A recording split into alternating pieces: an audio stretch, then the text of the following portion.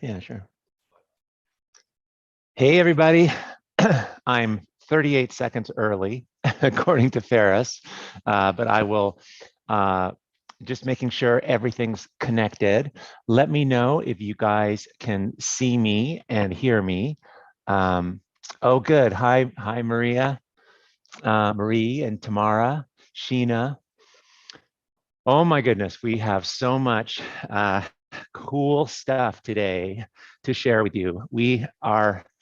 I was just in the green room, so to speak, with all these artists from all over the world who are waiting to share all the things they've been making with you. And it's just an extraordinary lineup. I've gone over it. We put this together. It's taken so much work. So I just can't wait to get going and share this all with you. These are artists who have gone through the Creative Visionary program, but some of them, there's on this call, actually is Jan. Jan was in our very first Creative Visionary program in 2016. And so some of these artists are new. I actually haven't spoken to some of them before. Others, like I know their work because they've been in the program, and others we've been connected to for a number of years. It is kind of amazing. It's like a family of artists out there that everyone just stays connected, and you get to kind of see the progress and see how everyone changes. And it's, it's like a movie that you get to watch, and you just kind of can't wait to see what's going to happen next. And they're being played out all over the world. It's so cool. Oh, nice to see Kat. Hi there. Lorraine, Evelyn. So cool. Betsy from Oregon, Heidi. Yeah, she's asking, see, people are asking for the cocktail, Ferris. They want to know the cocktail. I told you they would remember. He's like, no one's going to want us to make a cocktail. That's a crazy idea. We will do it. In the Creative Visionary program, we definitely do a few cocktails. Ferris, that's one of the things he teaches, right? I've said it, now you have to do it. Jennifer says it's called the palette knife. It's got a bit of an edge to it. That's great. Andrea, good. Yeah, here's to a creative day, right? Totally. Deborah, nice to see you guys. Sonia from India, welcome. We have, so what happened this year, and it happens every year, the problem with this artist party, the real challenge, and this is something that Terry struggled with for months. How do you possibly choose? I mean, you think you've got a bunch of hours, but there's so many artists. We're in touch with so many artists, and so know that we had way more people to choose from, way more than we could show today. So we did a little workaround. We've added some artists. We're going to be talking to a lot of artists, and then we'll also just be showing people's artwork, and with their Instagram or whatever, so you can just like go check their work out. Just it's like a mention. I wish that there was a way to, maybe at some point we'll create a catalog for this show, because there's literally hundreds of artists that we could be showing. So just know that. But the commenter from India, I forget her name. We have a couple artists that we're showing today from India. That's what made me reminded me of it. Nicola, hi. Leanne. Okay. So the way the call is going to go today is we're going to be talking to some artists and really getting in deep into their work and what they're what they're making, and then we're going to be my team is going to be showing their art, which will be really great. We've got a ton of prizes we'll be giving out throughout the whole program. You can also be asking questions, and correct me if I'm wrong, Terry, right? I know, we are, tomorrow's the last day of enrollment for the Creative Visionary program. So I know questions that will come up with that. We'll be talking about that some, but mostly this is just showcasing this amazing family of artists today. That's mostly what this is about, but we'll obviously, I want you to come and be in the Creative Visionary program. So I'll be talking about it some. If you have questions, my team's in the chat. Alumni are in the chat also, you guys. A lot of people who have done this program, who are coming back for the second time, third time, and they're really good people to ask. If you see them in the comments. So I appreciate you guys, the alumni, helping out with answering those questions. All right. Are you guys ready to go? I'm looking at my clock here. So our first guest is going to be joining us. She's all the way from France. You guys, I'm happy to introduce Benedict. Hi, Benedict. Benedict Ali. And so just turn your camera on, Benedict. We're all learning how to do this, by the way. Yeah. Can you Okay, hear there me? you go. And can you see me? Yes. Yes. Hi, Nick. It's so good to see you Hi. again. Yeah. So just for everyone, you know, a lot of people, a lot of artists who are on the call today, and I don't know if this is the case for you, Benedict, but they don't usually do this on a Tuesday afternoon, talk to, you know, a few thousand people. So it's kind of intense, but, you know, haha, I do this all the time. And really, it doesn't make any difference whether you're talking to one person or 10 people, because you're kind of in alone in your studio, you know, anyway. Yeah. But so what I want to do is I'm going to share my screen now, and I'm going to share. I want to be able to show the artwork here and kind of go into that. Okay. So let me do that. And then we'll have a few minutes. Okay, so you guys, here's Benedict's website and her Instagram. And, you know, do me a favor, like, follow these artists. These guys are so inspiring, every single one of them. And it's just cool to, like, get to know this community. Okay, so let's start here with, this was the work you were doing before. So tell us a little bit about, I know you took CVP 2 years ago in 2020. And you know, that was a big risk for you, but what drove you to do it? And, like, were you not happy in your art? Because it's pretty good what you're making here. What did it feel like? Oh, thank you. Yeah, it was my first time I tried acrylic painting, actually, with this one that you see on the screen. So before that, before 2019 and 2020, I was only making some line drawing, like you can see. And I really liked that, but I was mostly drawing in black and white. And in 2019, I was really drawn into the mountain landscapes that we have here in the French Alps. And I wanted to paint them abstractly, but I didn't know anything about the materials, about the process, about anything about abstract. So I tried to figure it out by myself, and it was sometimes it was okay, but sometimes it was a disaster, a complete disaster. I was Yeah, right. I didn't realize. So you didn't have a lot of training at all before the Creative Visionary program. Is that true? You didn't? No. Oh, Yeah, no kidding. So I didn't know that. Wow. I have no formal art education, and just before TVP, I took some life drawing classes for adults. So that's what you are seeing here, with this little drawing on the left side. But I had no painting experience, actually. Wow. So Was it scary, scary to, like, I mean, that's going from that to just signing up for this pretty intensive program. Was it, did it feel scary at all? Well, it was feeling scary, but it was also feeling so exciting, you know, because I really remember I'm thinking about all the people that did the pre-workshop this year, and that's what I did in 2020. And I clearly remember that at the time you said that everyone can learn this. So for me, it was like I was like, okay, if everyone can, I can, you know. So right. So I was really happy to join. It was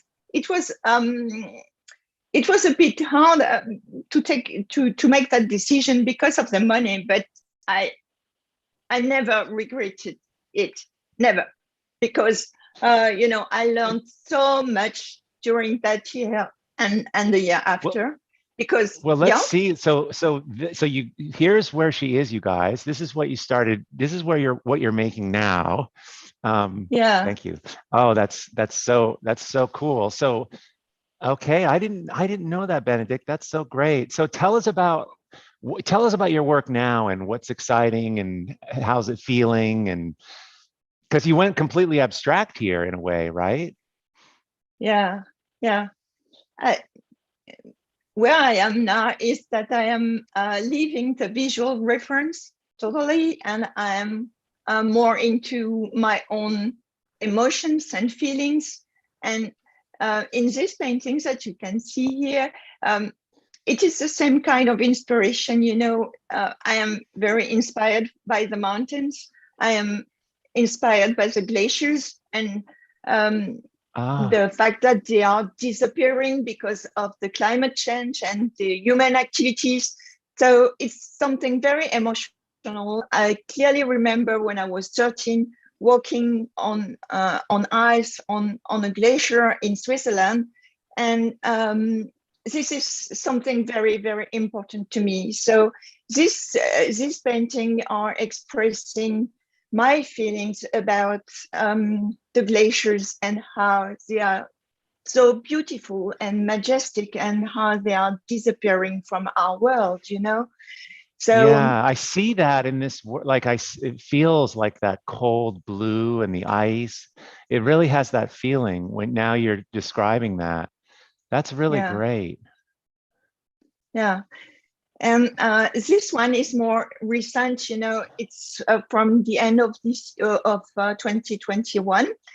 This one with the pink, and maybe you can see that I am exploring more subtlety in the colors. The difference between soft colors and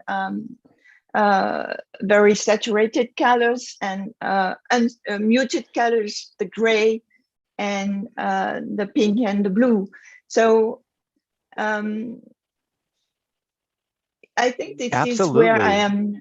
I am trying to understand color more today. Oh, it's so beautiful. I mean, don't you guys think like this one here is just really next level with the, talk about using temperature, and like it's really, and I see this in my own work, and I see this in so many people's work, like, there's a certain, like this is strong and everything, but then there's a subtlety you're bringing to this that is is really, it's more mature, and but I mean, this has got a real boldness to it, but I love this color direction. And it's funny, is that painting behind you? It looks similar, the painting behind you. Is this a 12 by 12, or you're painting much larger, it looks like? Yeah, this one behind me is 50 by 70 inches. So it's a big one. And, I started this one just after the workshop in La Serrania in Mallorca with you and Terry. I was so inspired by the colors of the island there. So, I mean, the direction of my work now is to integrate more, sensitivity, vulnerability, and I found that there is a link between the work that I have that I make today and the work from the last year and the year before, because what interested me in the mountains was the difference between their strengths, their majesty, their beauty, their power, and their vulnerability. And today, I think my work is evolving towards something more inside of me, and the difference between what we show of ourselves and what we feel inside, and the human vulnerability. So I hope Yes, it's yes. clear. No, it's amazing. I mean, I can't imagine trying to explain my paintings in French. You just said it so beautifully. I feel like you need Oh, to thank take this you. recording now and then transcribe it, because that's a beautiful artist statement. And looking at this Thank you. painting, Benedict, it's like it feels so like you. I can't tell you. It's just the feeling of it, and I'm just super. It's really inspiring. Listen, thank you so much for just coming in Thank you. and sharing with us. Everyone's, go ahead, go and look at the comments that people have been posting about your work. Thank So you. many Thank you people so are much saying for wonderful inviting things. me. It's great. I wanted to read Oh, one of the comments, if that's okay. This is yeah, such yeah, a go nice for Yeah, it. one from please, Terry. It was really great, and I agree with Nick. This just beautiful painting just matches your soul and matches you so much. So Davina said, "This is so inspiring, Benedict. I always struggled with being able to call myself an artist because I had no formal training. This is proof you don't need a university degree to be an accomplished artist. Beautiful work." And I think that Thank really you. is just so wonderful how you've inspired people today. Oh, Yeah, thank no, you. totally. Yeah. I'm All so right. happy.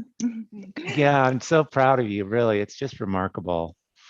Thank you, Nick. Okay, we're now, so I'm just sort of moving along, trying to keep this thing going because we've got so many people, but we've got a couple minutes here. And while I'm showing you some other artists' work, this is a CVP alum. This is Rachel Davis.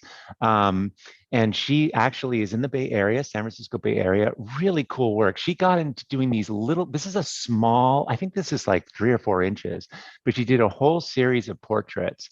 And she's amazing, and just really another, very, very different. This is an artist, Nikki Adani. She's also from the Bay Area. She's done the Creative Visionary program a couple times, and this is a giant 30-foot sculpture at Burning Man. And this sculpture, we do these inspiration boards in the Creative Visionary program where people are trying to sort of grab hold of where they're going with their work, what's possible for them, what's like an outrageous dream. And one of her dreams, what she had drawn this image of this woman and this bird, and it was sort of symbolic of her, freedom and all of this, or creative freedom. And this image just kept staying there. And it was on this inspiration board as this little drawing. And then another year went by and she developed it. She ended up creating this sculpture for Burning Man. She got a huge grant, and she's gone on to she's doing more sculptures. I just looked at her new proposal for the upcoming one.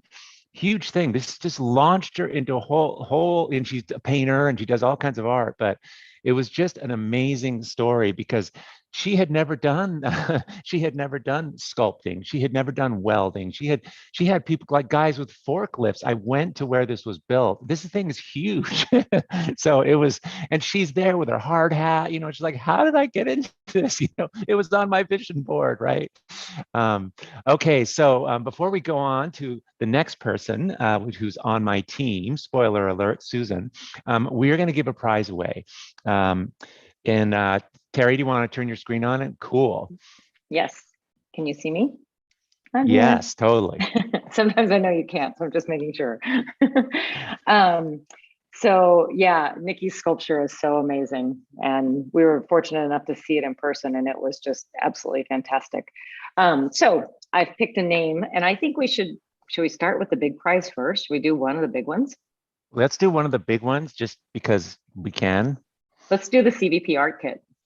Okay, this is one of the big ones. We have other big ones. Usually you're not supposed to do this because then you want to make people stay. But here, well, I want them to over. see. I want somebody to get it first. I know. We have more of those. Okay, so okay. They'll have to hold on to the next one. We're sending a bunch of these out. These are kits that are going out to, if people just want to get all the paint in one shot. So you don't have to do this at all. If you're in CVP, you have a lot of these paints probably, but it's fun. Who doesn't love art supplies? You can kind of see, there's all the paint.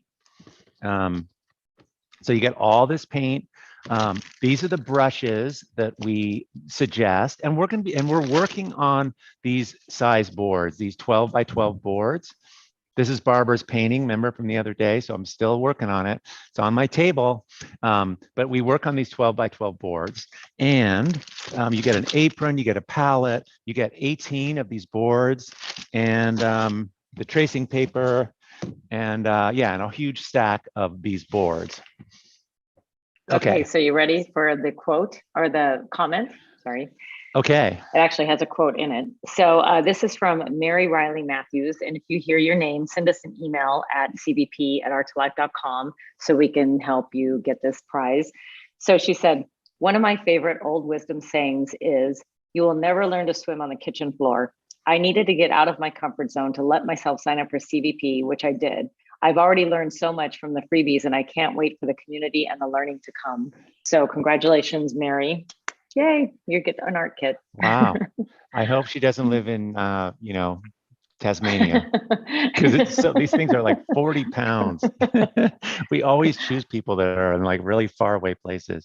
Yeah. Okay, let's thanks for that. that. Yeah, let's you guys, most of the people in Art to Life are artists, and many of the people who come to Art to Life and they think they're coming just to like do the thing they are good at. Maybe they're really good at like, doing all the Excel files, and they're really into like, running programs or whatever, but they start making art.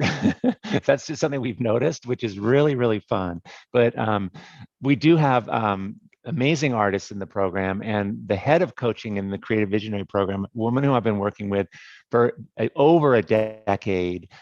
We've been partnering together, is Susan Melrath. So Susan, you want to turn your camera on?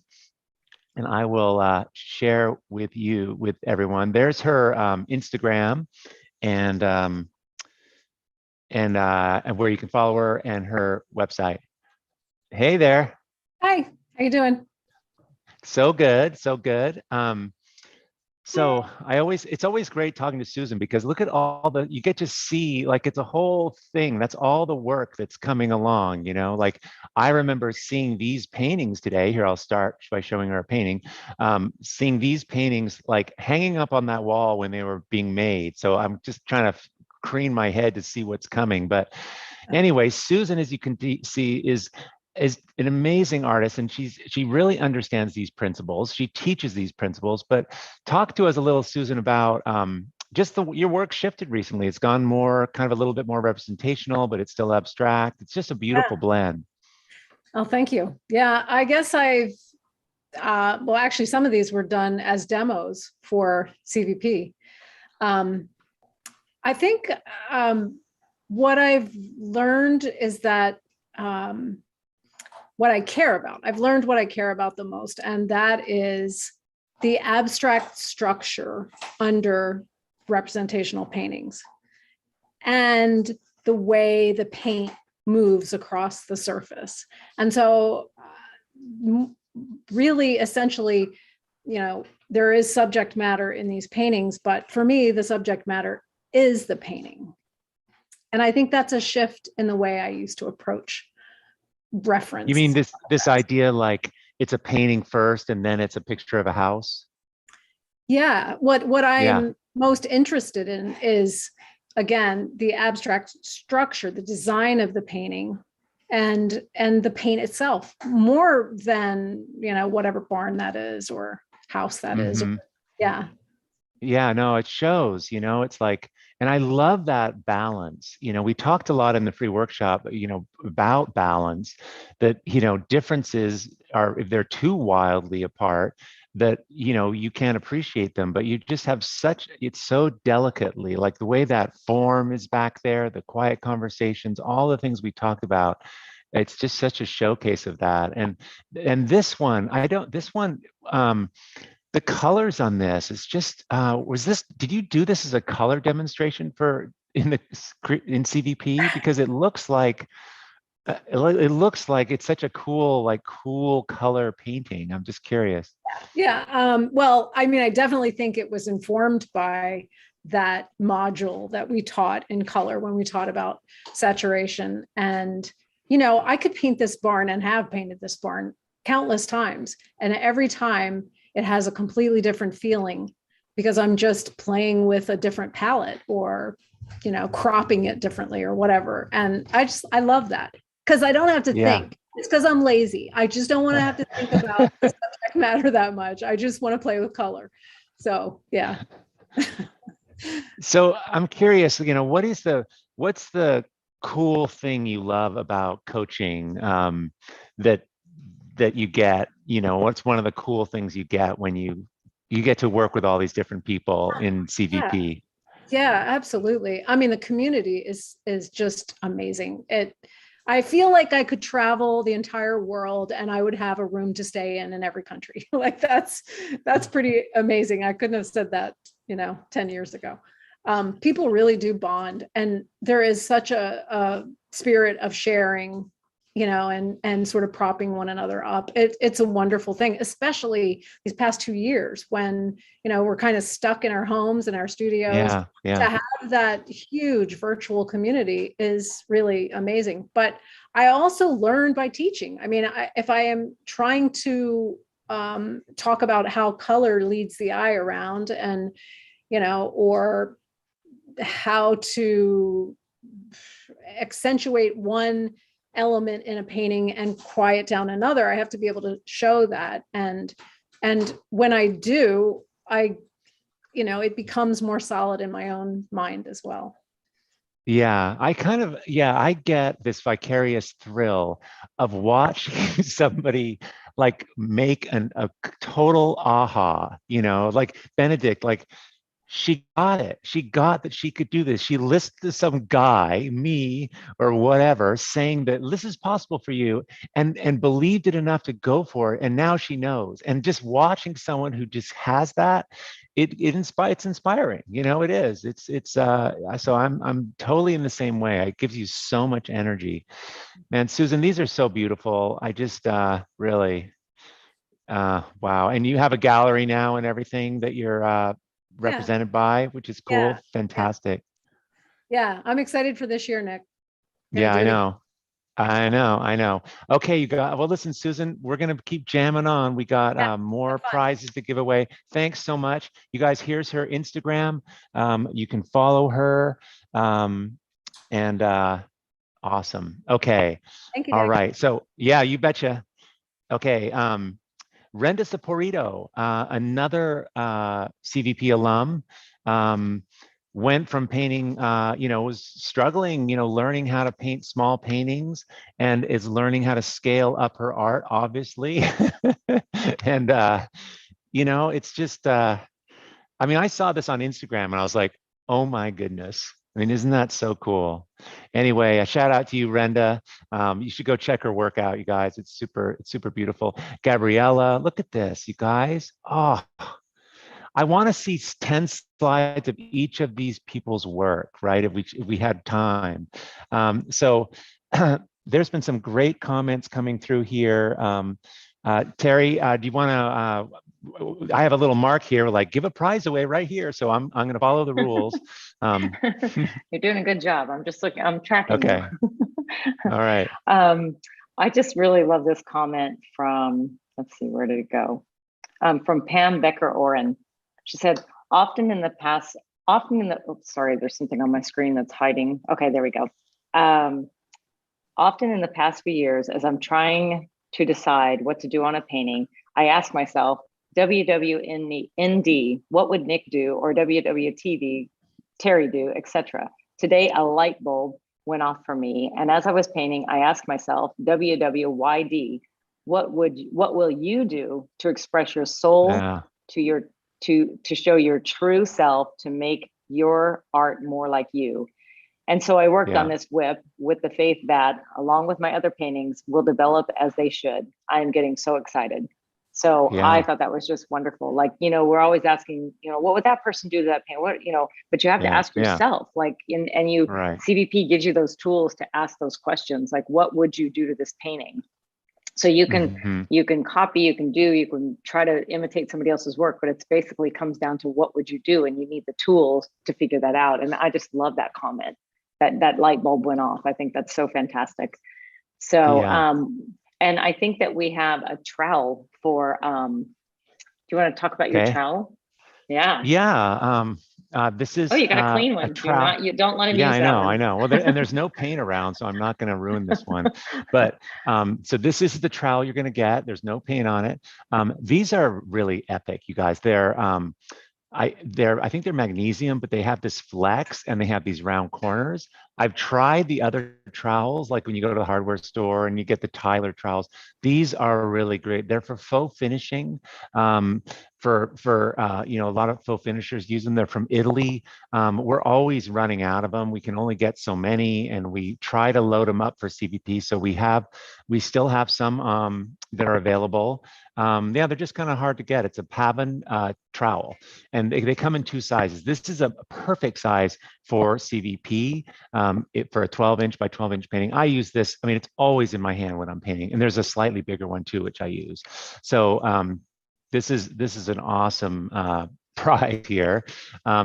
Who's getting this? What's the author of that beautiful comment? Yes, that's Pam Becker-Oren.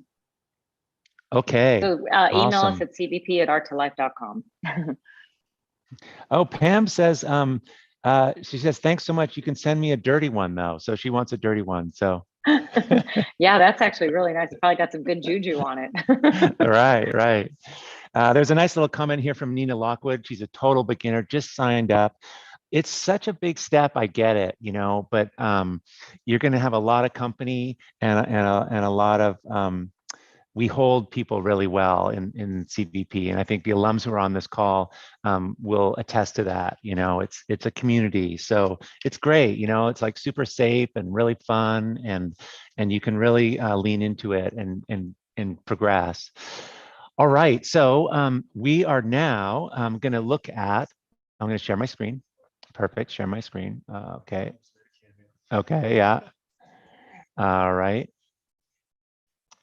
Okay, so coming up next, wait, did I miss someone? I forgot. Okay, this is Inza Hoffman. She's not here with us today.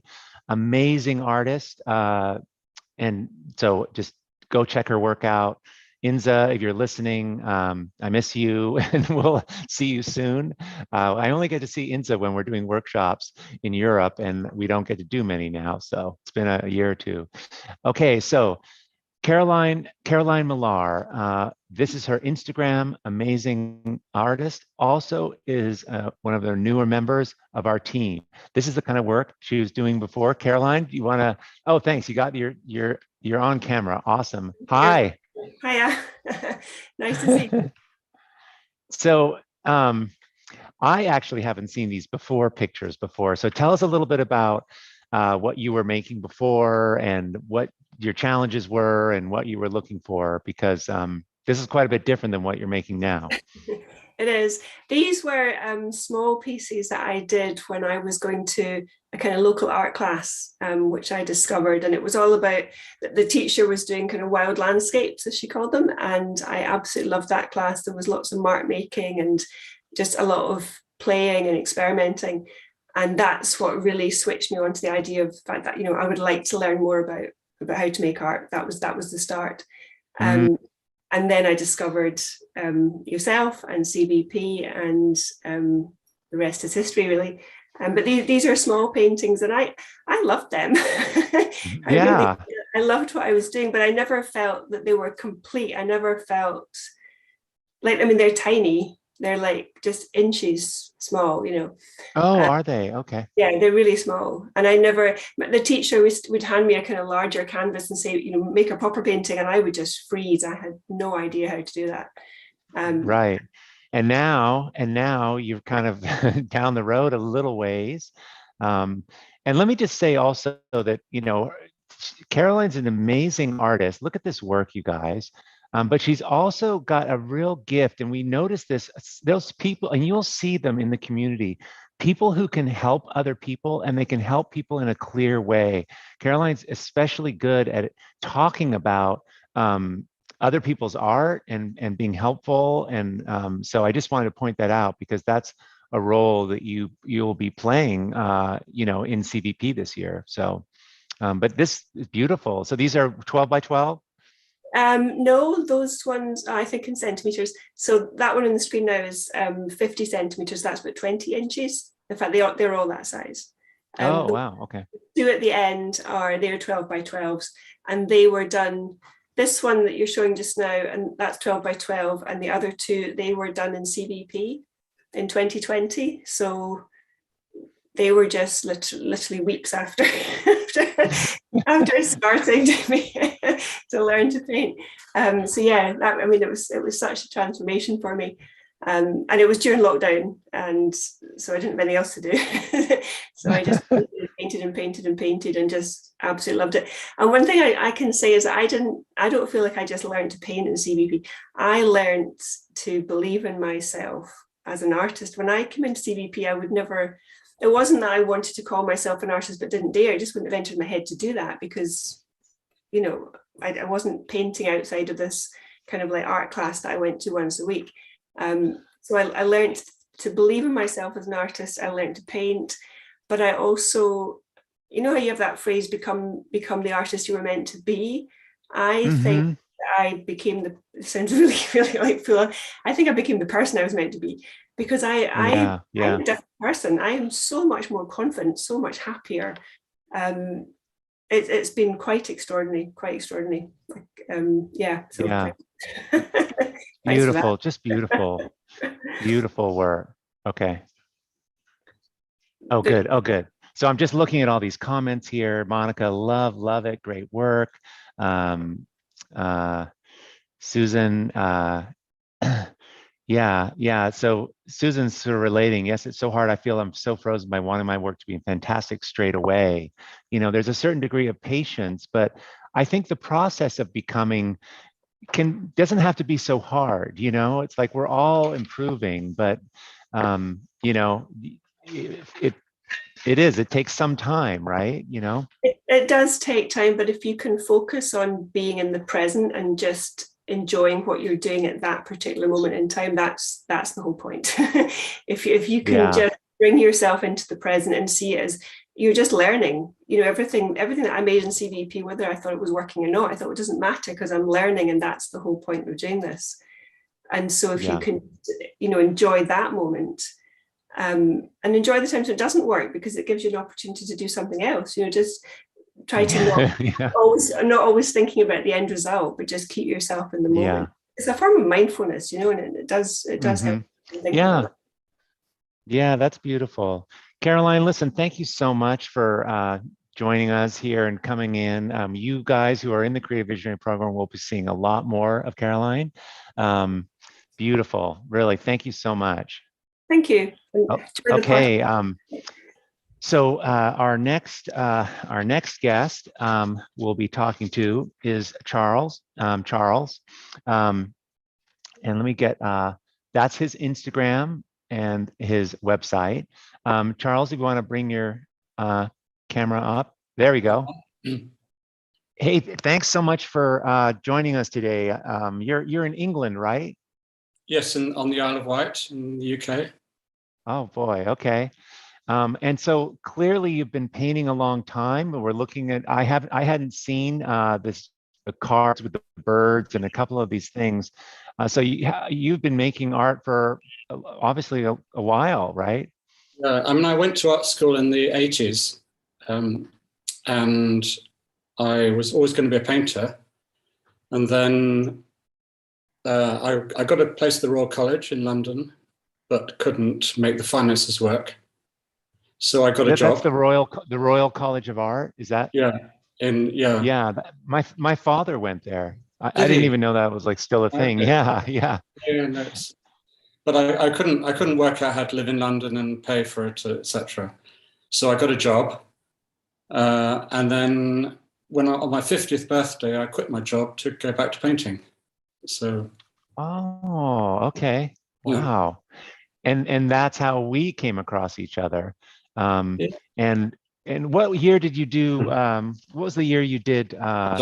So 2000, last year. So. Okay. Yeah.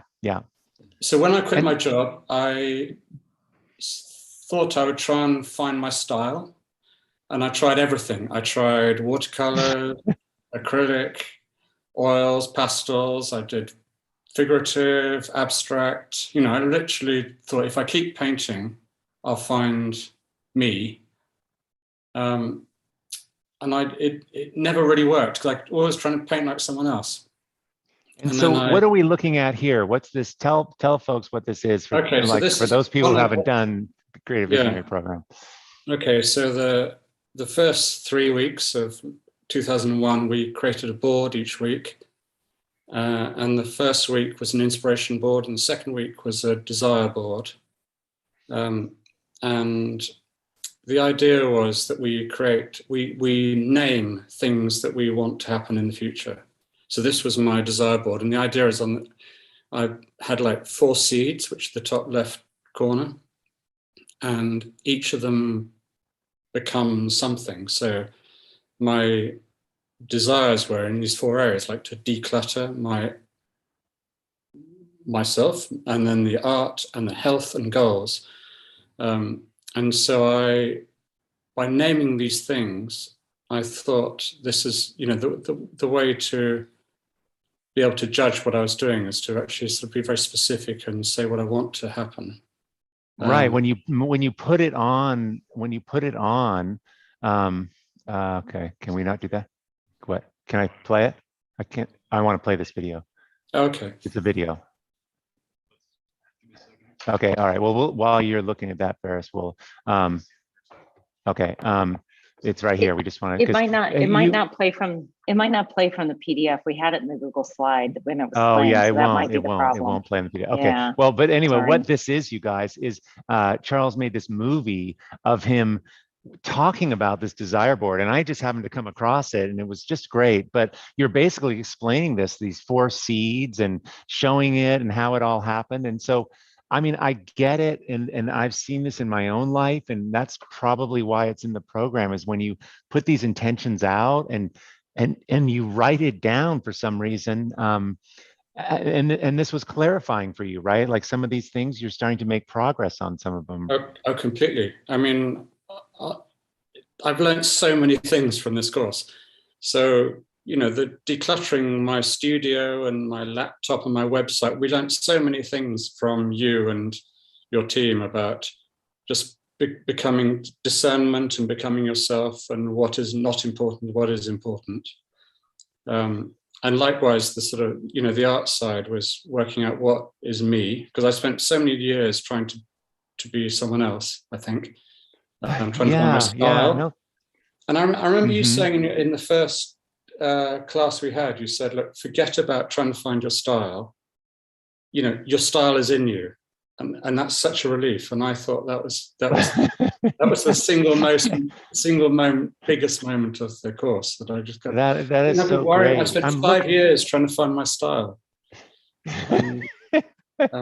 Yeah, I know, but there's something also. You have the red kind of flower of the goals, and it's kind of a thing to write down. I want recognition. I want to win awards. I want a solo show. I want to get a gallery. Like these are that's a thing to even say, but to write it down. Have you moved forward? Have you come closer to any of these? So I was embarrassed to do that corner, and I literally felt, well, I'll say it, because you said say it to make it, and I said, well, I'll say it. So I did win an award. I won I did, I think 4,000 entries, and I won, so that was nice. Was that before CVP or after CVP? No, this was this year. Oh, wow, fantastic. I didn't know that. Congratulations. That is huge. Yeah, and because of that, I got a solo show, so that was nice. Oh my God. And then because of that, I didn't get a gallery, but I've got an art consultant. I didn't know what that was until this year, but she's been selling some of my work. I was going to show in LA, but that got postponed because of COVID. So, those things that I was embarrassed about have. Wow. Well, and is it this is his work, you guys, right now? Or is this the kind of work that you submitted to that show? Yeah. So, but this is all your, differences and loud conversation, quiet conversation, and these were all created in lockdown. So wow, there's this sort of feeling of life inside and suppressed, and all those sort of feelings. Yeah, there's like this containment. I mean, they're very. Yeah. I get it. I didn't think of that. So when you say lockdown, it's. I kind of has that feeling. Wow, isn't this amazing, you guys? These are so cool. I mean, really, wow. Because you know how to paint realistically and create this illusion, but then within these globes, there's all this, it's like this different kinds of art going on, you know? Wow. Mm. Are these oil or what are these, Charles? So they start in acrylics. They're all because I paint in sequence because of your teaching. So I painted 10 of these, and I didn't have to worry about making mistakes or ugly things. And so I just painted 10 at once without any pressure. Yeah.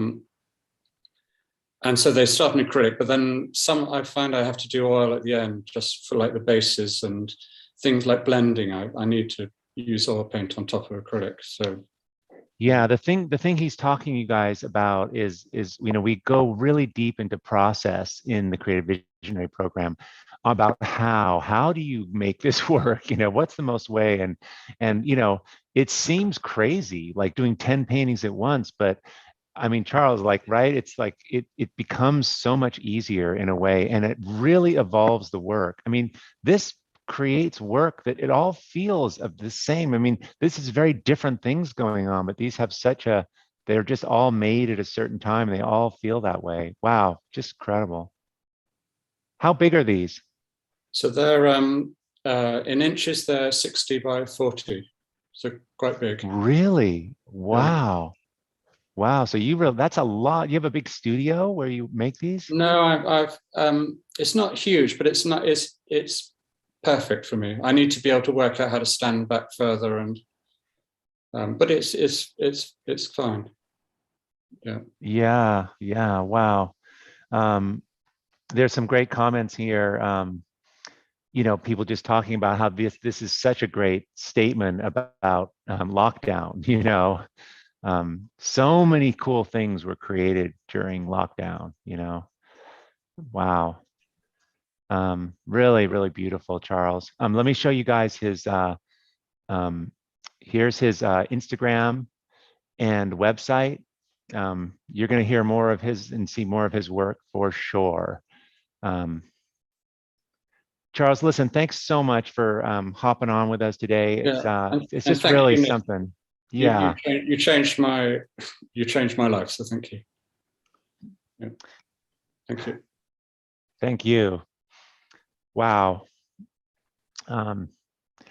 Is this the coolest work or what, you guys? To be able to do this, work with everyone and see what everyone's making, it just it moves me so much. Here's another artist. There's her Instagram, Evelyn.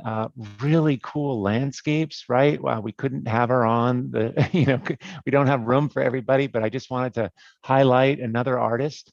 We're going to be taking a couple minutes here to give another prize out. Oh, Lori Rhodes.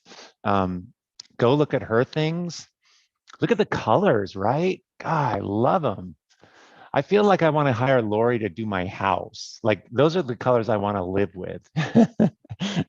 All right. So Terry, before we dive into the next team member, who's going to get the next prize and what is it? Well, I just wanted to read one comment because like Charles, that was just really amazing. And I know. Tracy Brady said, Charles made a great point that just painting and painting won't necessarily help you find your artistic voice.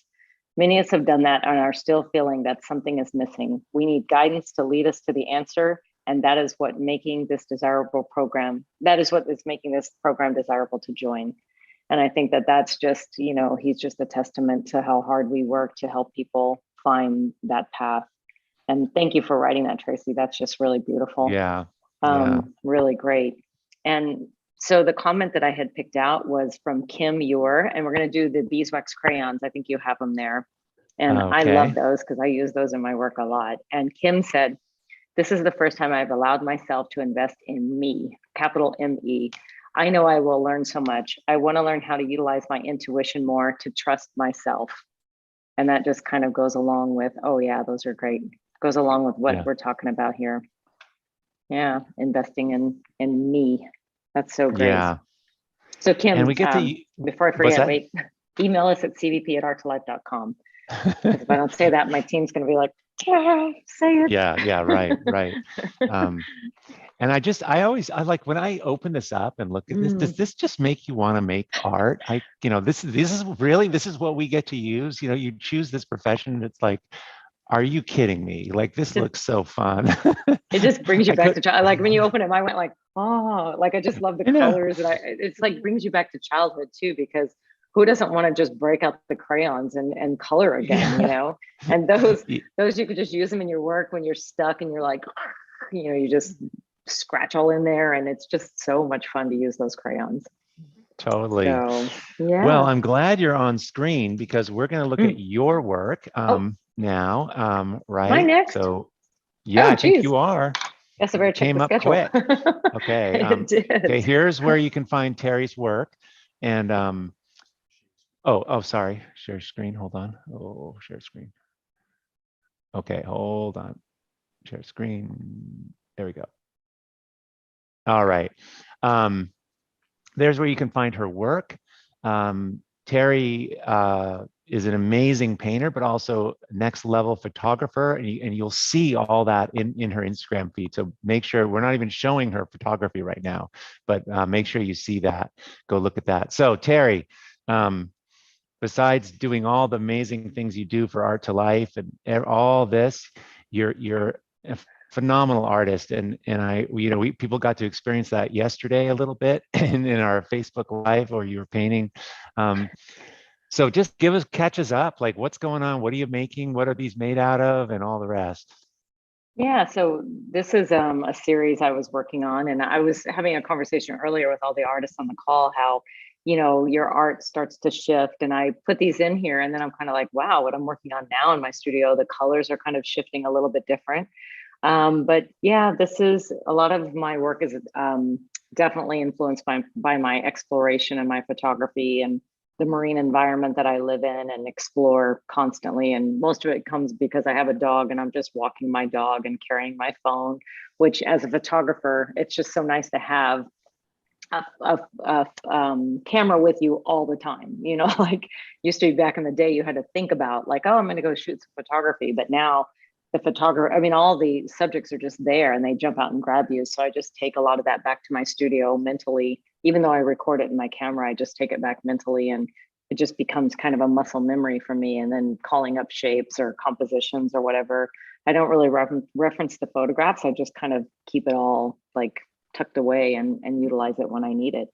And of course, applying like the principles is great, On your Instagram, you'll see a painting like this, and then the day before you'll see a painting, like looking down on a boat with part of the water and a rope hanging there. And I'm not sometimes even sure you're aware how close you're just like churning out these paintings, but you must be aware of it. But sometimes I'm just amazed at how I can correlate a photograph to a palette of a painting or a section. It's really something. What's really surprising, and I know this is going to sound so weird, but sometimes it's like opposite, it's kind of an opposite inspiration. Like I have a painting and then I see a photograph, kind of what you're saying. And a lot of times it works backwards, which is really shocking. Like all of a sudden I'll just be walking and I'll kind of stop and be like, oh my gosh, that looks like the section of my painting. Most of the time it works the other way, but once in a while, and usually when that happens, I do post it and say, oh my gosh, like this looks like a painting I did. And I always find that to be so fascinating. Yeah, no, absolutely. It's like the universe, you're channeling something, you're trying to paint, and then whatever, you go on a walk and then it shows up in your life. And that is so happens all the time. I remember I did all this dog food packaging, and it was a cartoon character. I made up this funny dog, and it was just a dog that I made up. And then a year or two later, I got a dog. Maisie, many of you have met, she's passed now.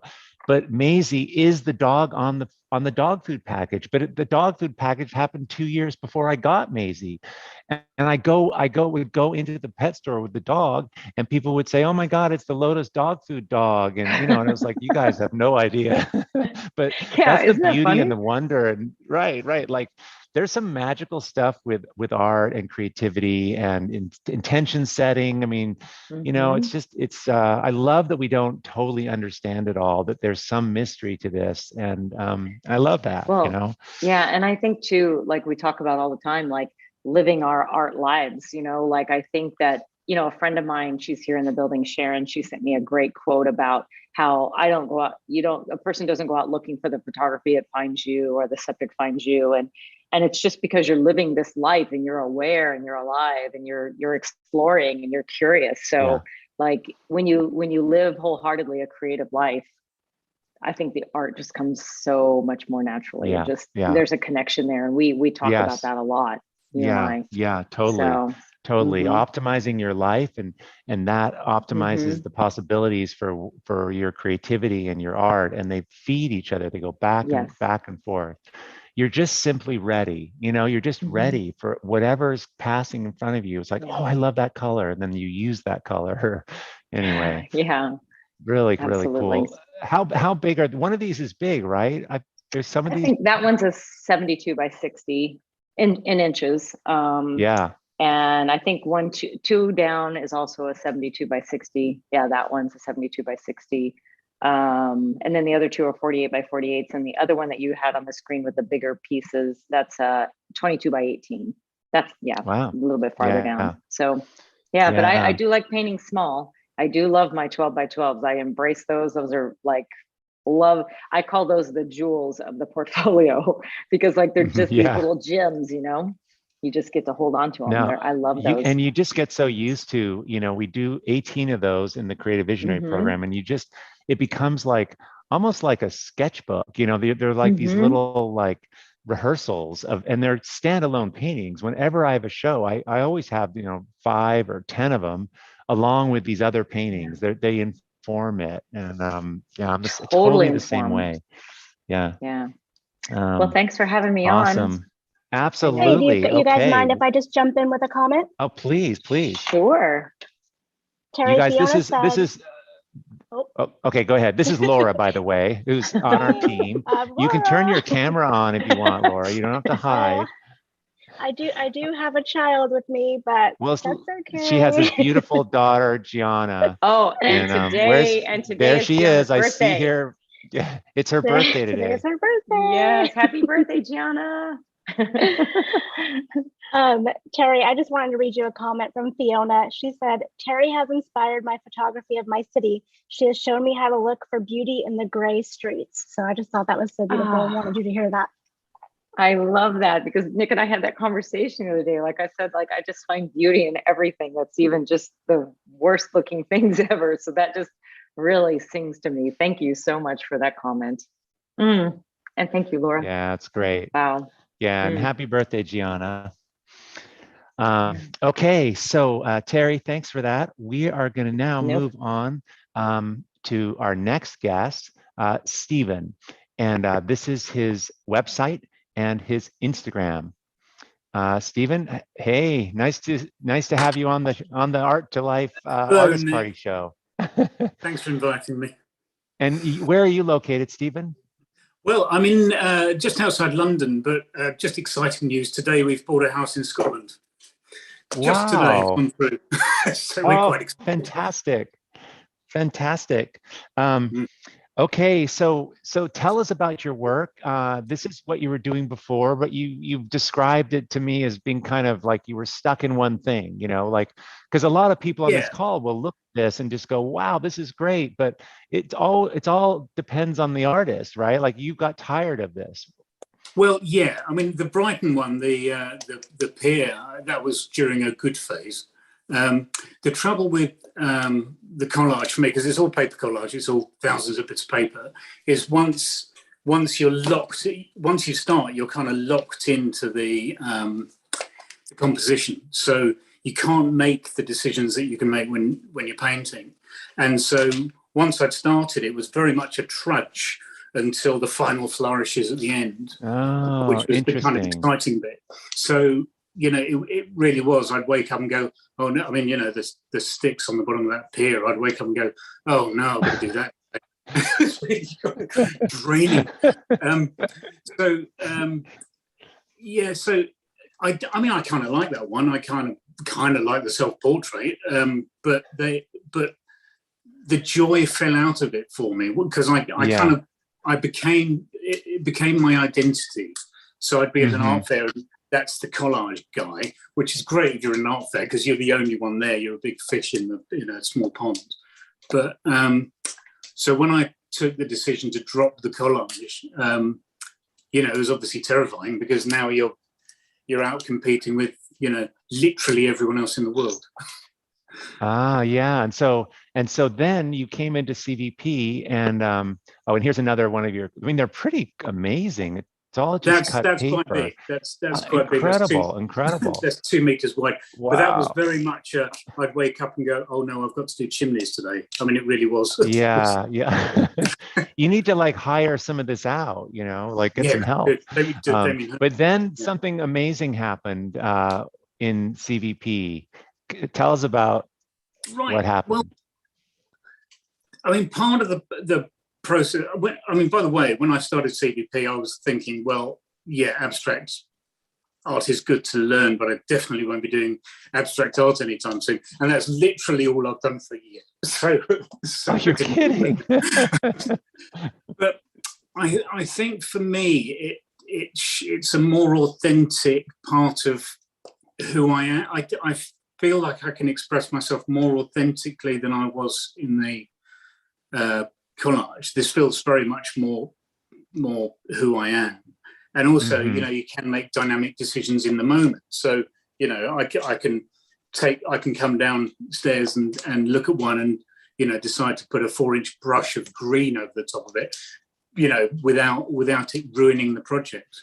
So it feels much more authentic and much more, you know, who I am. I do feel like I've been wrestling with, you know, how to express myself for years. You know, I did stand-up comedy and wrote some terrible poetry, and it like this finally feels like, you know, you did stand-up comedy and that's so amazing. Wow, yeah. I didn't know that.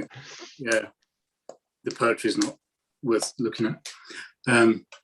These are beautiful, man. They're so cool. They're so raw and they're so mysterious. You know. I think the rawness of it is very pleasing to me. I just like being able to go in without, you know, much finesse and just go, no, I know what this needs, you know. And it's kind of rough and ready. I mean, this is my art feels very much like a work in progress. That's kind of why I'm back, because I feel that CVP started a journey for me that needs to be continued. And I don't really know what I'm going to be doing in a year's time, but I want to have feeling. I want to have the feeling that I'm having while I'm doing these paintings in all the work I do. Yes, isn't that and that is so great. What he's saying, you guys. You know, it's like sometimes we don't know. Like, you know, he's not entirely sure where he's going, but he knows the feeling of how it's supposed to feel as he's getting there, and that is feeling first, and I think that's a huge clue. It's a beautiful way to say it, and I just want to underline that for everyone on the call, because that's a powerful way to figure this out, to make progress. Really, really great, you know, and it's a scary thing. And I just commend you, because I know the accolades you'll get from this kind of work. I know I know this is sellable. I know gajillions of people probably love this, but to embrace something that's mysterious and that is maybe not yet formed fully, but double downing on how it feels and trusting that, I'm telling you, you can't go wrong. I mean, this has got so much already. This is so different, and it has such a strong feeling. It's just really, I'm really excited for you, man. That's great. Thank you. But also, speaking of, I know where this is going. I know where this is going. Yeah. So tell us about. So the first time Stephen did the Creative Visionary program, he brought along Colin the sheep, and he did it too. And tell us about this, because this is this is crazy. I mean, what you do in CVP. So it was all a joke that got out of hand. Honestly, I did what. It helps for me because you can get very serious. I can get very serious, and as a release of angst, I just did a little cartoon and I posted it on the. I mean, it was very much CVP based. It was the values. It was the you were in the program, a little nervous, and to ease the nervousness, you did this little cartoon. Yeah, and it got great feedback. I mean, if it hadn't, that would have been the end of that. But I think it spoke to people. And so I mean, partly it is procrastination. It's much easier to draw sheep sometimes than address heavy artistic issues.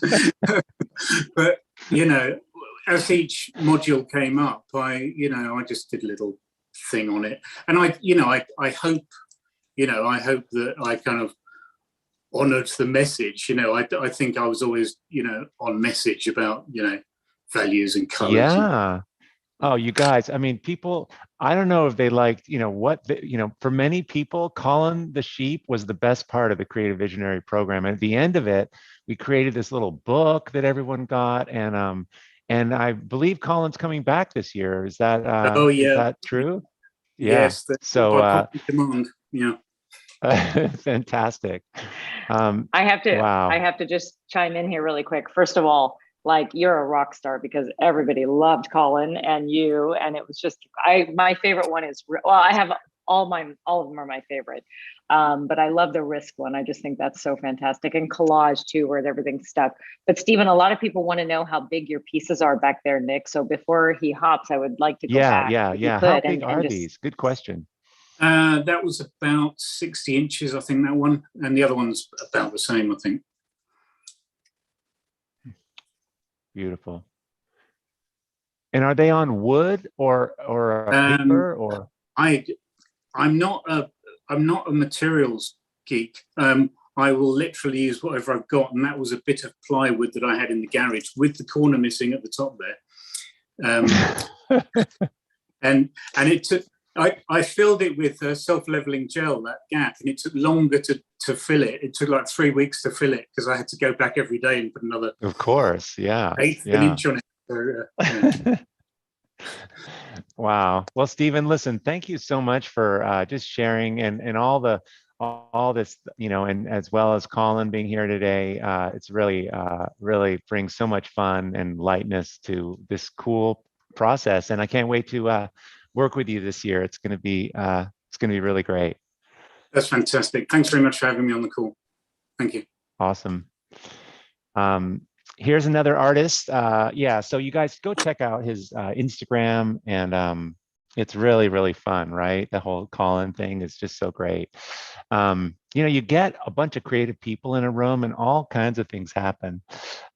This is Linda Hansen, US artist, pretty cool. She's on Facebook. This is Rebecca Hurst out of the UK. There's her Instagram. Okay, now we're gonna, at this point, we're gonna give another prize out. Yes, we are, but I wanted to just take a minute. Can you hear me okay? Yeah. Oh, great. Yeah. I wanted to take a minute to make a shout out to some people who have been joining during the call. And Anne, Inga, Carolyn, Susan, Angela, Andrea, Claire, and Cheryl, and Roya and Laura Lee, welcome to CVP. We're super excited to have you. So I just wanted to mention those names. So yeah, it's wonderful. And so there's a great quote from Zane Taylor. So Zane, if you hear your name, email us at cvp@art2life.com. I think it's a he, sorry if I got that wrong. The principles you teach are life-changing for any artist. I have followed you for a few years and applied your principles as my foundation knowledge.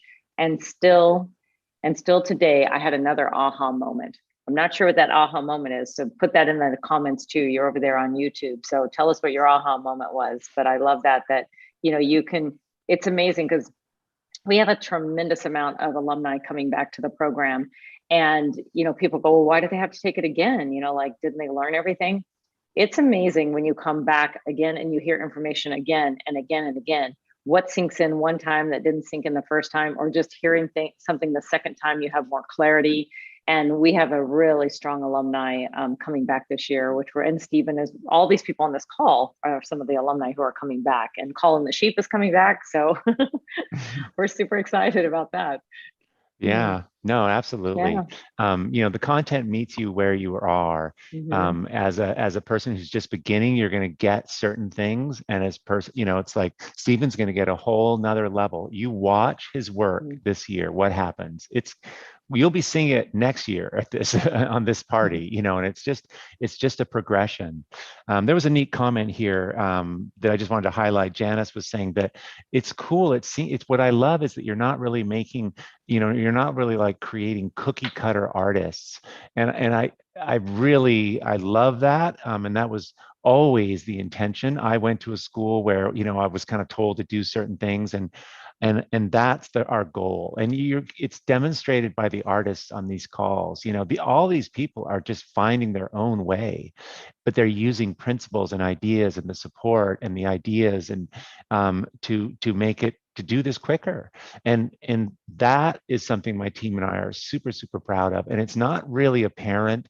People at first, they see Art2Life maybe because they see one of my vlogs and they look at my art and they think, oh, well, this is an abstract painting course, or we're going to paint like Nick, and nothing could be further from the truth. But I think if nothing else, you're going to see that today, just all the different ways, all the different kinds of people. We all are unique and different, and all of our art is that way if we pay attention to who we are and what lights us up. So I just wanted to appreciate that comment. That's really important. Okay, all right, so let me share my screen one more time here, and we are going to dive in to Miss Carrie Schroeder. There is her Instagram, you guys, and her website. Carrie and I have been working together, inspiring each other for over 15 years. She's a member of this team, an amazing coach, incredible artist, super, super wise, and I just love what you're making. I especially love this painting. You know that. I think they put this one first. I fell in love when you did this painting. I remember I think I called you. I was like, oh. So tell us a little bit about this work, Carrie, and what you're making. Yeah, well, hi, Nick. Thanks for being here. I'm just sitting here with a smile on my face through this whole thing. It's just so exciting to see everybody's progress, and it's just been so fun to see all this. But yeah. So my work has evolved. You've seen it from the very, very, very beginning. And there's always been kind of a thread that's carried it through, but it has changed a lot. And it's just feeling good. It's feeling like it's more authentic to me than it ever has been. And I have more fun making it as a result of that. Wow. When did you make this one? I don't think this one's great. That's wow. Brand new. That one's brand this new. This is awesome. Yeah. Man, it's like it doesn't it feel, you guys, like it feels like a fire and a storm and a tornado, and like the convergence of natural forces or something. Really beautiful. Wow. Thank you. How big is that one? That's a small one, actually. That one's 30 by 30. Yeah, that one's small. Most of the things I'm working on are either really big or really small. Like I'll either do 12 by 12s or go like big, but yeah. And are these oil, or I see some, like, is that oil pastel? I mean, no, no, it's all acrylic. There's a lot of graphite. I use woodies, a lot of pencil. I use a lot of acrylic ink, all kinds of stuff. So, but it's all acrylic. Yeah. It's all water based. That's pretty cool. Yep. Yep. Wow. And I remember your art early on. It was very realistic, and you gradually and there was it was mostly realism of florals, botanicals, and then and then gradually that sort of the backgrounds of these became more and more forward. And now there's some representational elements mixed in with mostly kind of just an emotional abstraction of landscape. And I mean, these feel so much like places to me. You know, I don't think of these as abstract paintings. It's weird. I think of them as landscapes. Isn't that weird? You know. But that's all good. It's whatever. But Mhm. yeah, it's very much. And, you know, you've helped me see that, you know, when I started, yes, they were just big, shiny botanicals. And then all this whole world became integrated. And during all that time, I was, you know, really trying to figure out what it was I was doing and why. And it's all making sense now. It's all kind of part of this bigger world. And that's like, some of you may know that I'm going to be coaching the first couple weeks in CVP. And this is the part that I just love. This is my favorite part. We're moving soul up front. And this whole idea of really getting to know yourself and really tapping into your soul to bring that out in your art. That's what just lights me up. So I'm so excited to be coaching these first couple weeks. Yeah. It's funny, you know, it's like the parts that I like, and I don't know, maybe this is just, I'm just realizing this now, the parts that I like teaching are the parts that were especially hard for me, you know, like the things that I really struggle with. When I got them, those are the things I like teaching. It's weird. No, that's exactly for me. This has been, as you know, my Yeah. whole thing has been, what is it I'm painting about? Who am I? What am I trying to say? And that's become like my favorite thing because it happens, because you figure out how to do it. You figure out how to, you know, ease into it and let it come. And how to use the art, how the process of making the art can reveal that, you know. Absolutely. Yeah. And I always tried to do it the other way. It's like, well, if I could figure out what I wanted to do, then I'll know what to paint. But it's such a back and forth. It's like sometimes the painting just says, you know, it's more about this. And so it's pretty fascinating. Right. There's a comment here from Sharon, and I get this a lot. There's a reluctance to like, what if I look inside and there's nothing much there, or I come up short? And that's happened. That happened to me. I mean, when I started doing the vision boards with you way back when, I was like, I don't know what I like. I don't know who I am, but it is impossible. It is absolutely impossible not to know, not to have something that's in there, not for there to be something there. It just is. I mean, you know, like anybody can go, well, you're going to pick, you know, if there's like sweaters, 20 sweaters on a table, all the same ones, you're going to know which colors you like. You're going to know your preferences. You just can't help. It's just, a lot of us have been disconnected from that. We've been doing things for other people. We've been doing things, you know, to get outside the validation. And so that's kind of another thing, what we kind of look at the first part of CVP to kind of get us on our way. So, yeah. And know that, you know, that comment, that you don't, it's not like you look inside and there's a box and you open it up and that's what you got. But it's the process of discernment over time. It's an unfolding, and it gets to be formed. Like that's what you're making. You're creating the process, and there's art that's made because of it. I don't know if that makes sense. It's not like there's not a thing that's sitting there. It's something that's cultivated and grown because of love and attention and desire and what brings you alive. It's more poetic. It is. And it is like layer by layer. You know, it's like, well, right now this feels good, or I didn't know this about myself, or you know, whether we don't allow it or we just don't recognize it. But you're right, it's absolutely an unfolding. Yeah. Carrie, thank you so much for sharing your work and your thoughts here. It's just a beautiful addition to the day. Really appreciate it. Okay. All right. Okay. We are going on to Lynette from Italy, but there's her Instagram, so jot that down. I'll try to remember to go back after we look at the work, so you can write this down. But Lynette, if you want to come on in, there you go. Hi. Hi, Nick. How are you? Really, really good. I so appreciate you zooming in here. Tell us where you are in Italy. Whereabouts in Italy? So I'm way up in the north. I'm in Veneto. I'm about an hour from Venice, kind of at the base of the Dolomites in a town called Bassano del Grappa. Okay, cool. So so we ask the people who are going to be on the call, we have this little questionnaire, and we say, well, what were you doing, kind of before you did CVP, just to kind of like ground it, and she wrote, I began painting during lockdown in a tiny closet in Italy. So tell us about this before. It's pretty good for doing it in a tiny closet, but I guess you were in Italy, so. Yeah, and I was in a little apartment building, and I had been going back and forth from California to Italy every single month.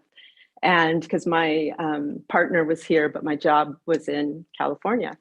And I landed here on February 20th of 2020. And right after that, the pandemic started here in Italy. And it got really scary really fast. And it was a bit crazy. Yeah, I remember that. Yeah. It was nuts, actually. And so I lost one of my jobs during that time, and I needed something to kind of occupy my mind and my hands. And that's when I ordered some paints on Amazon, and that sort of started the whole thing. And so you did the lockdown CVP. You were in that program. I did. And No, actually I wasn't. It was the following year, because I painted for 1 year in my closet, in the storage room closet, and then I did CVP just in 2021. So I had just been painting for almost a year. Yeah, when it started. Wow. So tell us about this work. Are these 12 by 12, or how big are these? That one is 100 by 100 centimeters. So I guess about 39 by 39. God, they're gorgeous.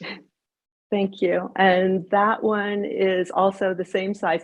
That one's funny. That one was a commission, and they sent me a vintage pillow they had bought to sort of match it. It was the vintage pillow and then a photo of the room. And I wish I had the picture of the pillow, because it really does look a lot like the pillow, but that one was a lot of fun to do.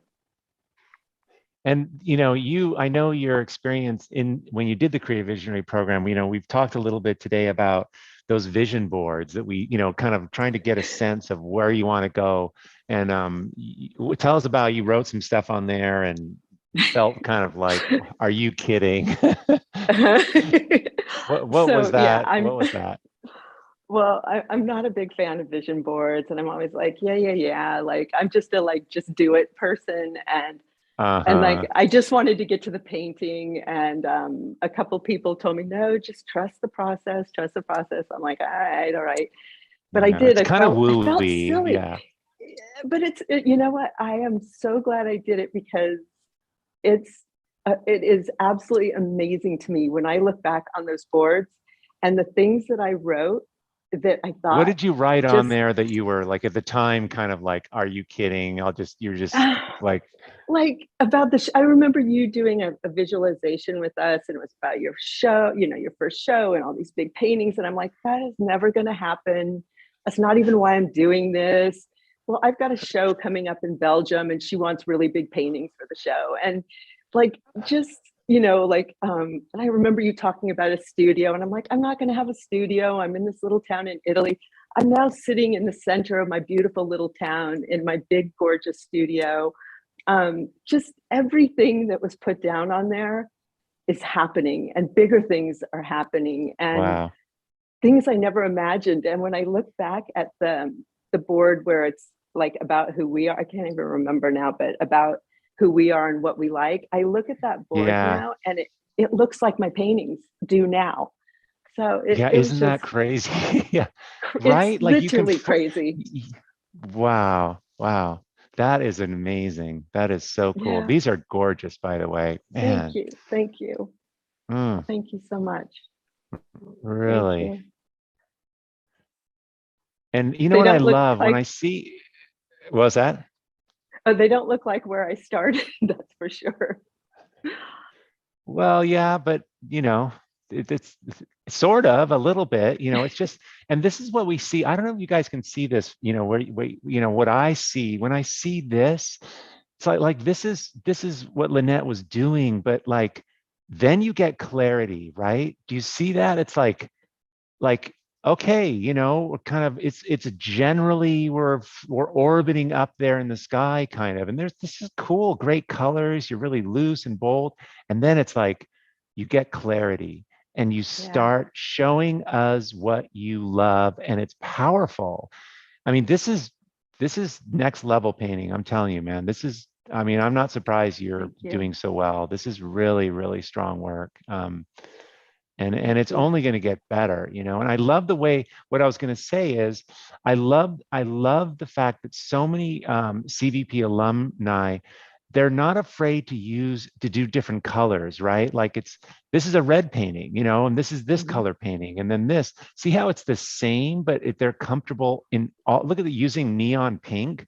Like this would throw a lot of artists, but it's still your work, and that just shows a lot of sensitivity and dexterity with the concepts, with the principles, and really great, really. Thank you.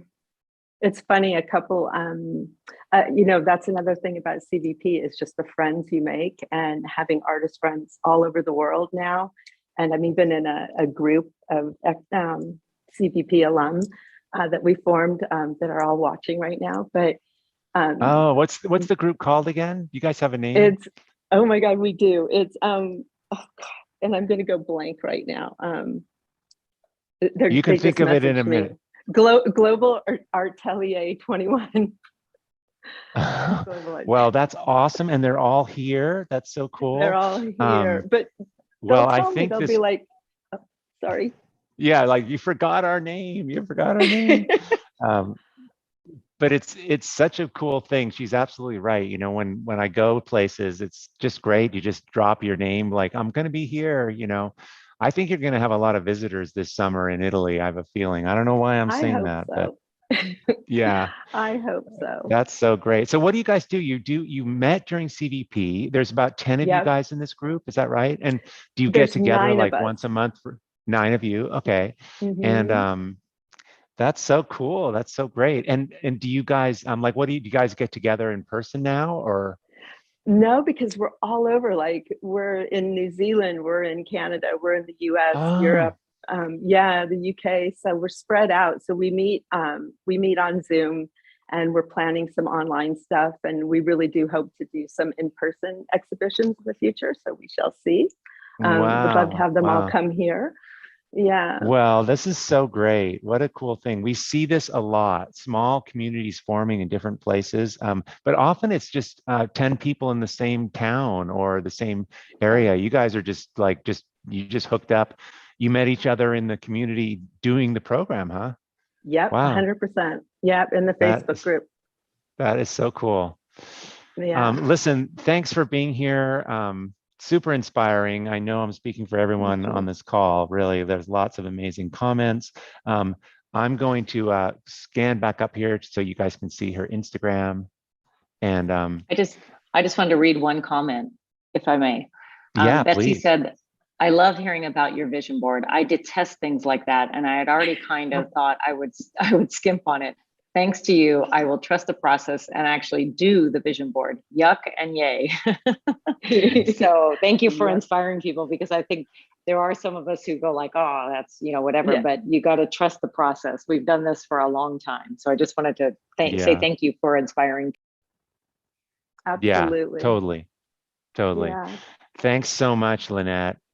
Thank you so much. Thank you. It was really great. And I really appreciate you having me on. And I cannot wait to see what happens after this next round of CVP. Oh my God. It's going to be amazing. I can't wait to. It is. Okay. It is. See you soon. Thanks so much. All right. Okay. A little shout out to Christine German. And there's her Instagram. Really cool, like these more loose, brushy, soft focus florals, really great. Maria Lopes, I believe. There's her Instagram. God, it's so beautiful. It's amazing how paint, when it's used in certain ways, can look almost photographic, All right, so before I jump on to our next guest, that's going to be Chantal, we have another prize to give away. Is that right, Terry? Yes, we do. We definitely do. And I wanted to just mention, if you could ask the artists if their work is acrylic or oil, because that's been a question from a lot of people. So just maybe ask Okay, that. sorry, you guys, yeah. And I know some of the artists are in the background here, so if you guys hear me, just if Nick forgets to ask you, just say these are acrylic or oil or pastel or watercolor, because we do have some other mediums coming up. So, so we're going to give the Posca markers away. Do you have those next to you? Yeah, yeah. I love these too. These are awesome. These are like acrylic paint pens. And actually they were full of created liquid, in Japan. Yeah. And they're non-toxic. I mean, they did them for like school kids because of like the toxicity and other things. And these are like totally safe. And we only know that because we love these markers and we've used them many times. So I love these. And so if I call your names, email us at cvp@art2life.com. So Jenny Lissack.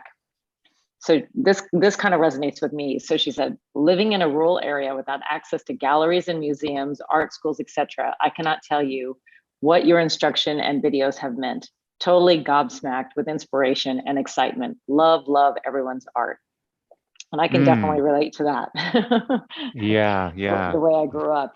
So I grew up in a small town of 1,000 people, like 100 people in my high school with no like culture and art. So I totally understand that comment very much. and that's what CVP does. It kind of like, it's what's great. We had another artist on another call inside, I can't remember where that was when we had that conversation, but she was talking about how she's in a small town and she's in kind of a farm town. So she's doing these abstract paintings and people are kind of like going, what are you painting? You know? And so she has now a community, a safe community where she can share and she can be vulnerable and she can talk about her work and share her work in the feed and things like that and get feedback from people and just feel a connection to other like-minded people. And I think that that's what's super important. And Lynette kind of spoke of that too. And we know another group from CVP who got together and did some pop-up art shows. So like, that's what is super important. And being isolated as an artist is very difficult when you don't have people that you can, you know, share things with, like, oh, I tested this tool, or what do you guys use for this? Or how do you finish your paintings, or things like that. So I really think that comment is super important, that this is what this community brings. Yeah, I was surprised. I thought Lynette's, I had heard of this group, but I thought they all lived near each other. I didn't realize that they're all over the world, which is so cool. There's like no excuse to not, you know, that's just great. Like, why not form a group and just be everywhere? Like, that is so great. Absolutely. Okay.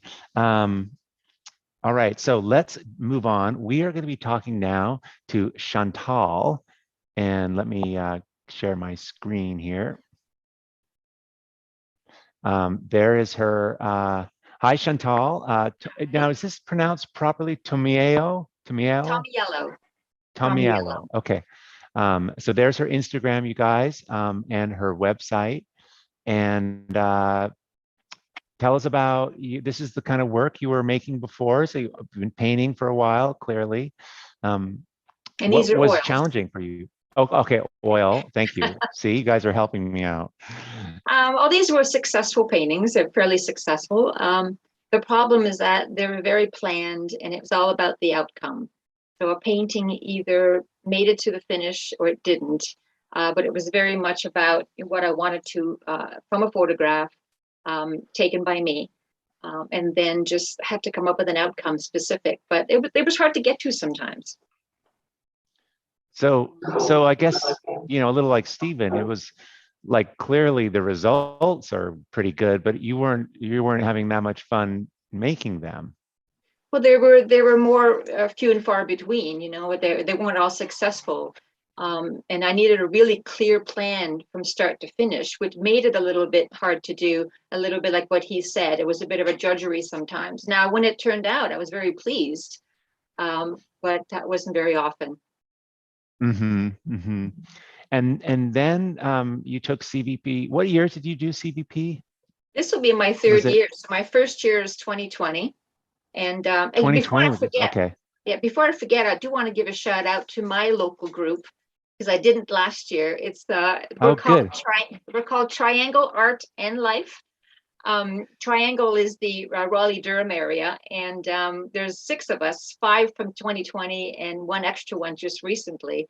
And we meet on Zoom every Sunday morning and talk about art. And then we also meet at galleries and various locations when we can, but mostly it's a Zoom call since. But I did want to not forget them this time.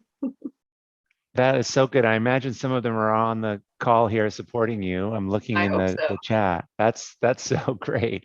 I love the name, the Triangle Art and Life Group. So you ended up, so your journey with this is you didn't depart from your figurative work, quite the contrary, but you started to explore different ways of doing it. And tell us about this. It's really, really cool. Oh, thank you. I wanted to become more personal. Because of CDP, I learned how to play more. And with acrylics, I can put multiple layers, see what happens, make changes. It became about exploring almost as much as it about actually painting the subjects. So I was free to just let go and still do the figure.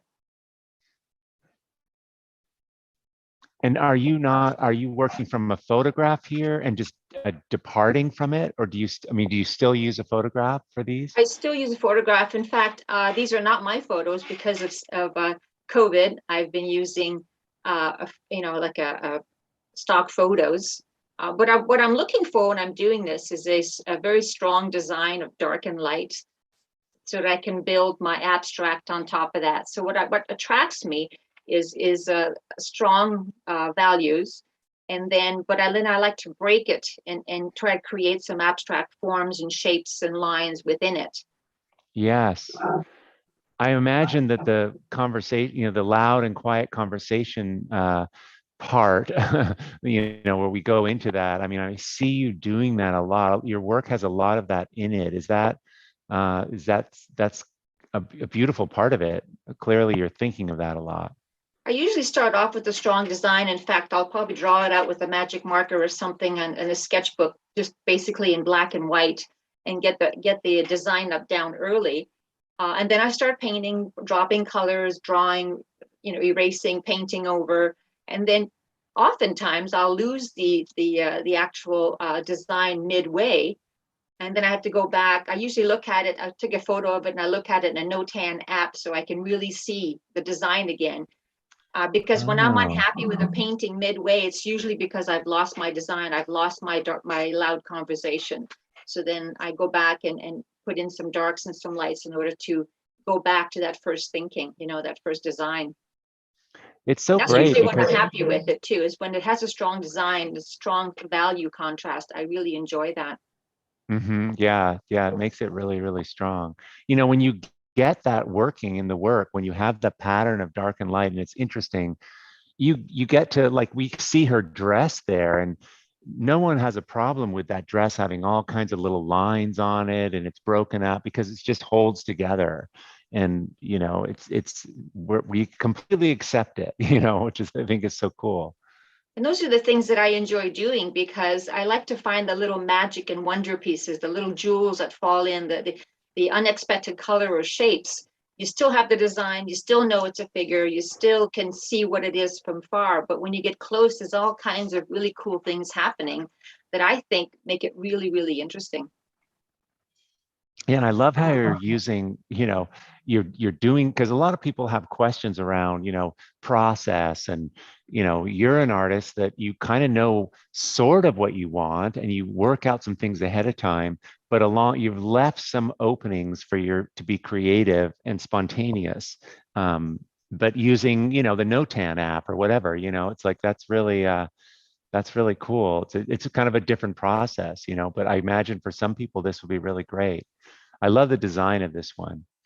Now, you said this was, how big is this? That one is 24 by 30.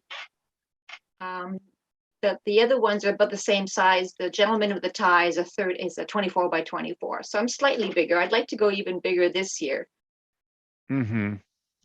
This was a big step up from what you were doing before, or have you always worked about this No, I've size? always worked fairly big. I actually have trouble working small, but this year with CVP, I'm going to really do all the 12 by 12s and force myself to work smaller, more abstract, to get away from the drawing a little bit, to really step back and start more abstract, because I want to bring more of that into my realistic drawing and painting. I want to Yes. be even more abstract. Yeah, I see that. You know, it's interesting, you guys who are considering the Creative Visionary Program or who are in already for the first time don't realize this, but the alumni community is that, you know, Chantal's a part of here, is when they come back, we do this intentions call, and everyone's kind of figuring out, well, what do I want to do this year? You know, they start customizing it, you know, like, and it's so interesting to hear you're like, a lot of people are trying to go bigger, you know, bigger, bigger, bigger. But what you're doing is you want to now go smaller and more abstract and use your time in a way. And that's why this program is so cool, repeated, because people are using it. They use the energy. We know we're going to have this collective pool, all this juice and all this energy and expertise and inspiration.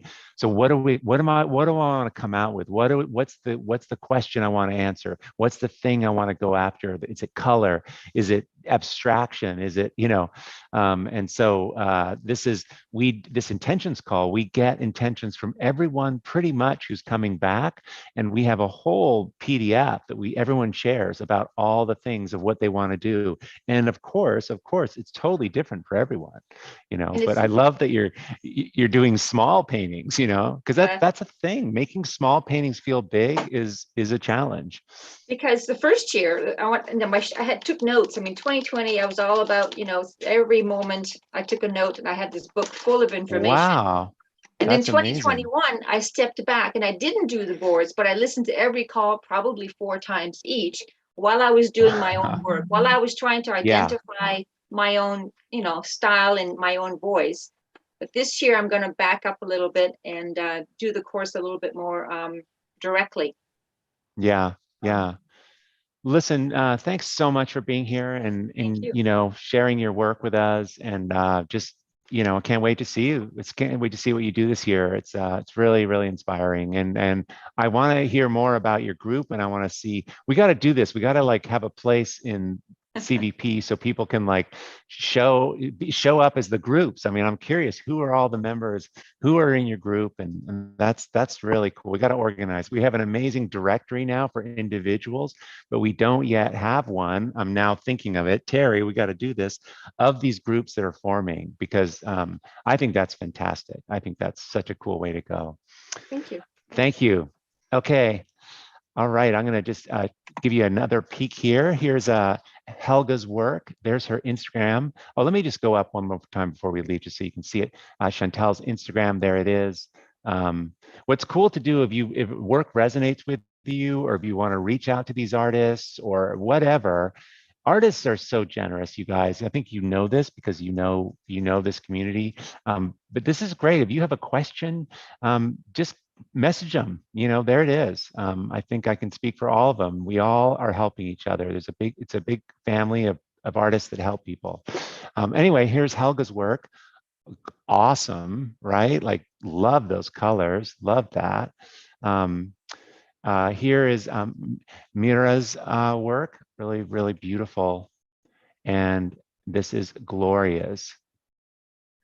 Okay, so we're going to just a quick break. Terry, any comments or things that I can't read the comments too much while I'm speaking. So Terry's going through here and pulling little nuggets out. So I appreciate that. Yes, I am here.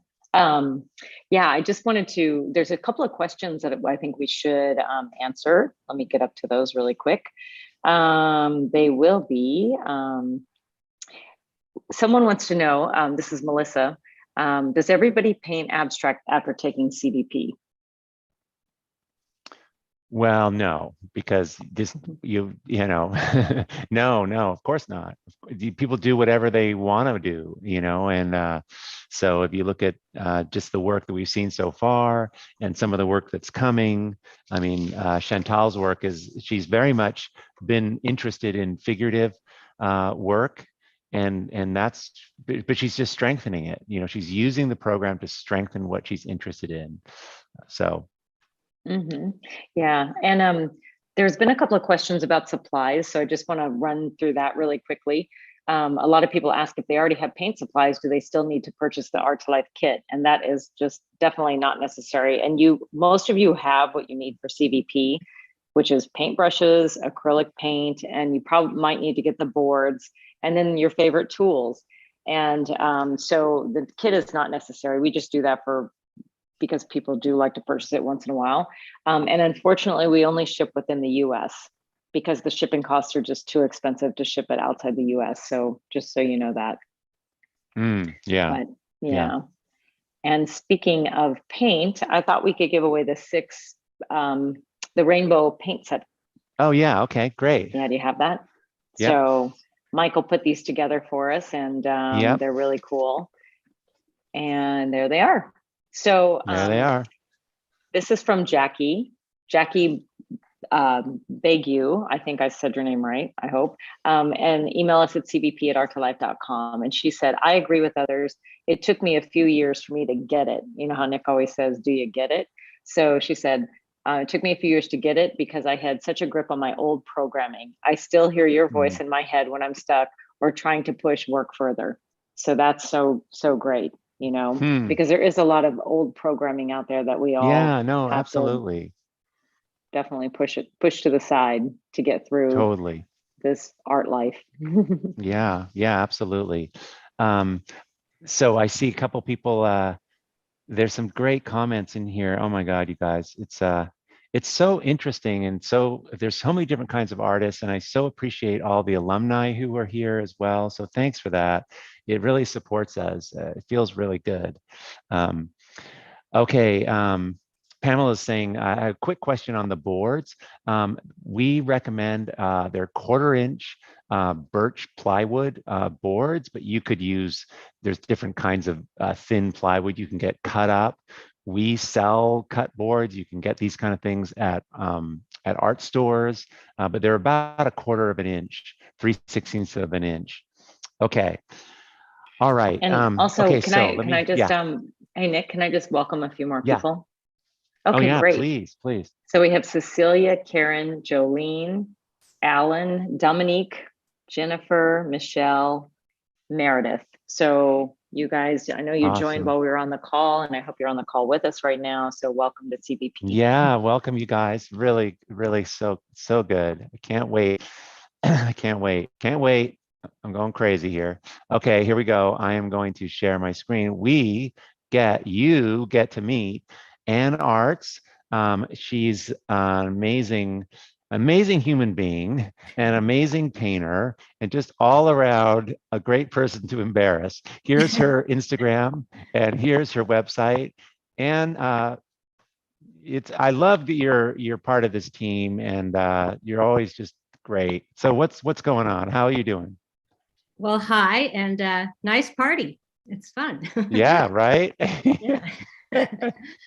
I love when we were on the team meeting before she came on. She's like, I think my hair needs to be, it's too saturated, you know. It's just the lighting. It looks so good, you know, and it's the same color as your painting. Yeah. So well, I don't know. This is an oil at 60. You can just look. Oh, through this one's oil. That's oil. Yeah, that's oil. Acrylic.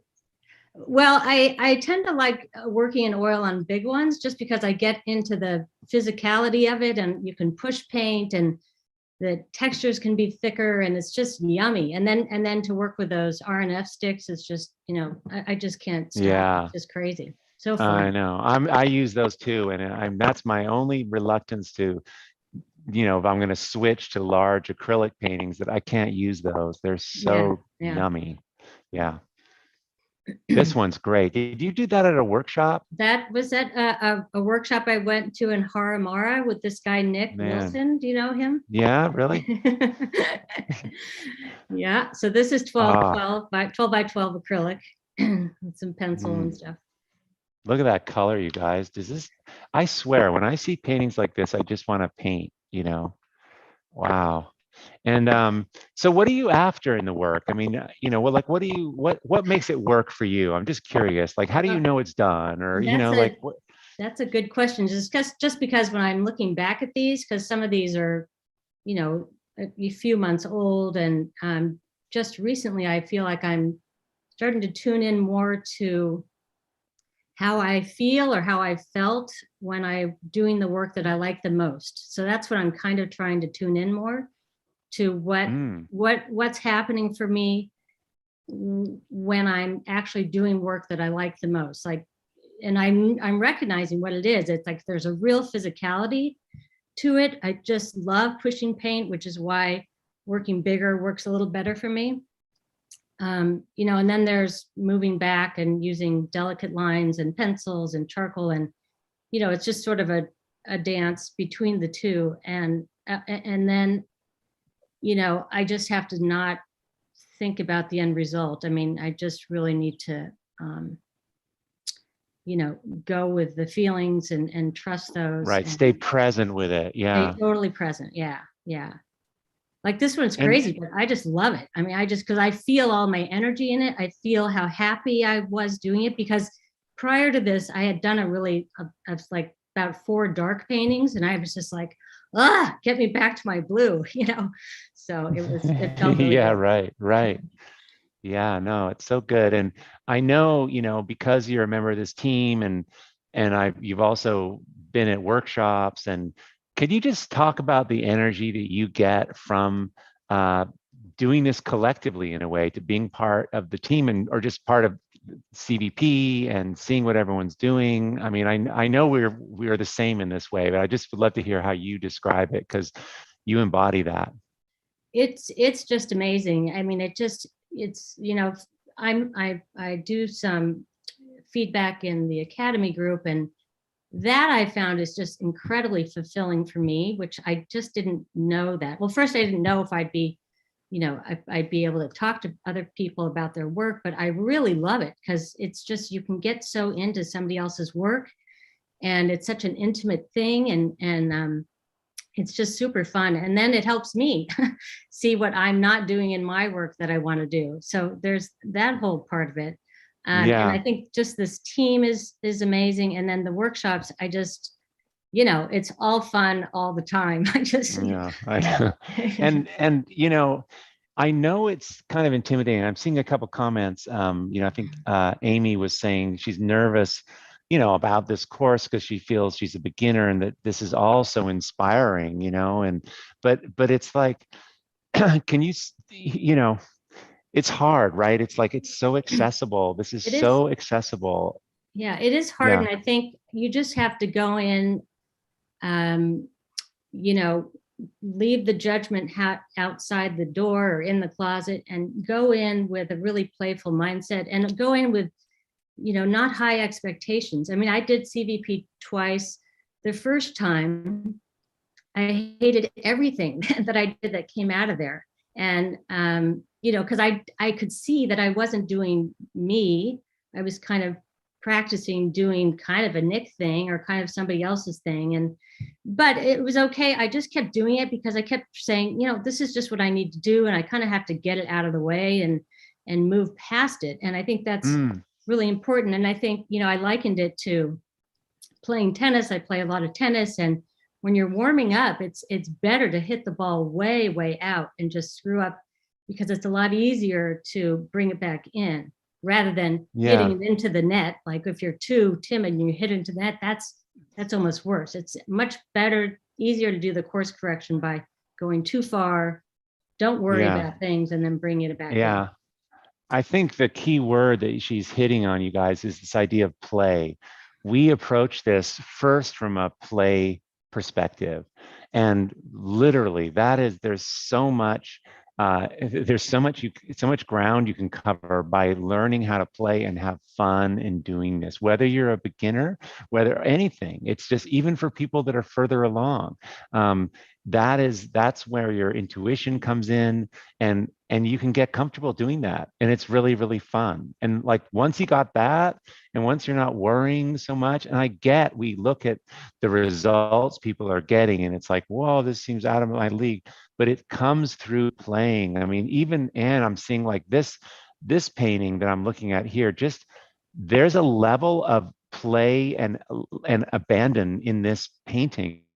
I hadn't seen this one recently, or I don't remember this, and it's, you can see it when someone's just like letting go a little bit more and a little bit more, and it's just this progression, but it can be done in a way that's really fun and not stressful. And so that is great, because you don't have to have a really, yeah, having a series, absolutely. and so you don't get so just too occupied with one painting. You just keep moving on to something else, and just, and you can just be different in all of them. I mean, you don't have to be one person in all of them. You can just keep trying different things. Yeah, right. You get to try stuff on. Well, you guys, thanks so much. Sure. Really, really wonderful. And I knew we'd end up talking about playing. I just kind of felt that. So thanks for that. There's her Instagram, you guys, just so you can go check that out. And we are going to move right into Joanne Godiner. This is her Instagram and her Facebook right here. And hey, Joanne. Hi. Can you hear me? Thanks. Yes. Thanks so much for being here. Well, thanks for having me. This is great.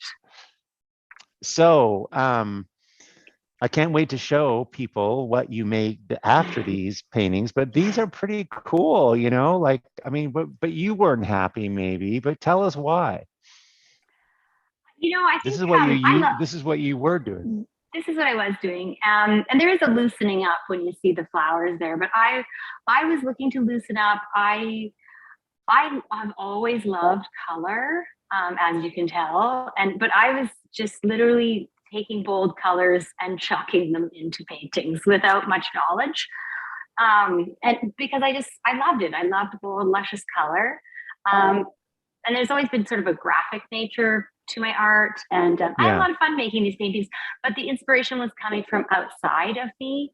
And there was just something, I'm like, where am I in these paintings? Where am I?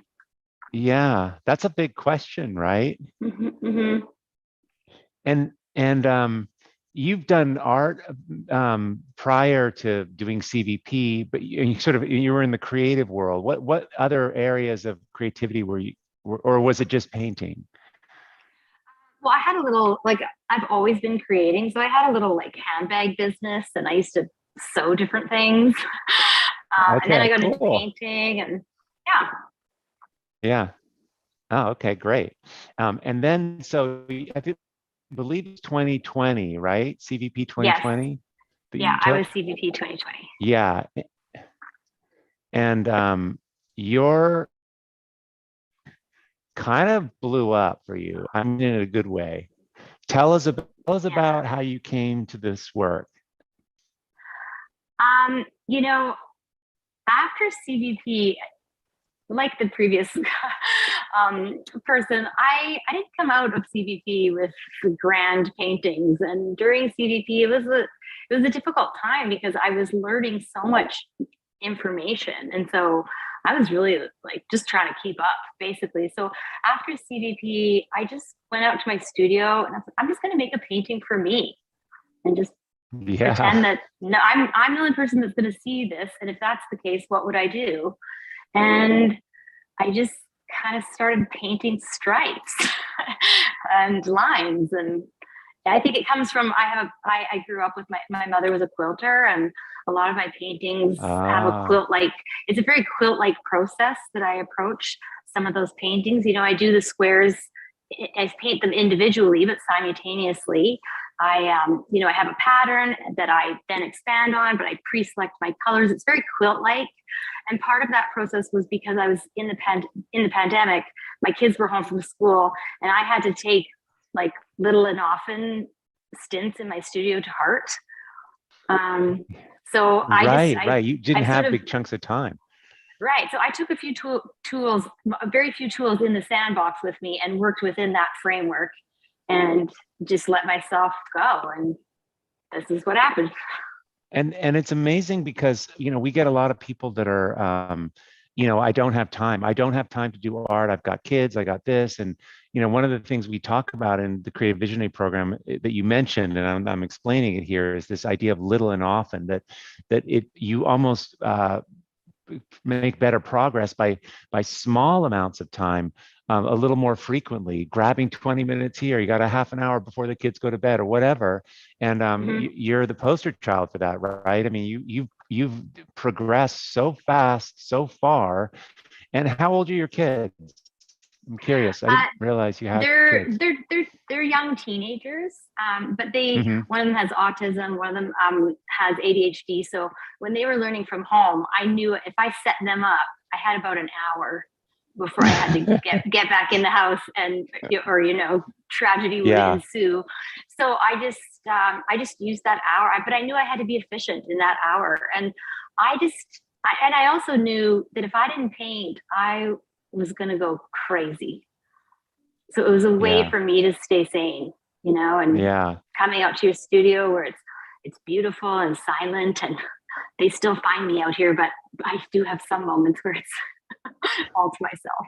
And I believe one of your pieces won an award in the International ART2LIFE exhibition. I think the juror, was it Julie Nestor that was a juror on that?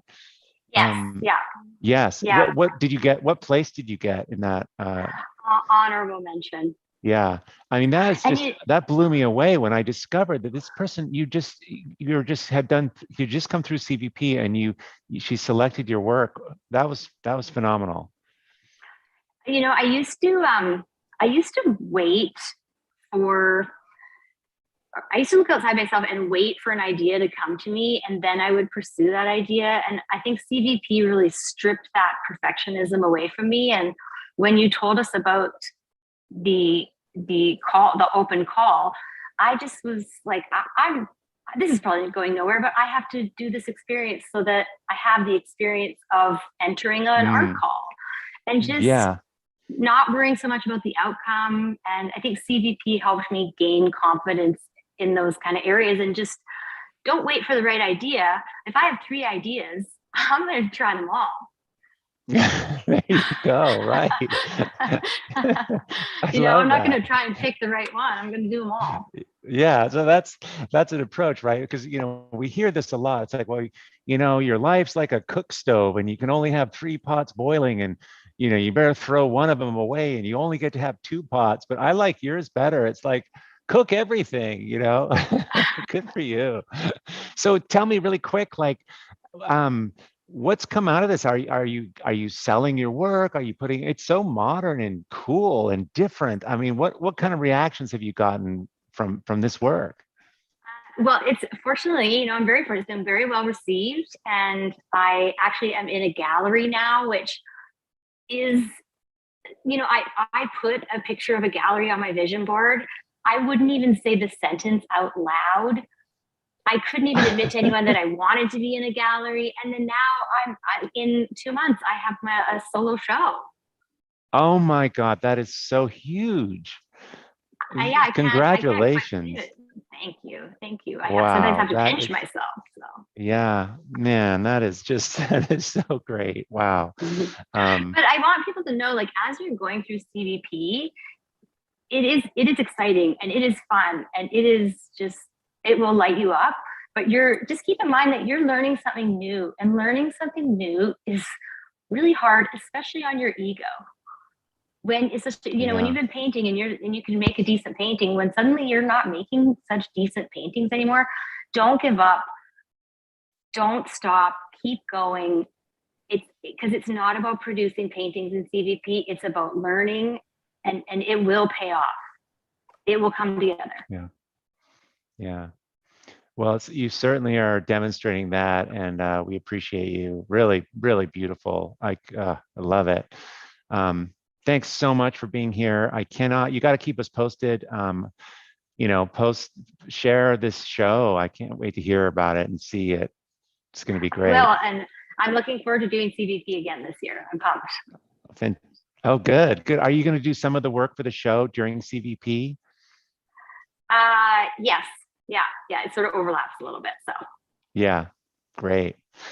All right. Thank you. Let me give you guys her Instagram. Okay, bye, Joanne. Bye. Here's her Instagram. Bye. Here's her Instagram, Facebook. Get on her mailing list. You want to go to that show.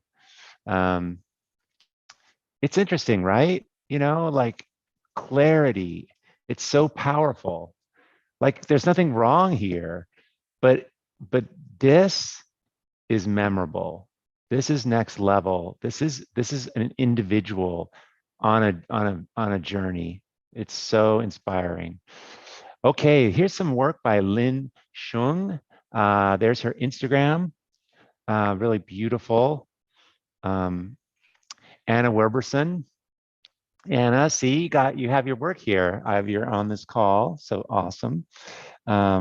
Judy saying, I feel like I'm joining a really big family. Well, you are.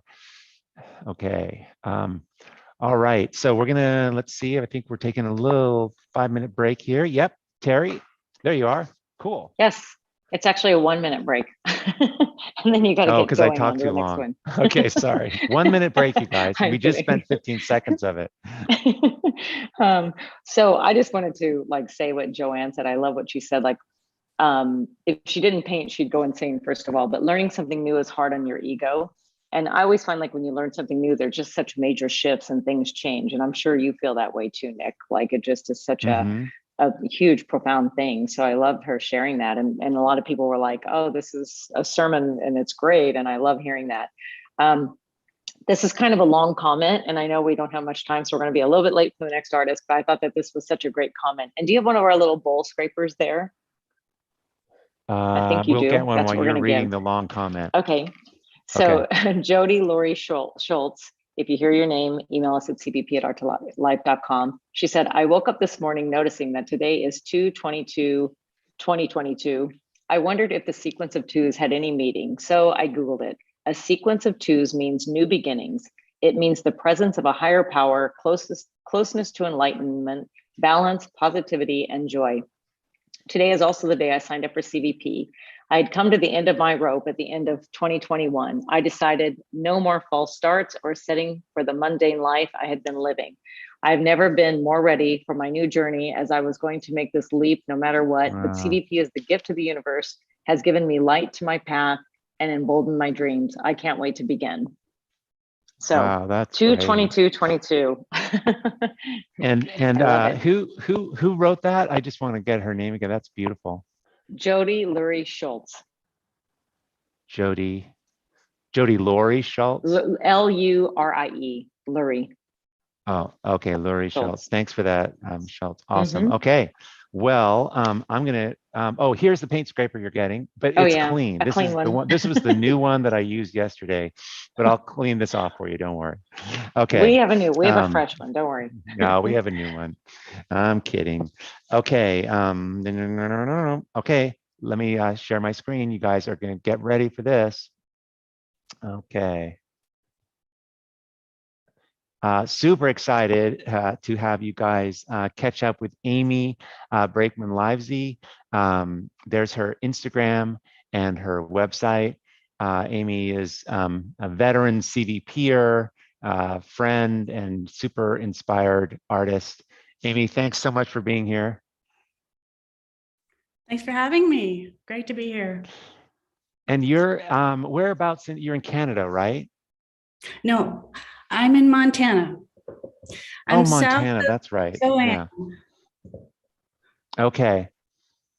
So we're looking at this work here. I mean, your work is all based out of that. I don't know why I was thinking Canada, but tell us a little bit about your work before, because what was the first year you did CVP, right? It was pretty early on. It wasn't 2017. Yeah, 2017. And this is the kind of work you were making prior. Tell us Yes. about your interests and what you were chasing with this work, because it's pretty strong right here. Thank you. I've always been interested in figures and portraits. And I did obviously always have an interest in historic subjects. A couple of these are ancestors of mine from old photographs really? in the family. Yeah, but so when I would sit down to paint, this is the kind of thing that I would paint. Yeah. Mm-hmm.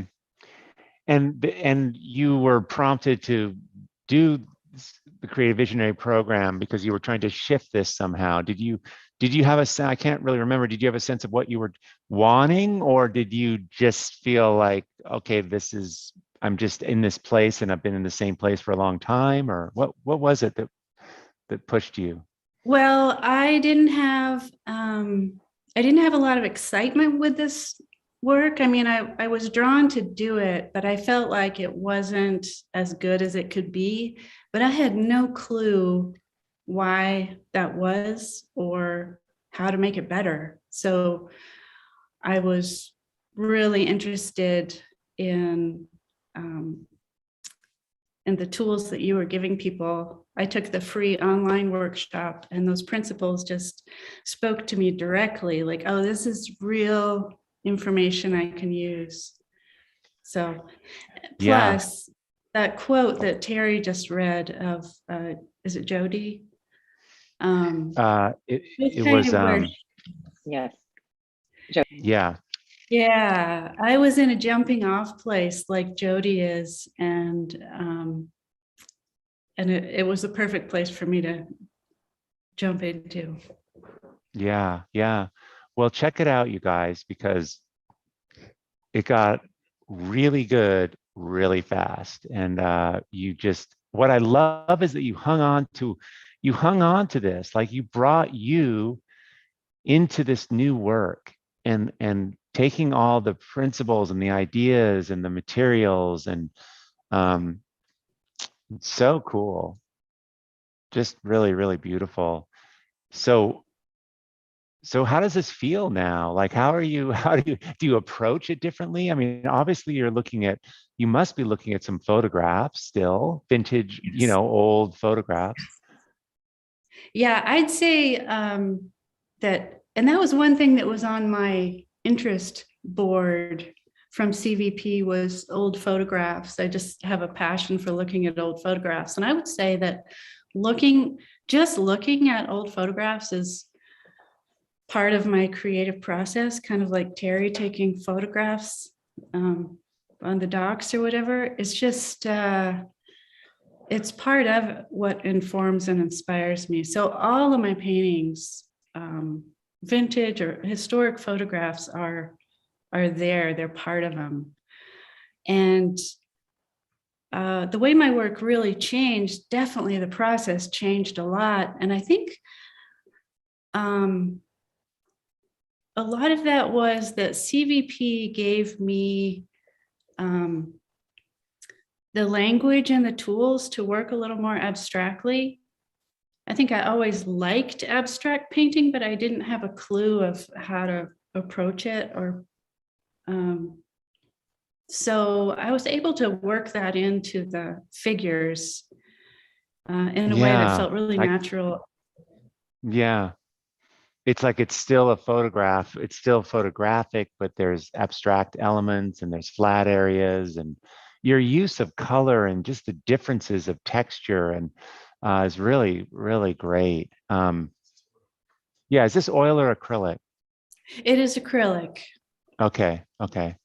And what happened? Oh, go ahead. Yeah. I'm sorry, go ahead. There's a bit of collage in there, and I like using photo transfer also. So like that blue painting, there's that kind of lacy pattern on there.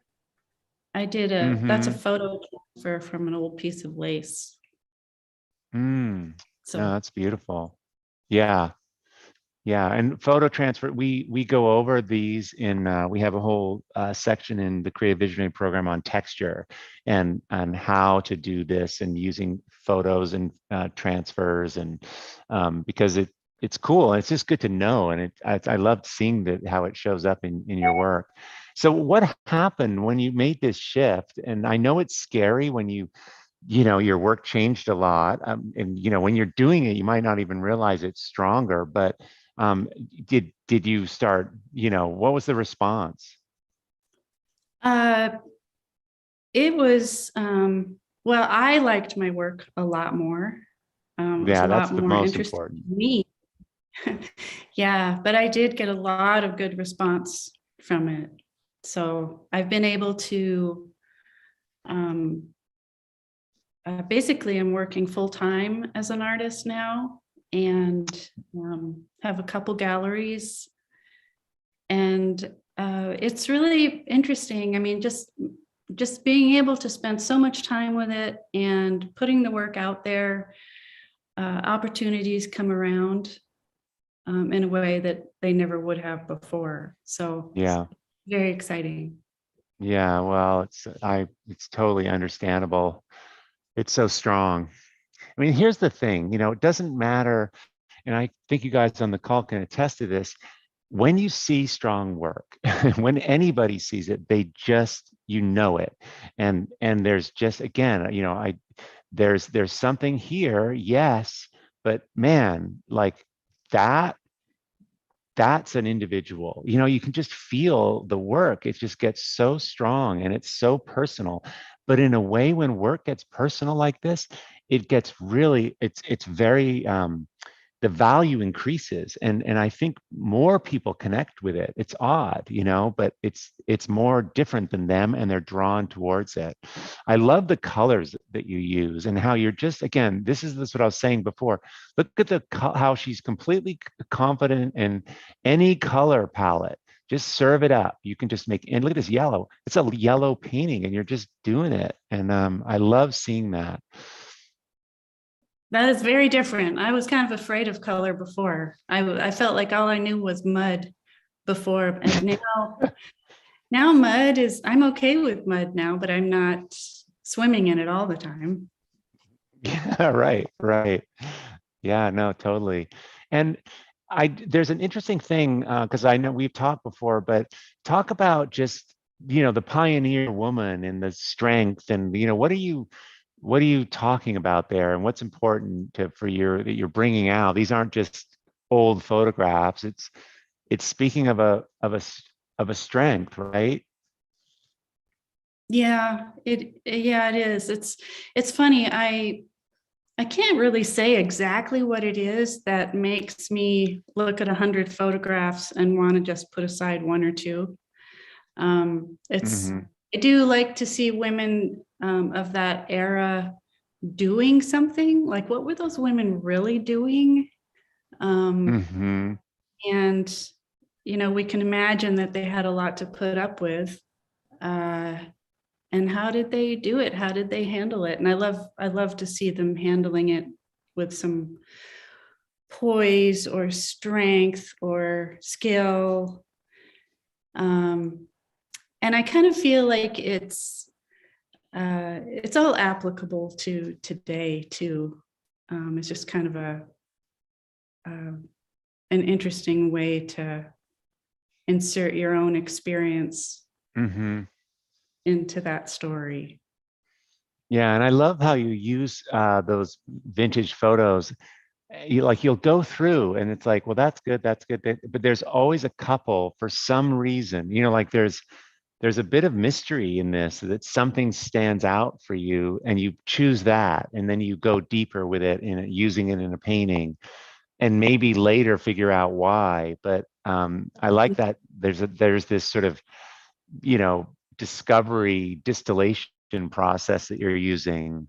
I know Melissa Chandon, the painter, she's a a friend, but also an artist, and she does a lot of kind of nostalgic photos of old from the 70s, you know, swimming pools and vans and stuff. And her process is a ton of looking at photographs. She trolls the internet and just gets all these images, and that's how she creates a body of work. It's looking at hundreds and hundreds of old family pictures, you know, from the 70s. But anyway, Yeah, it's really fascinating. cool. Thank you. Really cool. Yeah. Thanks so much for being here. It's always a treat to see what you're up to. Okay. Thanks so much, Bye. Amy. Bye.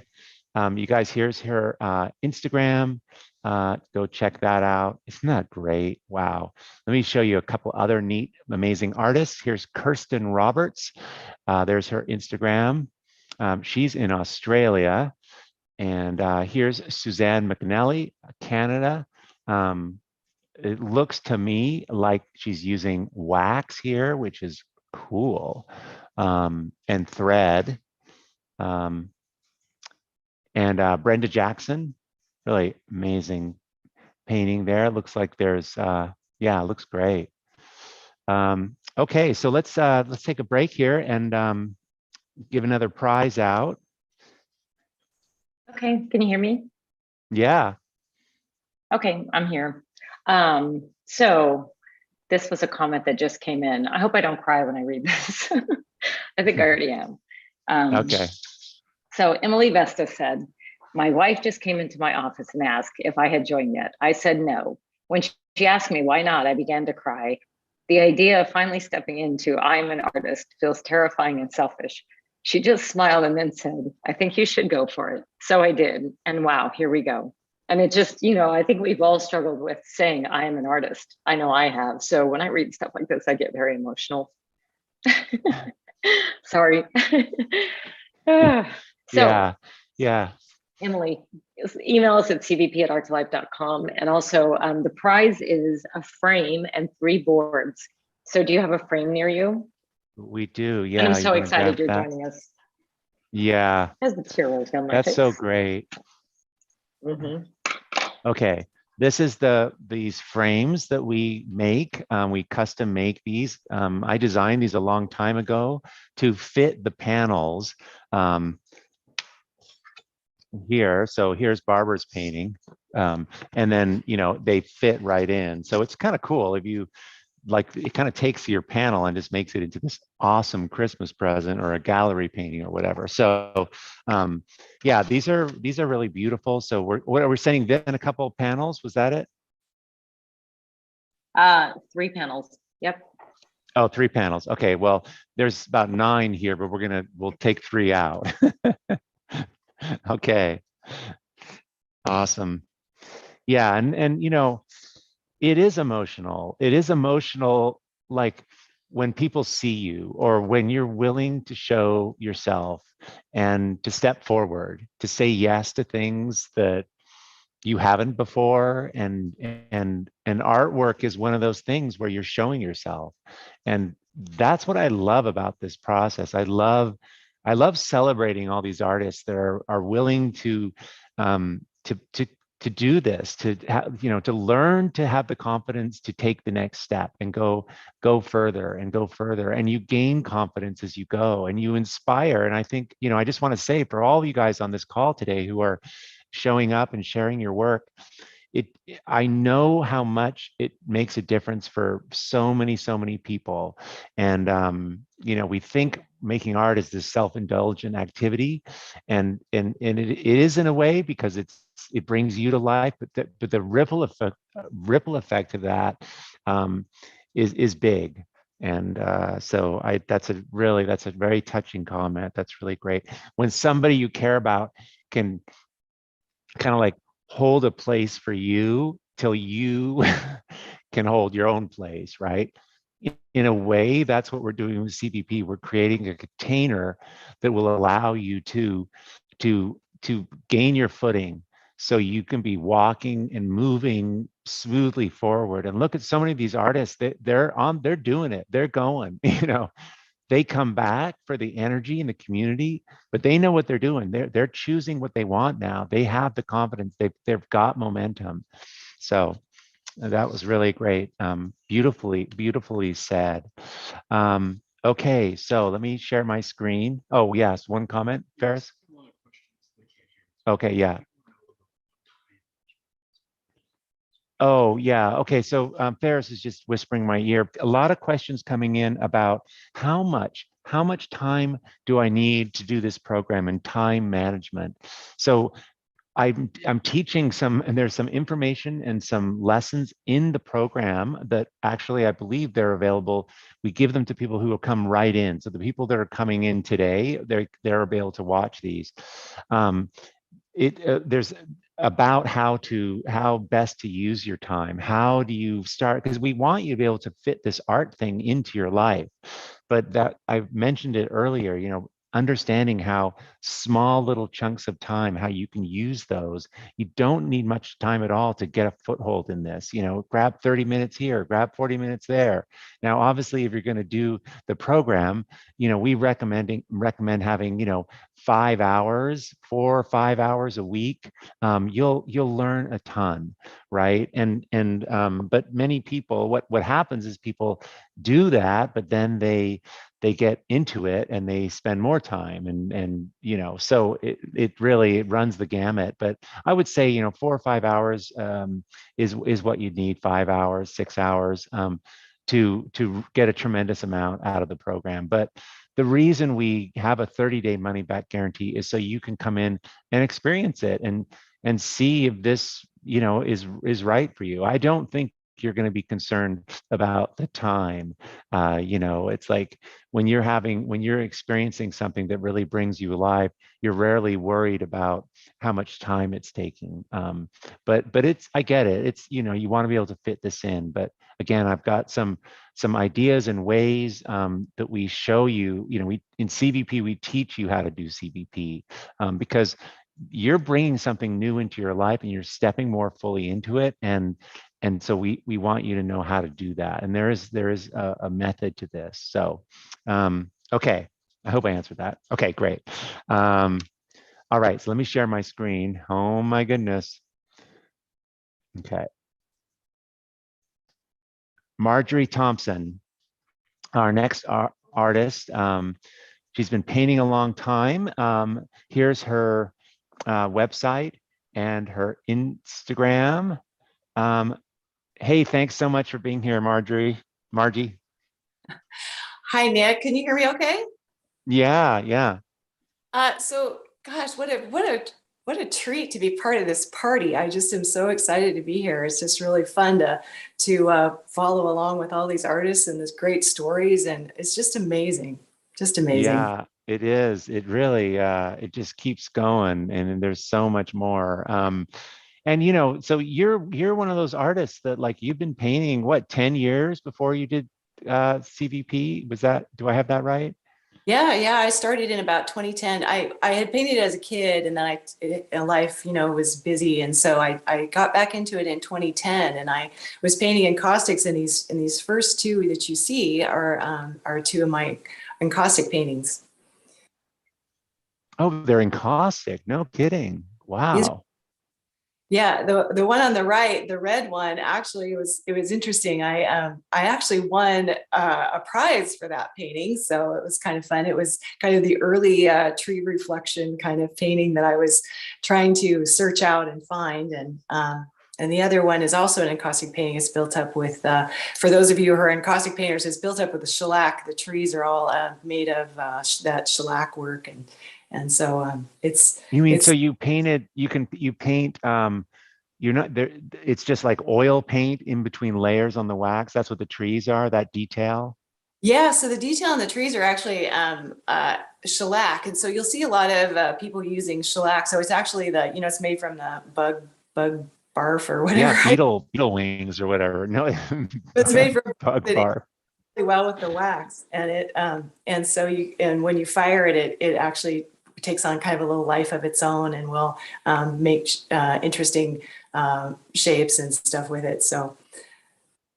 Yeah, because I'm looking at that and it's like, I've tried encaustic and I could never get any kind of those details, but I didn't know that you could paint shellac on. So clearly these are pretty cool, and people, you were, what made you, what got in the way for you, or what did you want to shift to? Well, I just knew that there was, something else kind of out there for me in my art. I think a lot of the artists today have been saying kind of the same thing, that we just we're making, we love creating, but just felt there was some gap there that wasn't filled, and it was.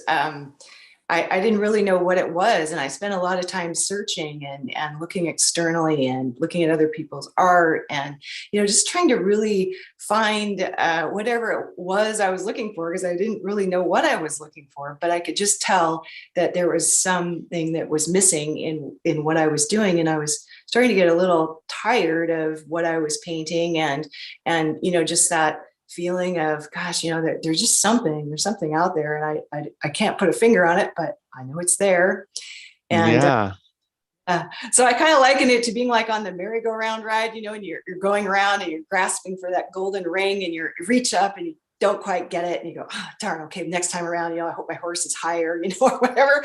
And and you try to reach and grasp and you miss again. And it just sort of felt like that for me. And I was getting tired of that going around and not actually getting any traction and moving ahead, basically. Right. And this is more of the encaustic work. Yeah. Yeah. And then you took CVP, and things started to shift. Yes. Tell us about this.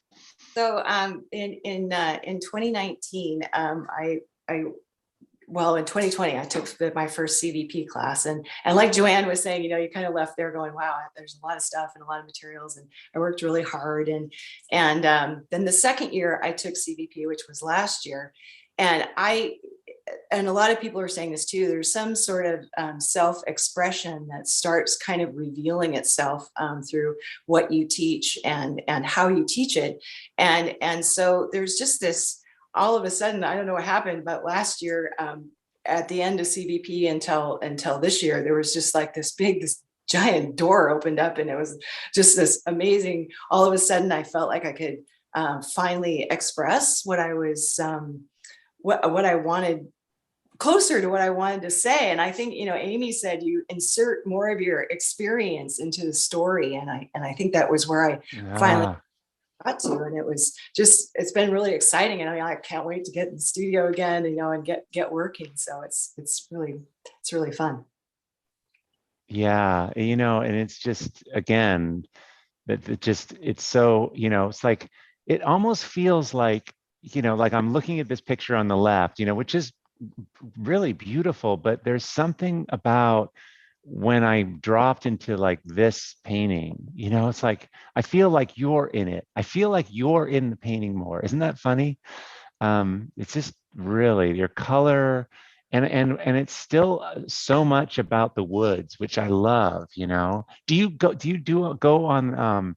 take photographs? Do you paint in the woods? These are the woods near where you live, correct?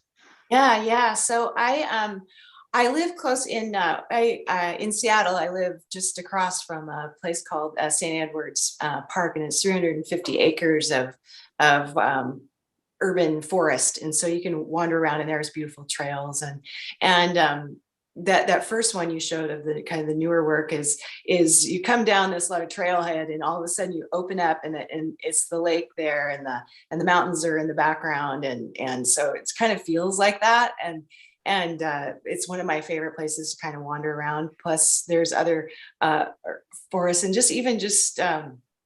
and we have a place up in the mountains in east of Seattle. And so there's a lot of forest up there too. So there's something about it. The trees are just sort of something to me that just kind of speak to me. They're kind of the grounding, and the idea of the grounding, and the idea that their branches reach up into the sky, and there's just this amazing energy with them. So I just am finding joy in trying to express that and find a way to share that. So that's what's fun for me.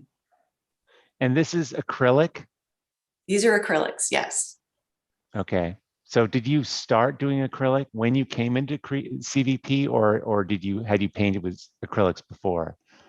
I had painted with acrylics as a kid, but never seriously. And I started using acrylics in CVP, and I just found so much joy in what I could do with paint versus using wax, which I love. I mean, I love the encaustic painting too, but what I could express and do with paint and brushes and the mark making that I could do was just transformational for me and for my work.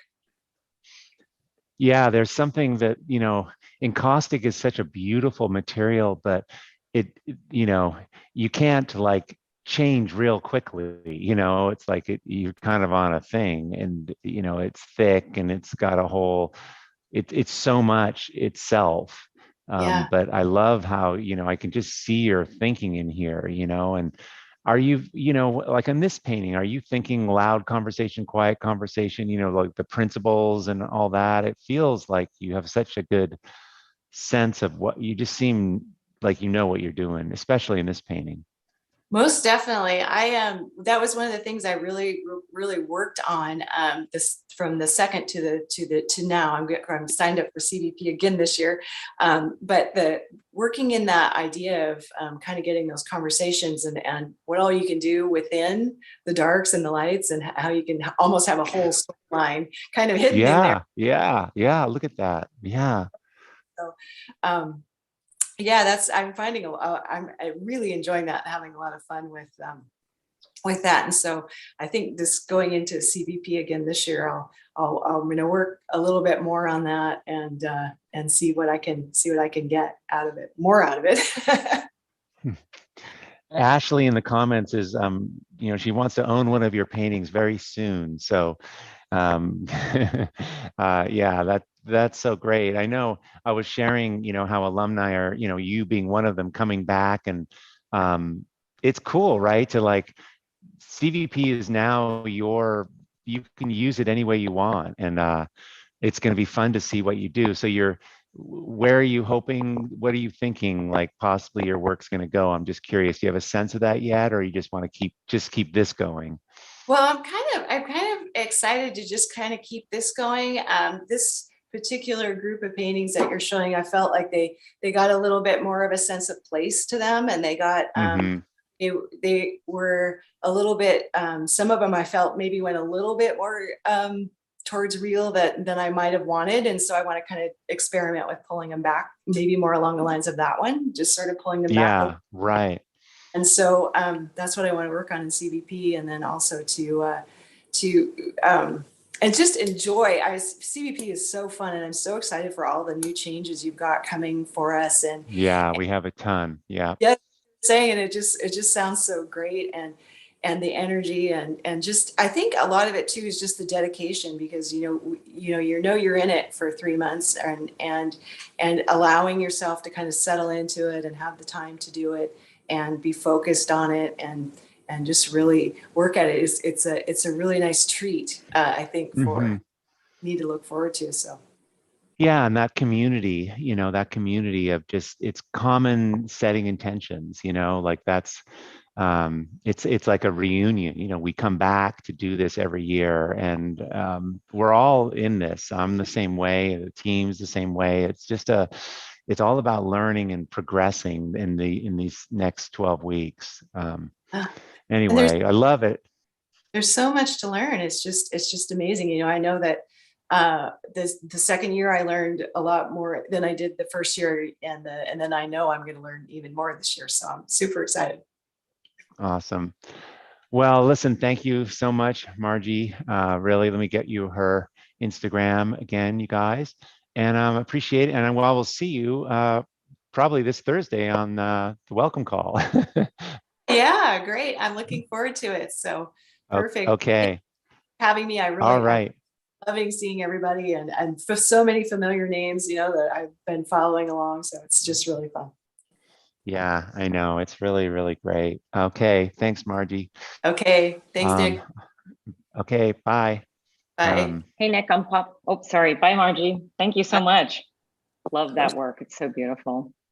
Hey, I think we need to talk a little bit about, there's some questions about, do you have to be on Facebook to do CVP? Is there a community in the portal? So we probably want to touch a little bit about how people can. Sure. Do you want me to, or do you want to? Yeah, you go I for can do it. it. Everyone. Yeah, oh, no good, because problem. they probably want a nice different voice for a few minutes. Well, do you want to take a break right now while I talk about it? Do you need to? No, I'm good. Okay. She thinks I have to go to the bathroom. Okay. Not yet. Well, I wasn't saying that out loud. Oh, shoot. So, I forgot we were talking to all these people. Okay. Okay, cut this for a blooper. Who's cutting bloopers? No, I'm kidding. Okay, so yes, there's a way to connect with community on the portal. You can ask questions under each video. You can see people's comments. You can reply to them. People connect in Facebook as well. We also have a CVP Instagram. I'm sorry, CVP. We have a CVP hashtag for Instagram. So a lot of people do connecting on Instagram as well. But one thing that we have new this year, which I'm super excited about, is we have a member directory, and we've never had this before. And this directory, you're going to be able to upload some images of your work, a photo of yourself if you like. You can put in your website, your Instagram, your email. You can choose what you want to put in. And that's going to be on our website, on our portal. And when you go there, you'll be able to sort by, show me the artist in Scotland, show me the artist in Canada, show me the artist in Miami. You can sort by cities, you can sort by states, countries, you can sort by alphabetical names. So it's going to be a really great tool to use, especially to connect to people in your area. And we have struggled with this. We've tried behind the scenes, we've tried so many different maps and all these things. And this one, we believe, is going to be really great because it's going to put your work front and center as well. It's going to look like a gallery, and you can see the work, and then you can click in to see who the person is. So that's going to be a tremendous addition, we feel, this year to CVP. So just wanted to make that little announcement. That's great. Thanks for that. Yeah. And you're running a little bit behind schedule. So I was thinking you should probably go on, and I'll give a gift and a prize in the next break.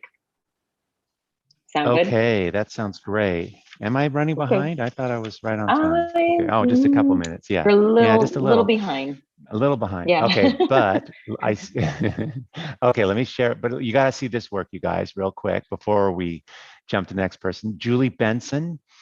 There's her Instagram. And Lynn Polly, really cool. This kind of like editorial documentary drawing from photos, just awesome. I get to look at all this work. It's one of the perks of the work I get to do.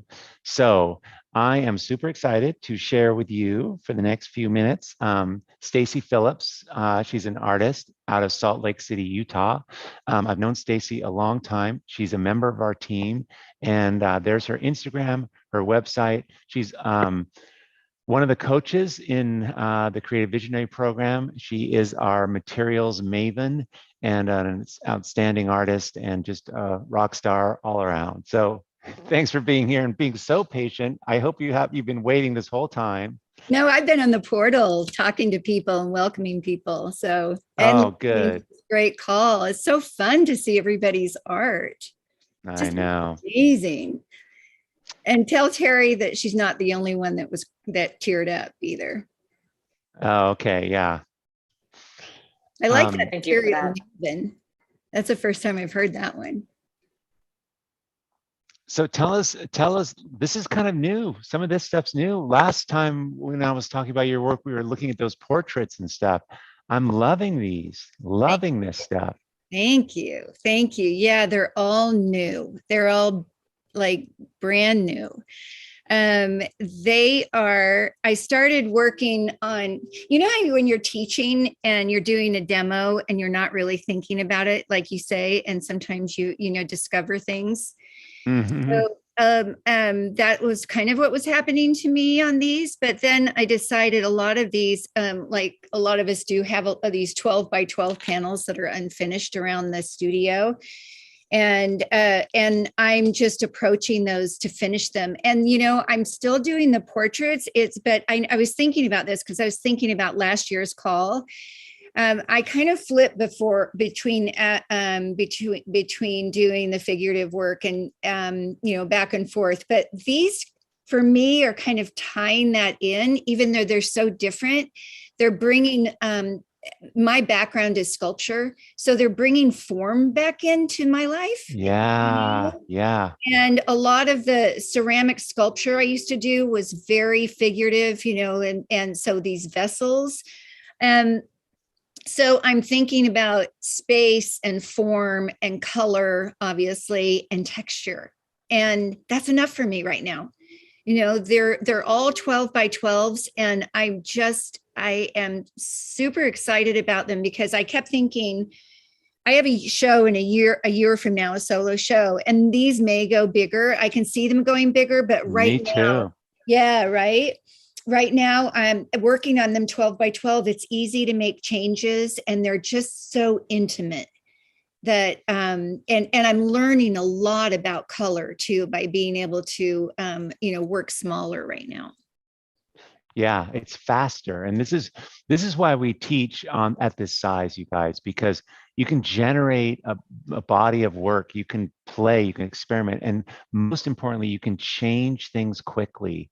I cannot tell you that the rate of your learning relates to how much you change things.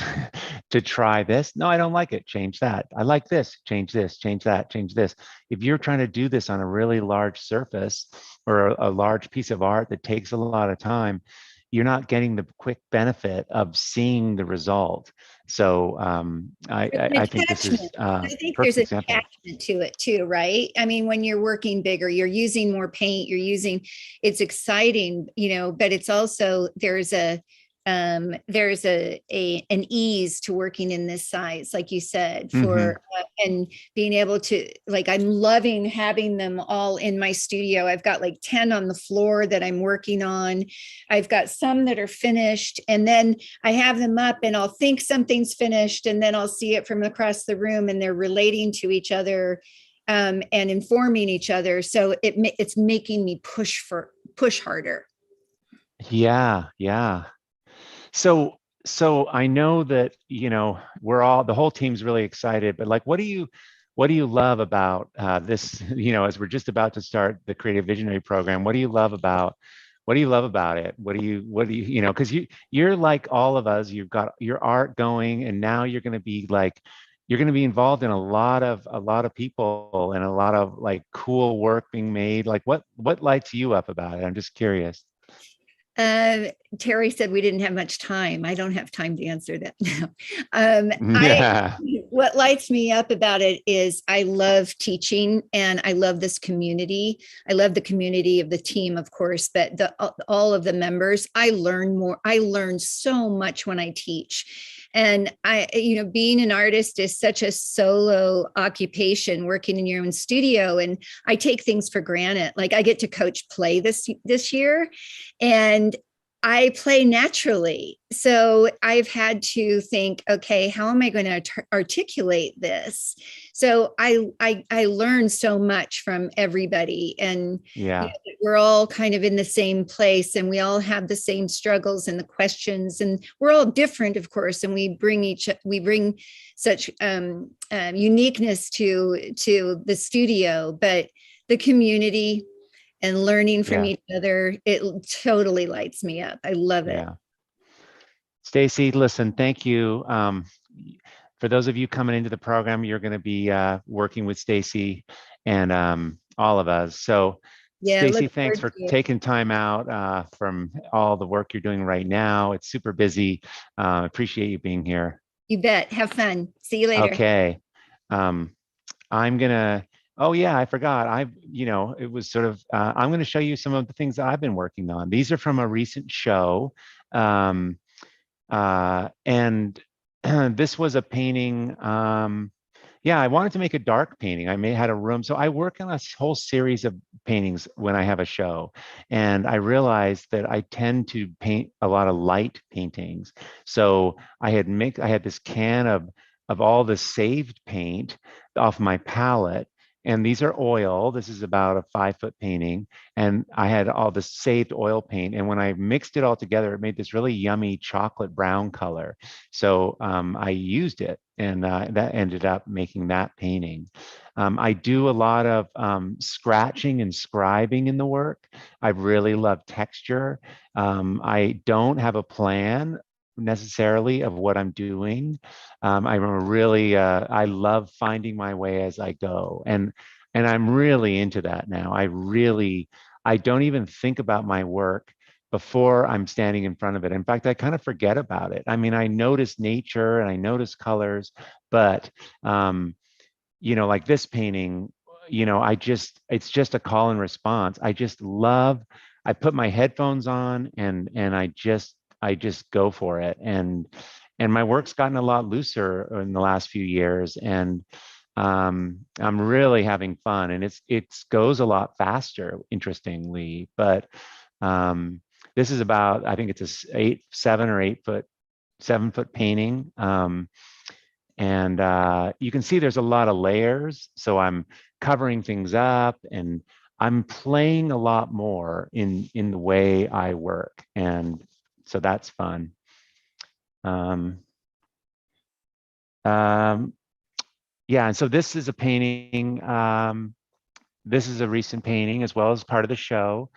I had done this crazy background, all these wild colors, just completely, you can see them, that red and the blue, and I mean, just colors you'd never used together. And it was, perfect example of how I approach art, where it's just so great. It's like Anne was describing, if you're warming up in tennis, hit them so hard that, they hit the back wall, don't hold back. And so I tend to do that in the beginning of the way I work. I really like to scare myself a little and push myself a lot, but this painting seemed like this thing is crazy. And then I covered up most of it with this white paint, and this thing just came together in a really cool way. And it's kind of different, right? It's different than the other pictures here, but there's something about it I'm still liking. This is a recent piece, and this was the painting where I was like, I am going to just force myself to use these really garish colors and keep them. And I look at this now, and at the time I was like, I didn't think that this even fit with my work. But we always feel like we're pushing ourselves so far, but now I look at it and it's like, God, it's not like that crazy. So anyway, this is the most recent just from the show in end of December that I had in Park City with Julie Nestor. And this piece, someone bought it in Australia, which is really cool. I think this is so neat that it's going to Australia. All right. Okay, well, thanks, Tessa. I appreciate that. And yeah, it's like I'm so into this, and I just love the fact that I get to do this thing, but also teach this thing. And my thing is, it's completely different than what other people do, and that's cool. We're all doing our own thing. Oh, the lovely Nicole Cromwell. She lives down in Carmel. Here's a sample of her work. This is actually pretty different for her, this palette. She's got these amazing seascapes, so go check her work out. Paula Borsetti, look at that. It's like when I think of that, my father used to say to me all the time, it's painting first, subject matter second. And I love it when those things kind of get really close to each other. And this is totally a landscape, but it's also about color and paint and surface, and super strong, Paula. Here's another, this is cool, Colette. There's her Instagram there. Man, who wouldn't want 20-foot painting of this, in their personal airport? I mean, look at that. It's so great. It reminds me of cave paintings. Yeah, beautiful, beautiful. Okay, Terry, did I catch up? Because my watch says that you did catch up, but now you're behind. Oh, good. Okay, now I'm right on time. Actually, okay, let me check. You are, yeah, you're I'm almost 2 on minutes time. But slow. Yeah, I'm good. You're 2 minutes slow, but we didn't give a gift last break, and I said we'd give one this time. And I was thinking Okay, we let's go probably for should it. do two. Okay, so we're gonna do two. It's a little bundle, the paint guide and the paint scraper together. So I love this. Evelyn Teacher, and if you hear your name, send us an email at cvp@art2life.com. She said, I did it. Signed up at 2/22 on 2/2/2022. Oh, thank you for all that you do. Gotta go. Been here for 2 hours. So I love that. So Evelyn, send us an email. And then the other one, Melissa Isaac said, it's so wonderful how the common thread with everyone here has been that this program gave them the tools and the confidence to tap into their deepest, most authentic part of themselves. So Melanie Isaac, if I said Melissa, Melanie, send us an email at cvp@art2life.com and we'll send you your prize. So awesome. Susan's up next. Yeah, and we know you guys, we're zooming into all kinds of time zones. Some folks are going to sleep. Some people are waking up, but we're going to keep going because we're beaming all over the world and we're going to do a marathon here. So we get it. This is all recorded. We'll be sending a recording to we'll be sending a recording out and people will be able to watch it again. They can watch it later. Good. Okay. All right. So let me check this out. It just keeps on going. Oh my God, get ready. Okay. Susan Simonini from Australia. There's her Instagram, her Facebook, and her website. Hey there. Hi, Nick. How are you? So good. Thanks for being here. I can't wait to share all what you're doing. And I love the befores. They're like, here's a clue, you guys, to what's coming, but get ready. Susan, tell us about your journey. Tell us about what you're making, what you were doing before the Creative Visionary Program came into your life. So I've been painting for a really long time. I went to uni probably in my early 30s. And after I was showing with galleries for about 10 years and I don't know, I just started, it got more and more difficult the more I went along, which was really weird. And then the GFC hit and one of my galleries closed down and it was just one thing after the other. Family came in and I just thought, this is all too hard. I couldn't seem to get consistency. I was coming into the studio with fear and I ended up packing away all my art supplies, all my paints and went, right, that's it, I'm done. Art is too hard. It's too hard emotionally, mentally. And I went back to uni. This is probably a really long, boring story. I went back to uni and I studied teaching and I taught for 4 years. And while I was teaching, I took a ceramics class because teaching is really stressful. And I kind of fell in love with ceramics, but I think it was an easy way out. I wanted to go back to art, but I couldn't seem to find that inspiration. So ceramics was a sort of an easy way in because it's an object. Everybody understands it. It doesn't need a concept or a theory or anyway. So fast forward 8 years later, had this burning desire to paint again. I moved from mainland Australia to Tasmania.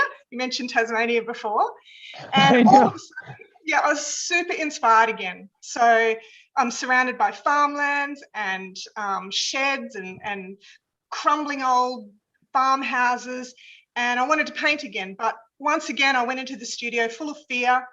And I think I was following Caldwell Snyder Gallery on Instagram. And you popped up one day, fell in love with your work, followed you, and then realized you did a course. So I did the free course in 2019. 2020, I took the plunge, thought I'm going to do this, and I haven't looked back. I have been painting every day. I cannot tell you how much it's changed my practice, my life, everything. It's just been the best. I think I'm going to have a heart attack. I'm so excited. Yeah, I know. Well, you know, look at this, you guys. Look at this. It's so, so cool. Wow. It's you know, and it's me. You helped me find me. Well, it's beautiful what you found. Really, this one I just love. Just crazy. So cool. you know, it's a hard thing to say, you know, like people come because they're trying to learn art, but the creative visionary program, what Art to Life is about, is exactly how you described it, that there's an up leveling of your life that takes place in order to up level your art. There's a rise in both, and it's sort of like kind of a weird thing to say, but it is what happens. And you know, you're totally an example of this. I love the colors of your work, and when I think of Tasmania, I've never been there, but isn't it semi-tropical? Like, or No, like, no. Tasmania is an island off the right. mainland of Australia south, so it's quite cold here. And Oh, a lot of people say it's a bit like New Zealand. It actually, despite the colours I use, it's very lush. It's very green. But, okay.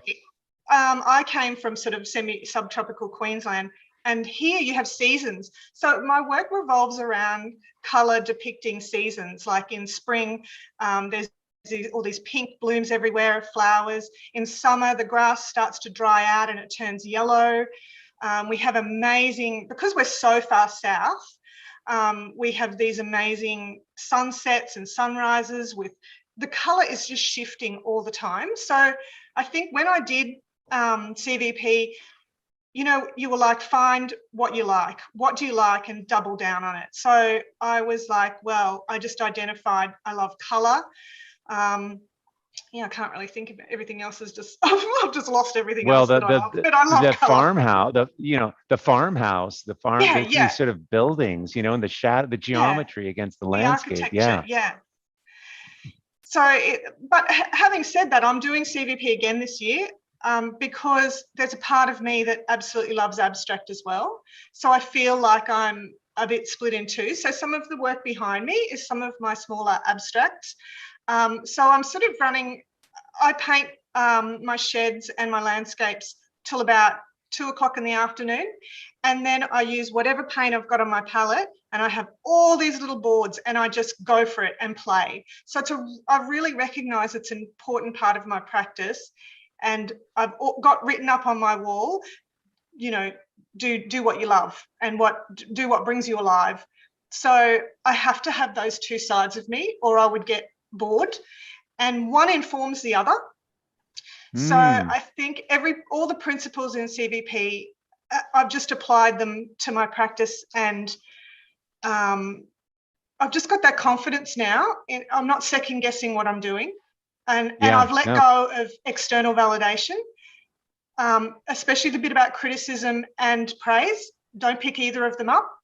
That's another thing I've got written up on my wall, because it's important to just be true to what brings you alive.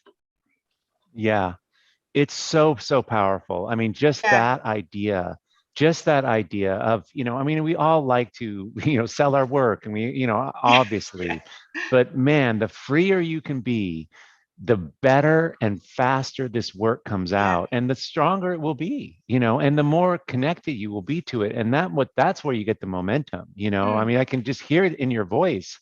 And here's what I love that you know, we teach a way of approaching artwork and a whole process in the Creative Visionary program. It's about playing, it's about working in series. And you've heard some of these themes of artists talking about this. We teach a whole way, a whole approach to making your art, but it's not a cookie cutter approach. And what you're doing is I love how you're dividing your day into like a play exploration, and then kind of like tracking this one thing you're following, but then leaving time to experiment, because that's where the future is in all this experimentation. And that's so cool how you're actually physically broken up your day into these two parts. And also how you said about I was all over the place too before CVP. I was a bit of this, bit of that. And when you said just stick to something, one of the, you know, you said find one thing and just stay with it. So I did. I chose the houses and the sheds and just stuck with it. And they just evolved. And I'm loving it. And I'm finding heaps of success sales wise. So that's great. You're selling. Are there any galleries in Tasmania? Yes. It's not that small town. No, it's crazy because I always say Tasmania is like the most remote place, but it's silly. I mean, very it's a remote, full but blown. yeah, there's cities here. Yeah. You should come down. It's awesome. Yeah, I have been approached by galleries, but I'm actually selling through my own website. I can't keep up. I have a waiting list. So I'm sure. I don't have a need to jump into a gallery at the moment. We'll see. Right. Yeah. Wow. I'm I so have this excited for connection you. with my customers, so I love that. Yeah. Well, I can see why, and the work is so strong. Thank you. You know, and it's so cool, right? You go like, not only do you get to create this amazing work and figure yourself out, but there's this outside component that happens where this sells work. This is a business plan, you guys. This, you know, the Creative Visionary Program is a way of approaching your art and your life that it creates a tremendous momentum. And we're seeing this, you know, I mean, you're seeing it in all the guests today, and that's fantastic. I'm really excited for you, and excited to see what you do this year in CVP. And we'll see you on Thursday. So lovely to meet you finally, Nick. Yeah, it's so great to talk to you. I just, Thank you know, you. it's so great. This is the one time a year I get to talk to so many artists. Okay, thanks so much. Thank you. Bye. Okay, bye. Okay. Terry, do we want to have that 5-minute break, or should we go on? You know what? Yeah, we do want to have a little quick 5-minute break. Okay. And I just want to say that, boy, Susan had so many, I loved her excitement, by the way, she was so great, but she had so many great things to say. And that was like, you know, don't pick up on criticism or praise, because both just can just derail you. And I thought that was so great. And you always talk about, you know, don't go wide, go deep, you know, and she's kind of saying that she's doing that. And I think that that's so amazing.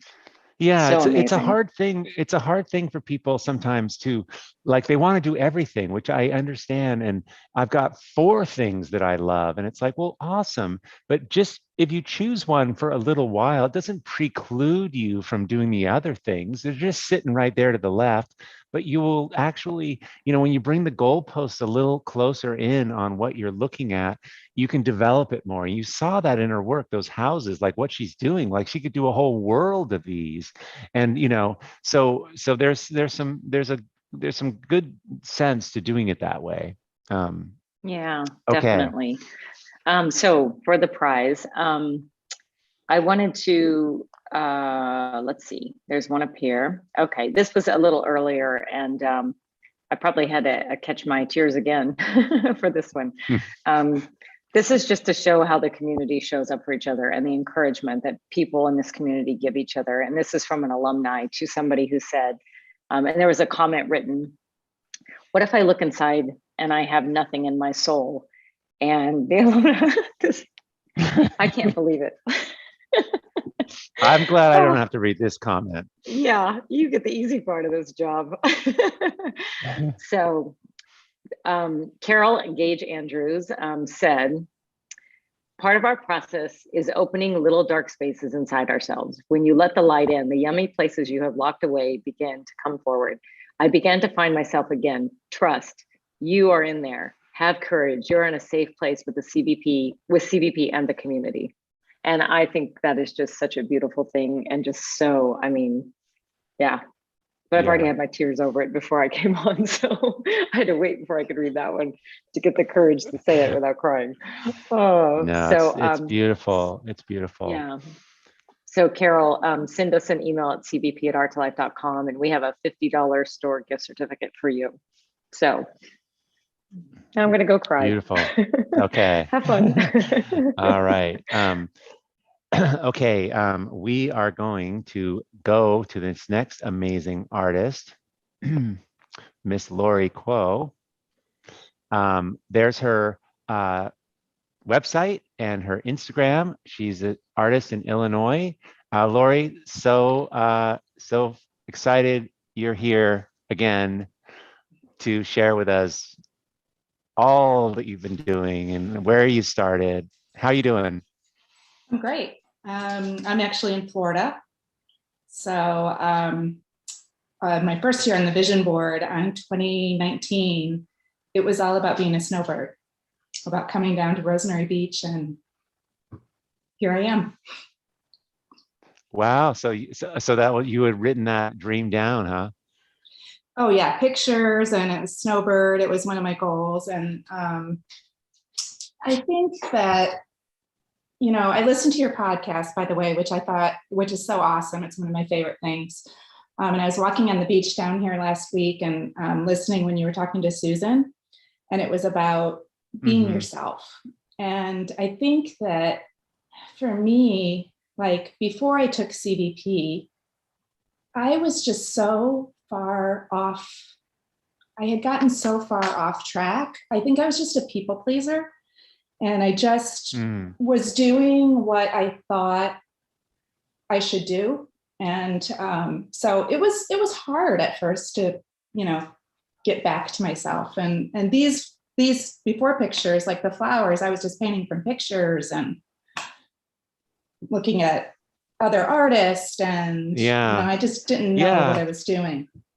And it's scary. I mean, it is. I mean, that last comment we heard about, you know, like we don't know actually ourselves, and that's, you know, it's like meeting a stranger on a subway. We don't know. Maybe we're not sure. Was there a bit of fear in this for you too? Like, you know, at that time, thinking back?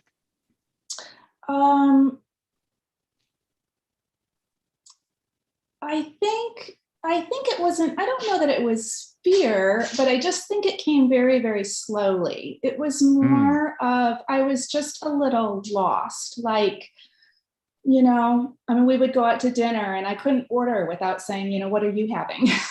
I just couldn't make a decision for myself. I don't know. I was so far gone. I mean, I took CVP when I was early 50s, you know, and I had just gone down this path of doing what I thought I should be doing and doing what others wanted for me, that I had just lost my own voice. I had lost myself, and I wasn't afraid. I in fact, you know, doing the vision boards and like dreaming, I think that was really exciting more than scary. I think it opened up, it was like a crack of light coming in, like dusting off, you know, just like opening possibilities and just saying enough, you know, enough, it's time. Yeah. So yeah. And so you started to make this kind of work, and this, you know, I know what happened. It took off. And tell us about what you're making now, and tell us about this work and how it feels. My work is about personal transformation and growth. There's a lot of symbols in there, rainbows, bridges, ladders. So the pink ladder and the dark rainbow. And it's really, I just had to kind of do a lot of, it's funny, my art went first. So my art, that I really love this process of play and don't think. And I love using like all the materials. Like I love using like markers and pencils and crayons and acrylic and oil stick. I mean, I use everything. My floor is just covered with supplies when I work, and I don't think. I just go crazy chaos, and I just have the best time. That's so cool. And it's really like, you know, I don't want to choose. I don't want to choose one thing. I want to use everything. And it's really, you know, the process is what fills me with joy. It's just so, it brings me so much joy to be in my studio doing this. It's just, I don't know. I connect with a deeper part of myself, I think. And it's like it brings up memories. I feel like I'm a kid again. Yeah. And you started to, you know, you're such a people person, and of course, this kind of work brings in, I don't know, interior designers and clients, and has that happened for you? And that's kind of a cool I imagine you would be great at that. Just seeing where the work goes and looking at people's homes, and is that part of it? Yeah, so I took CVP 2019 and 2020, and last year I got my first gallery, and they sold the big pieces. That's what sold, is these 50 by 70s, and they went all over the place. I mean, so it was really exciting, and I'm also connecting with the owner of the gallery is an artist herself, and so I'm making the connections with other artists. And she just brought me on in her Birmingham location. So on our way down here, we dropped off. I mean, you should have seen the trunk. It was hysterical. It was 7 paintings, big paintings, going to Birmingham. And we stopped there on our way and had dinner with, her family and other artists in the gallery. It was just awesome. Just the connection with people. And then, and then I also am working with, there's an artist, there's like a interior design / artist collective. A lot of them do this where they promote artists as well. It's just like a gallery, but it's more interior designers, showrooms. And so I'm doing that as well. Yeah. That's so great. Yeah, that's a good. Now these are acrylic on, well, they're mixed media really, but they're acrylic. Is it on canvas? Yeah, on canvas, mixed media on canvas. Okay. So I start with acrylic, or, I use a lot of the crayons and pencils. The oil stick goes on top. Sometimes I paint over the oil pastel. I mean, it's just really, really mixed. I like a texture, but I like it to be soft. Right. And so, does the oil pastel, I mean, acrylic and oil don't mix so well, but you're using just a limited amount of the oil pastel? I'm a huge rule breaker. If there's, I just love to break the rules. I did a little iMovie about my work, and my dad was a West Point, graduate of West Point, and we had so many rules growing up, you can't imagine. And it just makes me so happy to break every rule. I put in the movie like rules. It's just, and I've always been that way. I mean, I remember cutting my own hair as a kid, I was just nuts. But yeah, so I mix it, and then I just see what happens, Yeah, very cool. Really cool. I love how you're, like it's spontaneous and you're exploring, but then you've got your own language of ladders and symbols that you can drop in there. So it's kind of it's messaging, but it's also playing, and that's just a really nice blend. It's great. Really beautiful. I'm tapping into the child artist, because it's there's the inner child. I'm tapping into that, which is the chaotic, and then the adult, which is pulling in some of the principles, and it's kind of flipping between the two.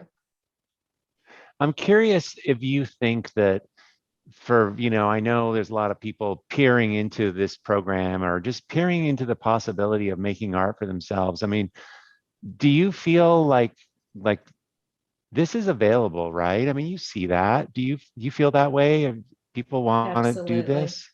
It was probably the single most convincing thing. The happiest thing I heard when I signed up was, there's no such thing as talent. Like, everybody, it's available. And that was just like, really? It was such good news.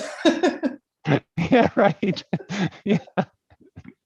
Because people are looking at your work right now, and they're saying to themselves, I mean, that's not me. I could never. That's just, oh my God, like, and it's just, so it's nice for you to share that, because I think that's a real, photos, those are the worst before photos of anybody. So if I can do it. No, that's not true. That's not true. They actually they feel a lot like you, though. I can see this feeling in the work. That's what I see in the earlier work. Look, I mean, we see some of this, that who you are is showing up here too. You just can't see it as clearly. Yeah. So, Lori, listen, it's really appreciate you being here, and thank you. So excited Thank you for you're all out you of the do. snow. Yeah, and I'm Well, we taking love it. CVP, so I'm going to be in CVP. I'll be there Oh, Thursday. good, good. Oh Yeah. my God, this is like a showcase of people in CVP today. Fantastic. Yeah. Well, we will see you on Okay. Thursday. Okay. Okay. Take care. Thank Talk you. to you soon. Okay, bye. Okay. Terry, are we just moving through here? Yep. We're going We're to show. moving through the Okay. next two. Oh, okay, great. So I can't wait for you guys to meet Isabel. She is on our team. Here is her website and her Instagram. And let's just share what you're making. Hi. Hi, Nick and everybody. Thanks for having me today. Lori, by the way, you just spoke to my heart. So I feel that everything you said was beautiful. Yeah. This is amazing today. Yeah, it really is. It's so emotional. It's so emotional. It just tugs the tug. Anyway, so tell me, like, so you're share with what's exciting for you right now, what you're making. Oh gosh, you know, Nick, I'm just I'm just feeling what I'm doing. You know, like that piece is honestly, I was on the beach that morning when I started that, and it was super foggy, and I was present to that, and I came back, and I didn't realize that so much of what I experienced sort of in my heart and in my moods and the music I'm listening to just kind of spills out. And I can almost use that now because I will change, I'll blare Prince when something's way too mellow for me, or I need to be more daring, or I'll put on classical music when I need to be quieter and I feel like maybe my piece is a little too bold, and it's this language that I have that I never had before. It's just crazy. I love it. That's so interesting. Yeah, no, it's like it's a new it's a new mode, you know. It's a language, it's a way of living, or it's like a unfolded part of yourself.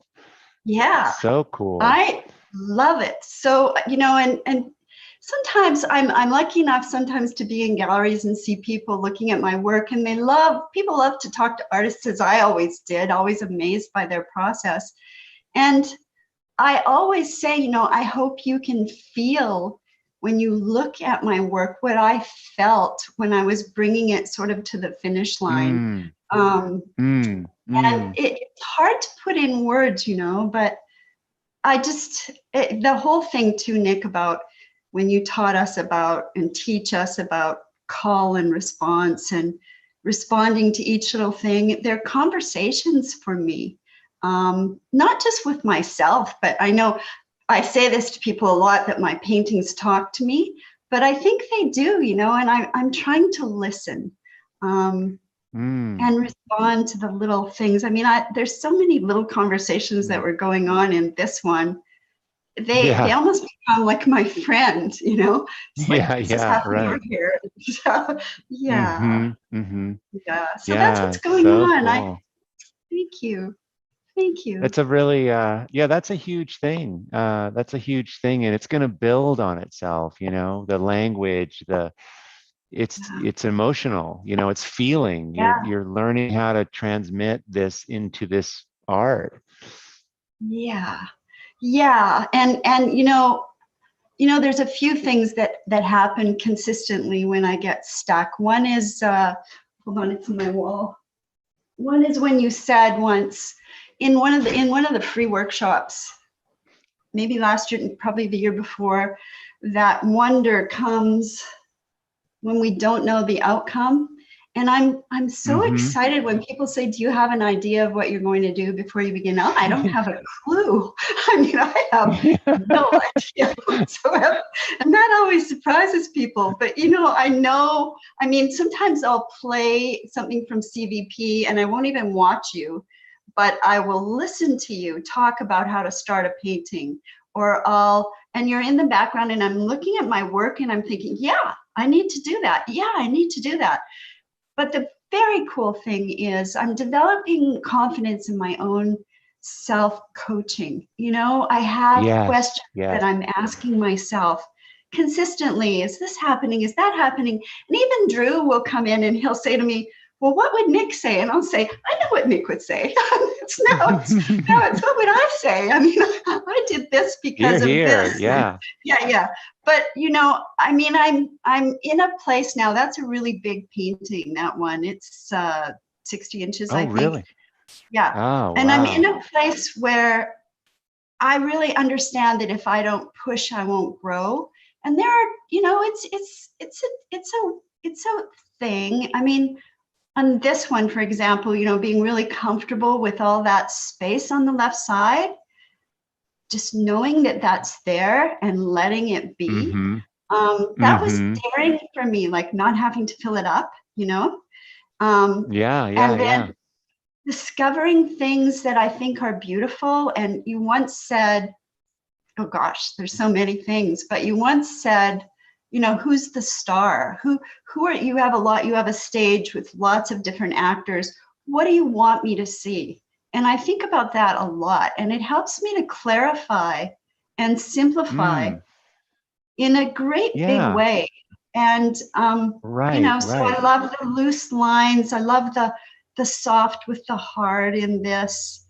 I love that I played with a border on this piece, which I don't normally do, and I thought, well, I'm just going to and see what happens. And I'm still working all in acrylic, still on wood. I still do tons of sanding. My surfaces are super, super, super smooth, almost like ice. Really. That's what it looks like here. So do you take like 400-aught sandpaper or 400 grit sandpaper? 400 all the way up. I'm just turning my light on. 400 up to like, you know, 1,000. I mean, I'm really working. Sometimes when people ask me what sandpaper do you use, I have the whole thing from 150 all the way up. And there's a sandpaper.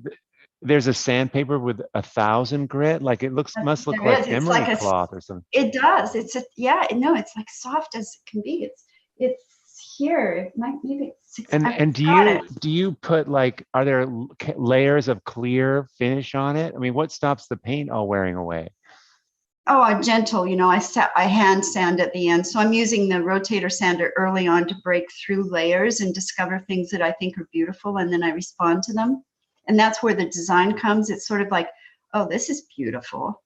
This is cool. And what can I do with this? And then sort of that becomes the focus for a while and it moves around. But and then I'm hand sanding surfaces until I can't basically see. So it's a lot of paint, Nick. It's tons and tons and tons of paint. And then I'm smoothing those layers, sometimes by hand, sometimes with a high grit sandpaper, so that each layer is pretty smooth before I go on to the next one. So they're smooth all the way through. Yeah, they start off pretty smooth. Yeah, but there's, as you know, there's tons and tons of paint, tons and tons. And so sometimes I now know enough about the process that I know which colors are going to look beautiful when I layer another color on top, and then I want to sand back into it. So on that one, you can see the oranges behind, way behind on this painting was probably one of the first layers. Yeah, and then I know those colors love it. Yeah. Kat was asking, do you varnish these? Like once you've got the surface really smooth, do you use some kind of varnish? Just gloss medium, and then I cold wax almost everything at the end. But just gloss medium, and the same as Susan said once, you know, I do the same when I'm finished at the end of the day, or when I'm finished a layer and I'm pretty sure I love that and I don't want to mess with it too much. If I go in with like something wet, or I start messing around with wet wipes or whatever, I will preserve a layer with gloss medium, but I might lose everything that I think was precious and start something completely new. But yeah, I'm playing all the time, and then I start really thinking as I find the design. When I find something I love, like this piece is about, it's about that green area with the sort of triangle in the far left. If there's so many quiet things going on in that top left, very top left part. And so the whole painting kind of came from that. But, you know, I think it might have started out, that one, I don't remember what color it started out, but sometimes I'll just block off 3 or 4 colors and then, you know, build like, yeah, thank you. I have fun. I have fun. It looks like it, you know. Yeah, and you guys, you know, I started painting 2 years ago with Nick in a workshop, and I had zero, I mean, oh my God, zero experience painting. Lots of stuff with realistic pen and ink, so that's maybe why I love these little details. But I had no confidence, but I had confidence in the ability to learn. Well, that's beautiful. Yeah, Nick. It's been a really extraordinary experience, and I'm in galleries. I'm showing in different places in the world. I got accepted into the Festival of Arts here in Laguna Beach, which is about 250,000 people will go through this year. It's really prestigious show here. I can't believe, I mean, yeah, it's crazy. I'm so grateful. You got anybody on the fence, I wish I could give you a hug and just say, you know, do it. It's amazing. Isabel, listen, thank you so much. Your energy and what you're doing, it's inspiring, contagious, beautiful work, by the way. Just it's great to really drop into it. Thank you, really. Thank you. Here's her Instagram again. If you want to go and join her Instagram, her okay, we are going to give another prize away real quick, and then we're moving on to somebody in Australia. Yes, we're running a little behind, so I'm just going to do a very I'm quick, not. My watch says I'm not. Yeah, but your no. watch. Oh, yes, remember we you set it are. for you. Yeah. Oh, so why yeah, don't you do Jan, and then I need to fix your watch, but why don't you do Jan, and then I'll. No, I see. I am behind. Yeah. Yeah. Okay. All right. Let's let me share my screen. We are going on to Jan. Jan's in Australia, and here's her Instagram, and here's the work she was making before. Hello, Jan. Hi, Nick. It's great to be here. Thank you. Thanks so much for being here. Jan and I go back a little ways now, but a little bit. Tell us about this work that you were involved in before you did the Creative Visionary Program, and what it was about, and what what was the frustration, if there was any. There was frustration, lots and lots of it, and many, many years of it. These are the last 2 paintings I did before CVP in 2016, which was the first time that you ran it.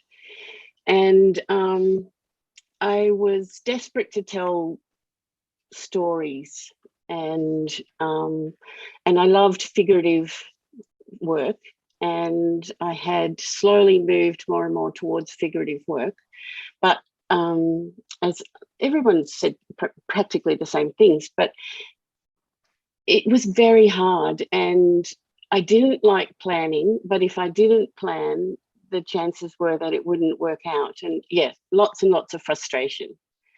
So then I did CVP. I just want to make Terry cry if I can. Okay, stop.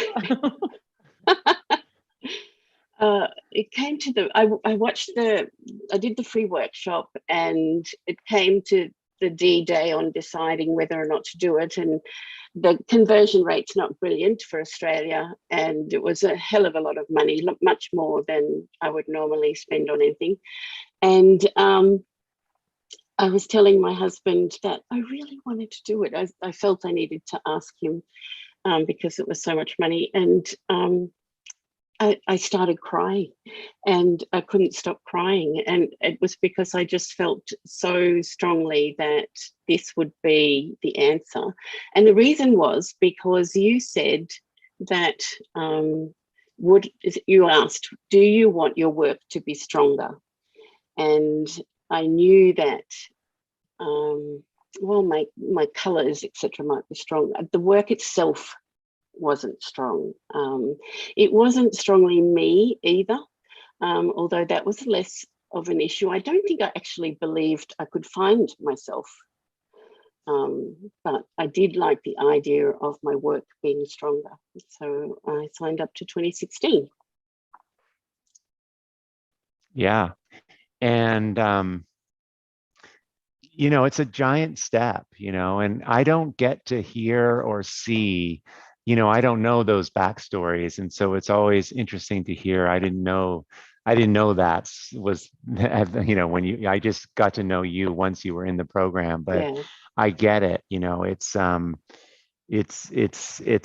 that, you know, you just have to, there's risk, right? There's this sense that, you know, intuition can speak to you, you know, and get you to take action and move towards something. But tell us about your work has just exploded. You know, I'll just, you know, spoiler alert, you guys, her work exploded, which is not uncommon. But tell us about your inspiration board as a lead into what happened, because the inspiration board you did into, and just what happened with that, or maybe it was visualization, or it was the visualization. Nick got us to visualize our exhibition, and you know, you're driving there to the opening, and then you go in and you can see the space and you can see the artwork that you've created. And I saw a gallery that was just full of color, and it was just a joy to be in the space.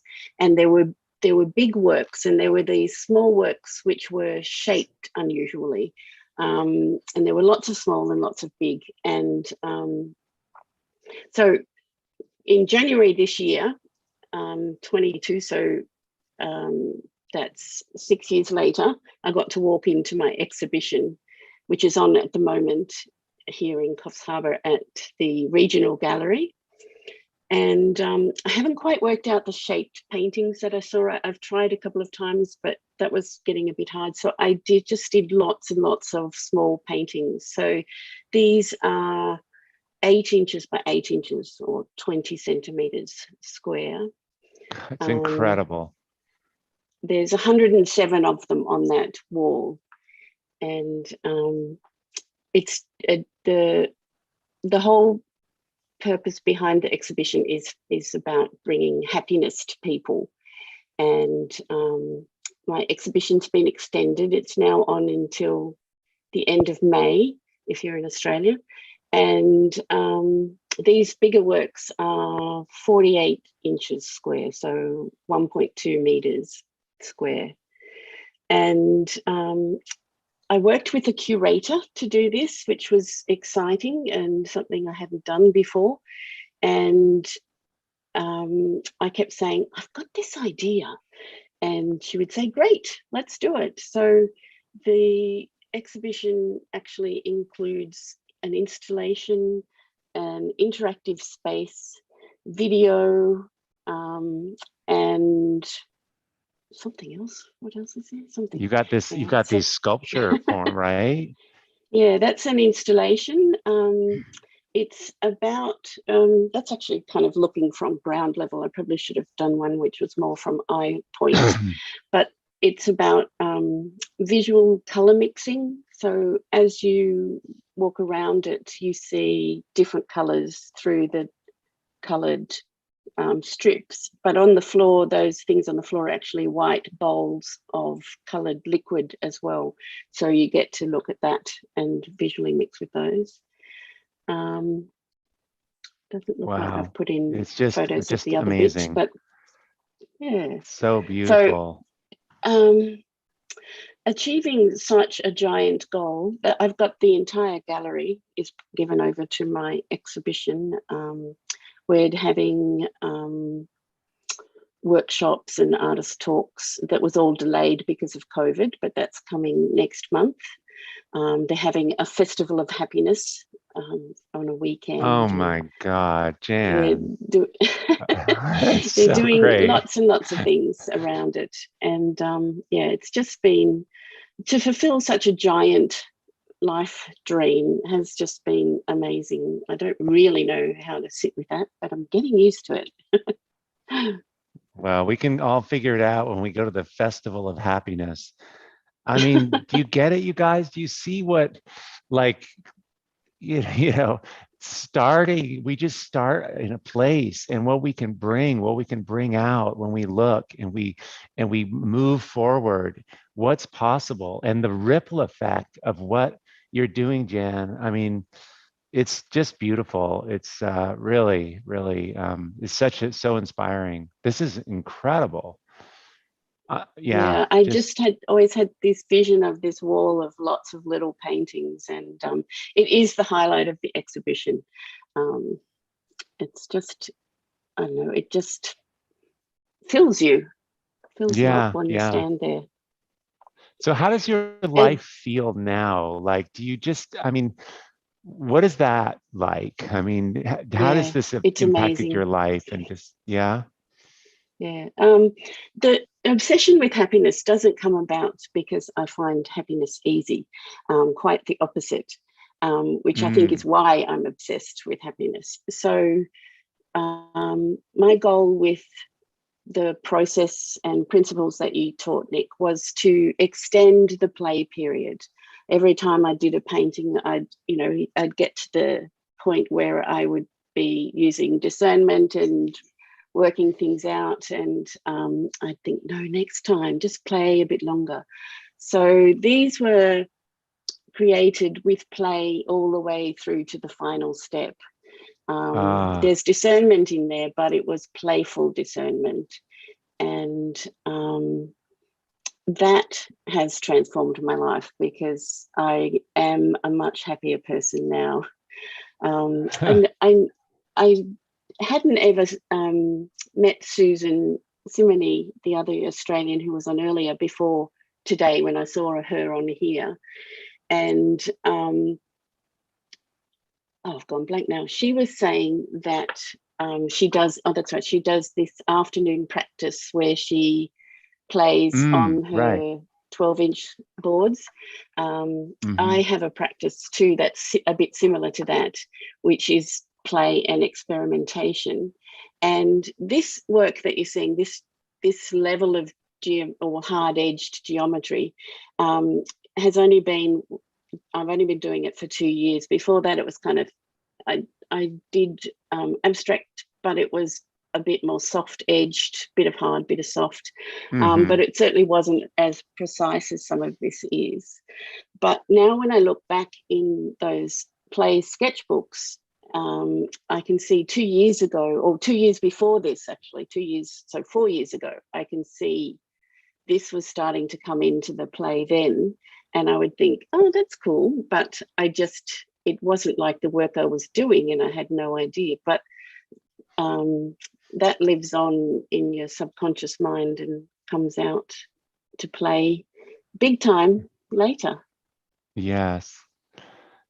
Wow. Really, really inspiring. I want to come to the Festival of Happiness. I want to do a workshop at the Festival of Happiness. How about that? Please, please, please come. Jan, thank you for being here today. It's just extraordinary. Really, really appreciate it. And it's my pleasure. And yeah, I just want to re-emphasize that I didn't really believe this was possible for me, but here I am. So definitely give it a go. Thank you so much for that. All right, I want to share, incredible. It's hard to just move on so quickly. I could stay there for hours. This is Nadine Prada's work out of Canada. There's her Instagram there. This is Fran's work, really cool palette. And this is Deborah Poog out of the UK. There's her Instagram. We are going to give another prize away, I believe. Yes, we are. And by the way, Jan, thank you for making me cry again. And by the way, this is not a call to make me cry, everybody. Yeah. I'm like, oh, another one. So, and I love what you said too, like you didn't believe this was possible for me. Like that is, I think that we've all have just felt that way. And that's just so wonderful to see all of your work in that show. It's just incredible. It's amazing. Incredible. There's a comment here that, oh, sorry. Yeah. No, there was Go a ahead. comment here comment here from Anne Marie Smith Blackman, who said that was goosebumps wonderful. You know. Wow, I love that. Goosebumps wonderful. I got to write that down. Yeah. That's so cool. Yeah, me too. I've gotten goosebumps so many times during this call. Like literally, I actually texted somebody, I just got goosebumps from what you said. So I definitely love that. Goosebumps wonderful. So I have a comment here from a CVP 2018 alumni, Debbie Scribner Peniel. And I love this. She said, I just wanted to say that during CVP, you will be presented with the most incredible opportunities to meet yourself like never before. The good, the bad, the ugly, the brave, the fearful, the child, the teen, the adult, the uniquely you. And you will learn to embrace it and celebrate it for years and years to come. There's a rawness in you that will start to spill out, and layer by layer, you'll learn to love it. This will bring you and your art to a whole new life.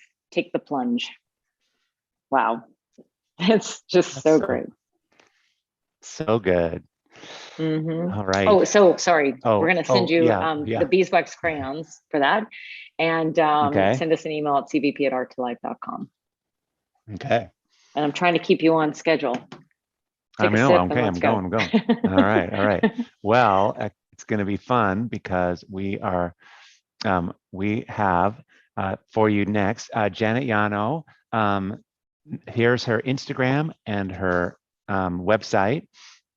And Janet's in Sausalito, I believe. Yeah. Hi, Janet. Hi, how are you? I'm actually across the hall from you guys. I know. You're really, really close. Probably if you spoke louder, I could hear you through the door.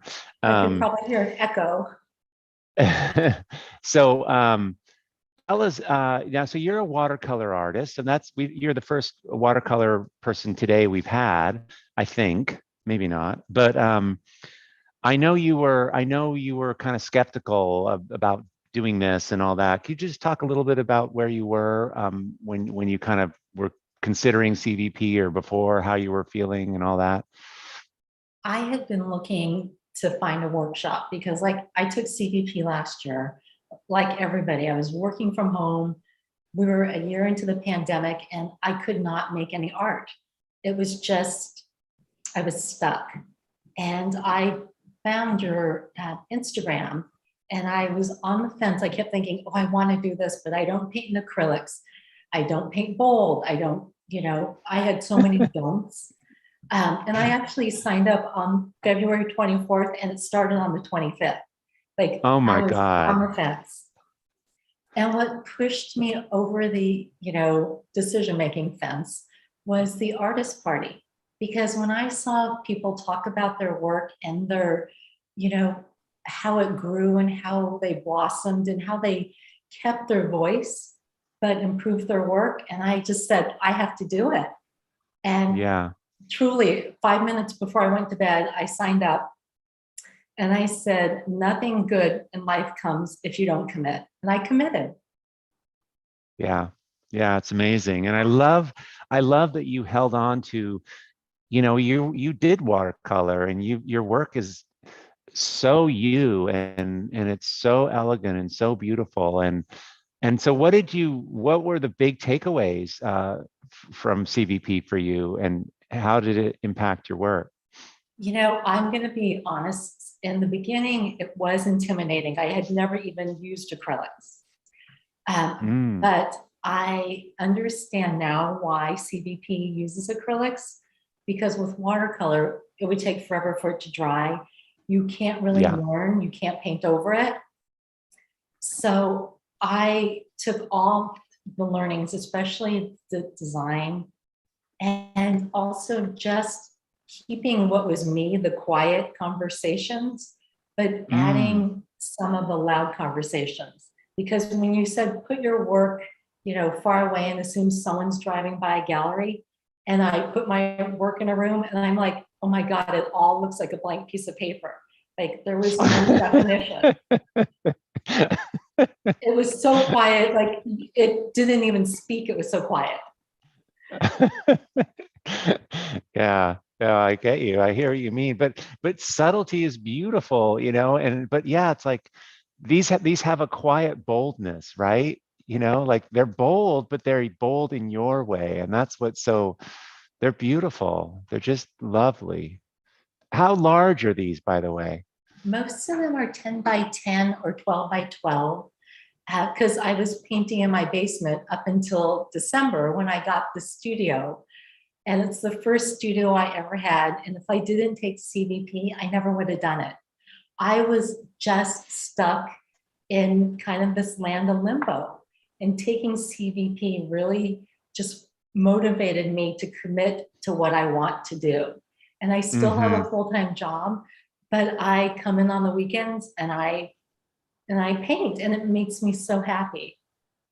Yeah, that is so great. And I imagine now, when I moved into my studio, it was just pretty quickly I started painting a lot larger because I could get further away from the work. Are you finding that you're making larger work now?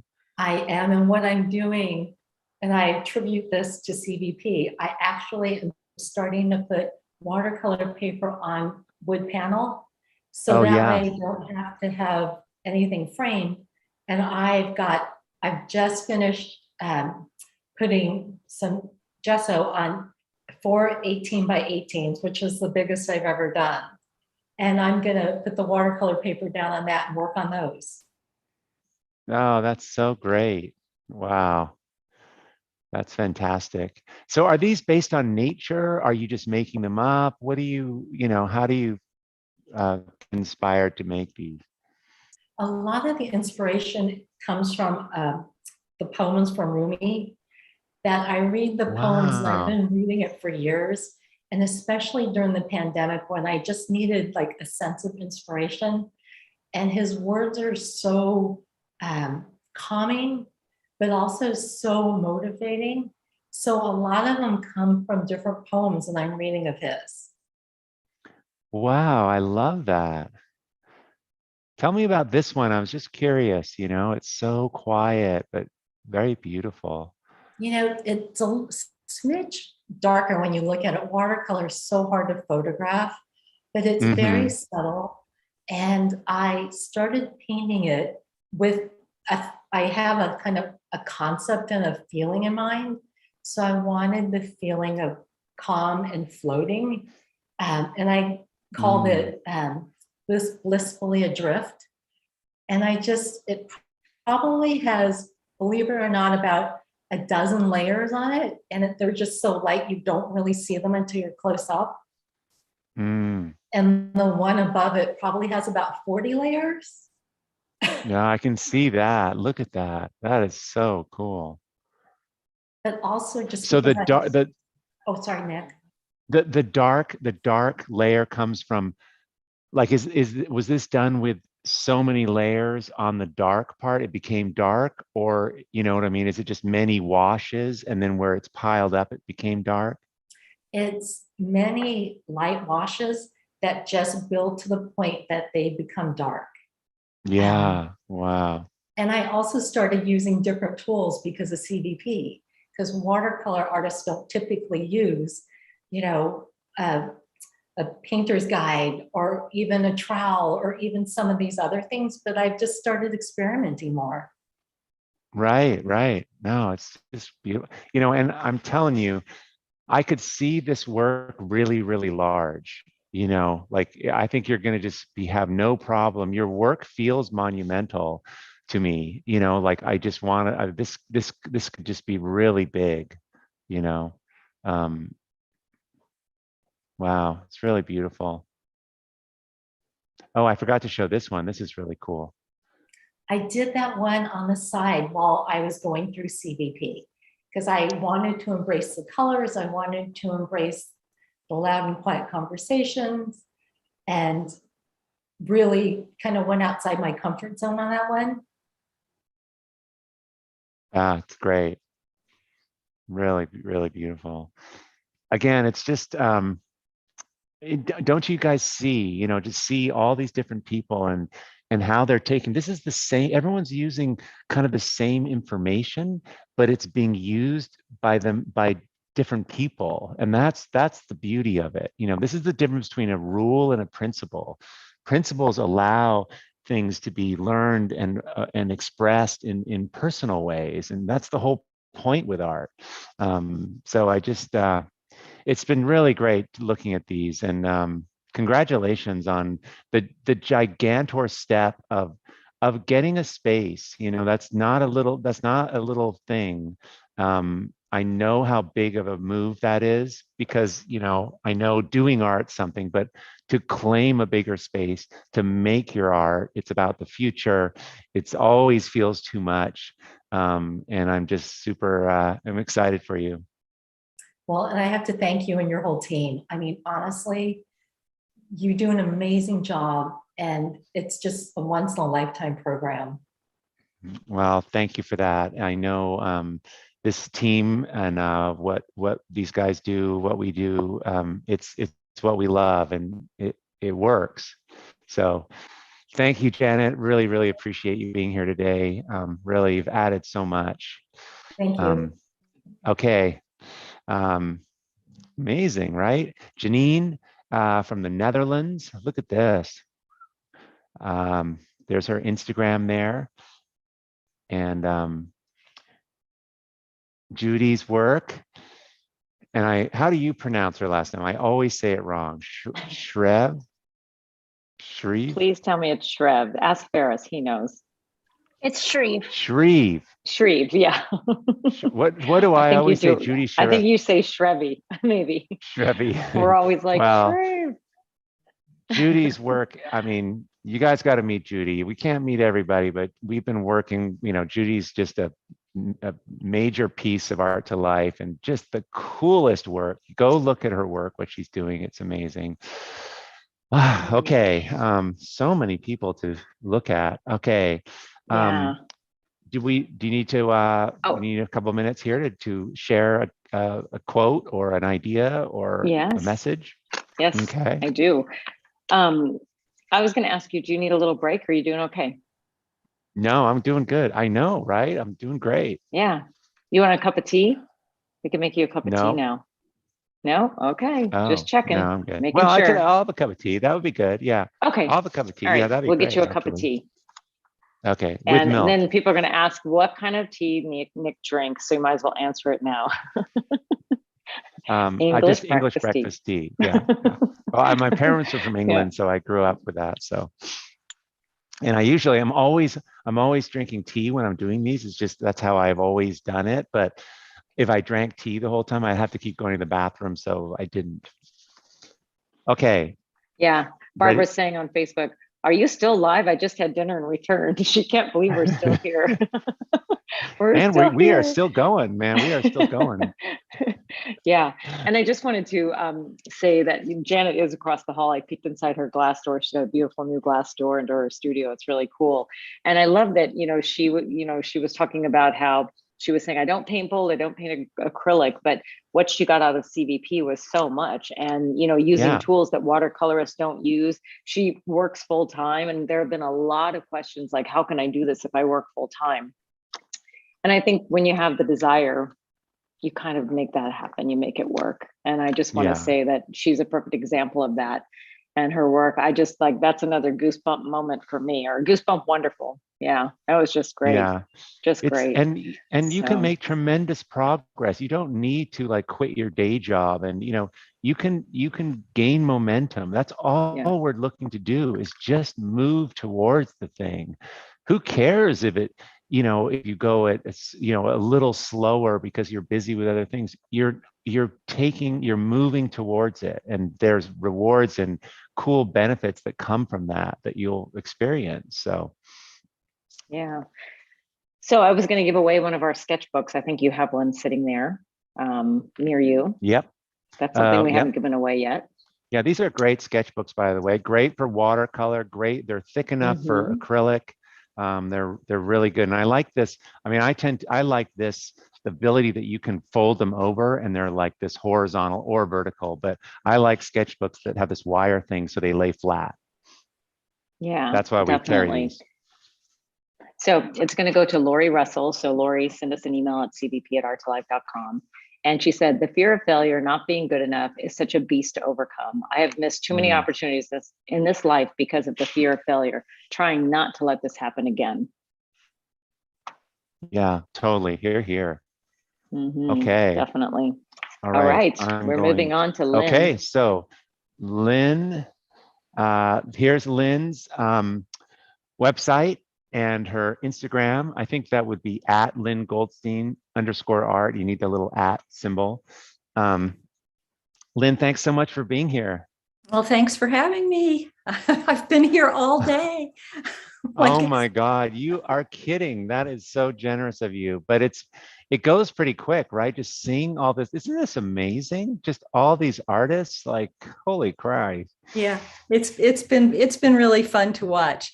I've also, started getting more and more nervous with each person that has been talking. Yeah, I get it. Yeah, no, but this is I appreciate that, and I appreciate you going for it and being here, because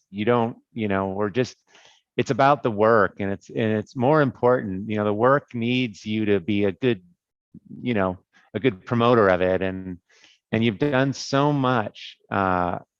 Tell us about this. Your work, you were interested, you too have done a similar kind of thing. You took what you were doing before and you went a step further. But tell us about this work, because this is pretty cool what you were making. Oh, well, thank you. I have been an artist for a long, long time. My mother was an artist and she taught me how to draw. And then I studied art in school. And I was a graphic designer for 17 years, but I was always painting and I was always making art, even though my professors in college told me that I couldn't draw to stop drawing. So I stopped making art openly for at least 5 years. Now, this was a million years ago, but then I had a friend who told me that that the professors were wrong. And so that kind of led me into exploring further, but I was working full-time as a graphic designer. So I was always taking classes and always building my skills. And initially I thought that I wanted to study and become a portrait painter. And so this is totally not that. But there was a certain point in time where I realized that that was not the direction that I wanted to take. And I knew that landscape moved me, and it always made me feel at peace when I was out in nature. So I started making landscapes, but they were much more representational than what you're seeing right here. And I knew that, like a lot of people that have spoken today, there had to be something more. It had to be more me. It just had to say more. I didn't want my work to look like anybody else's. I wanted it to look like my work. And so I started becoming more abstracted. This is actually an earlier piece than the one that you just showed. Right. This one is a pastel, and the one before that is an oil. And when I went to Italy in 2015 with my son, this is going to sound a little crazy, but I had images of Roman frescoes on my inspiration board, because the Roman frescoes, the ones that were falling apart, were the ones that fascinated me the most. I loved seeing the different layers of color and instances where the image was just a whisper of an image. And I was trying to figure out how to not make a fresco, because I certainly didn't want to learn how to do fresco, but have that kind of textural feel. This painting is not really an example of that, but that has been on my mind since 2015. And when I started taking CVP and working in acrylic, I found it. Yes, I it was, see that. I Yeah. found it, and it was such an amazing experience. And then I grew up in the mountains. So what tends to happen is the mountains just end up finding their way into the work. Yeah. And that's about it. Yeah. And so this is, CVP, brought you back to, connected the dots for you in a way, because you're still doing these landscapes, but they're so different, Yeah. And now, because I've also always been moved by trees, and frankly, I didn't even remember what I sent you. I was like, okay, this is going to be fun. I don't know what I sent, and let's just see what happens. No, it's great. But now, I'm moving back into, putting the trees in there with the mountains, and because I am fascinated with that. And who's to say? I mean, maybe I will move into full-on abstract, and I would be very happy to do that, because my goal when I took CVP last year was to be more comfortable with abstract, and the the principles help to do that. Abstract is really foreign to me, and I find it very difficult, but it also is joyful. And that brings up another thing. A lot of the other people today have talked about how they had lost their joy, or they weren't enjoying doing the work anymore. And I had kind of run into that, even though my work was selling and people liked it. And even that was a little scary, because, people were liking what I was doing, and all of a sudden I was changing it, and changing it fairly dramatically, even though it's still within the same genre. Mm-hmm. And how has this work been received? I mean, you're clearly, it's stronger, of course. You love it more. You're engaged with it.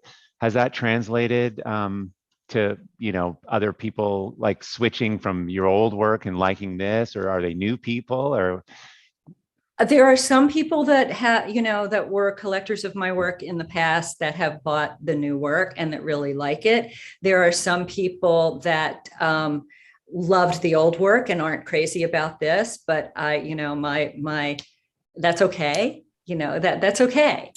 I'm sorry. Yeah, no, exactly. That's the piece about not caring too much. That's not really relevant. Yeah, somebody else said something about that this evening, and I it's evening for me here. And I remember thinking, yes, that's you have to let go of that outward validation. The piece, the last piece that is there, that actually got into the Art2Life exhibition. Right. I got to tell you, shocked the heck out of me. I was really surprised. So that was. It's strong, man. It's strong. Yeah, I knew I was strong. Thank you. I knew I was going in the right direction. Yeah. Yeah, he was a very picky judge and spent a lot of time looking at it and was very selective. And we had, several thousand entries. So congratulations on that. Well, thank you. Yeah, I love your colors, and I just love that you've just taken, landscape and you're just making it your own. And it's going to be great to see. How big are these again? The three that you've just shown, the squares, those are just the 12 by 12s. I am going to do some bigger ones during CVP this time because I want to, and the other because I want to. The other two pieces were, those are much larger. The first one that you showed, that's an oil. Gosh, I can't remember. It's like, I don't know, maybe 48 by 60, something like that. Okay. I just finished a huge commission, so it's kind of nice to go back to the 12 by 12s. Well, I'm excited, and I want to see what's going to happen. That's going to be great. I'm excited. Thank you for being here. No, thank you. I mean, really, this has been I love CVP. It's why I'm doing it again. And I am with all the other people that say, if you're on the fence, just go ahead and do it. You won't regret it. Thanks for that, really. All right, wonderful. Let me check my schedule here. It's your turn, Ferris. Well, we're putting everyone on, not everyone, but we're trying to throw in people in the office. And is there any prizes that Ferris is giving away or anything he needs to do? Oh, well, he could, but he didn't know. So we can, but you should show his work and he should come on screen because Ferris is such a huge so let me, part of everything we do. Okay, yeah, well, it's funny, we're not used to doing this. Yeah, okay, all right. Okay, so you guys, Ferris, who is, huge, Ferris and I have been working together ever since I started Art2Life, and it was just the two of us in a room arguing for the early days. And he's a huge piece of this team. He's what makes, helps so many people, not just in their art, but in the technology stuff, everything. And you'll see he's a huge, kind-hearted soul. But he's also an artist. And here's his Instagram. And tell us about your work, Ferris. What are you making? How is this going, and all the rest? I recently really been trying to figure out how to focus more on the idea of like, you only want to have one Hamlet. And I think before I was going through this investigation of really trying to like understand how to use bold color. And now I'm getting to a point where it's like, okay, how do I use that and also include some more neutral value as well? Like that background right there is like sort of a grayish color, and the previous one was also like a grayish, darkish black color. I really like this idea of like, okay, now that I've gone through this body of work, like if you look at some of the, like the slide, that purple portrait there of that friend of mine, if you scroll down a little bit, like that, yeah, like trying to investigate how like use vibrant color, but also focus the viewer's eye a little bit more with adding more like neutral tones. So it's interesting. It's kind of like going through start off kind of using boring, bland colors, and you use a lot of color, and now you go back to sort of marrying the two together. And I think some of these pieces are like from my show that I had back in October. And it's interesting now, this is an older piece. Like this is an example sort of like using like kind of wild color everywhere. I really enjoy representational work. Like I really like Amy's work, who we showed earlier in the call. Like her work really speaks to me just because it's that marrying of representational elements and abstract elements. And those are, I think, a lot of my favorite contemporary artists do that quite well. So it's just continuing that investigation. There's some more stuff I'm working on that kind of is even a little bit more focused, I would say. And it's really, I'm really excited to see where it goes. It's really, really cool. And like this one, I always thought this was really cool. So you have like little, are these self-portraits, some of these? Yeah. So it's, it's always easy to do portraits of yourself because your face is always right there. I'm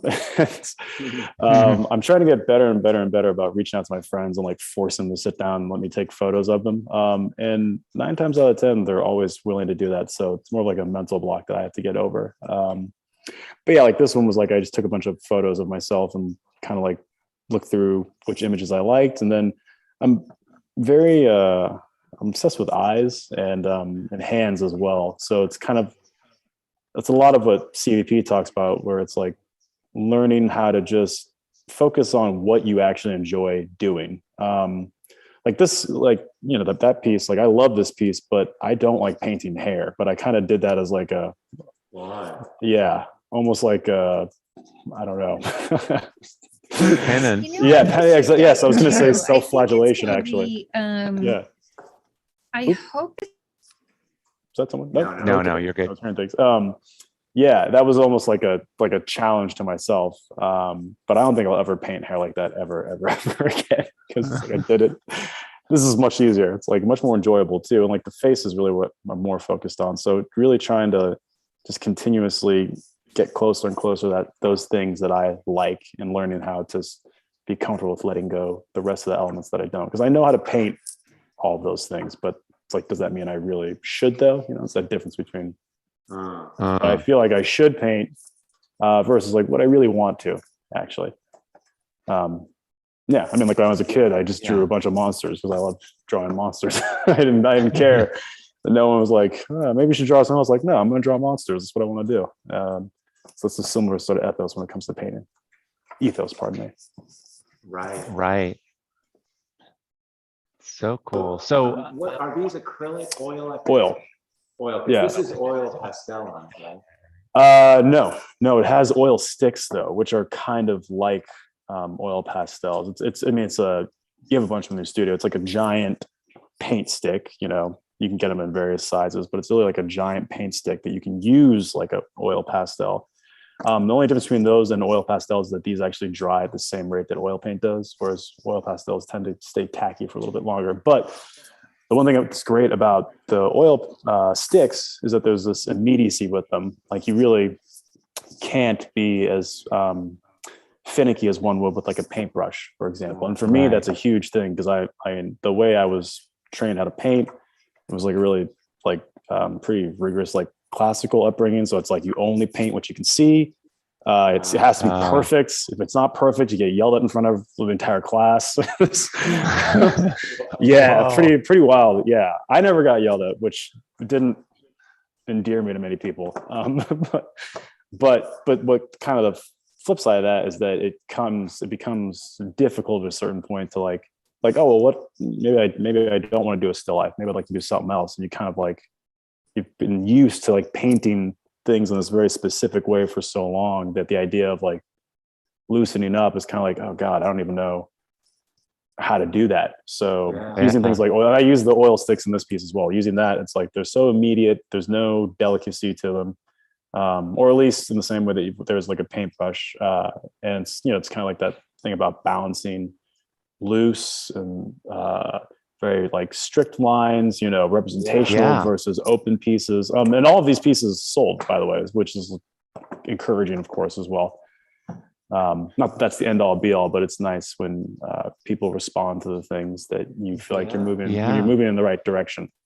Which is also, you know, again, talking about community, like it's super important to have people, not that you should take praise and what's the opposite of praise? You should take it in equal measure. Criticism. Yeah, take it in equal measure, but it is important to take it though. It's important because it exposes you to things that you may not have seen yourself, and it can help you point yourself in the right direction. You know, you have a particularly unique view because you were here, you know, before we even launched the very visionary program. I remember we were sitting there and we didn't know if anyone would show up or buy this thing. And we were sitting there and that went off the rails a little bit. In a good way.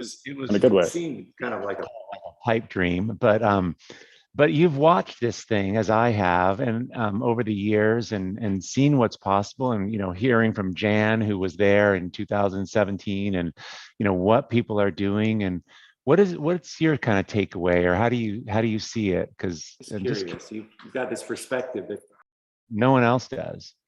Yeah, it gets more and more impressive every year.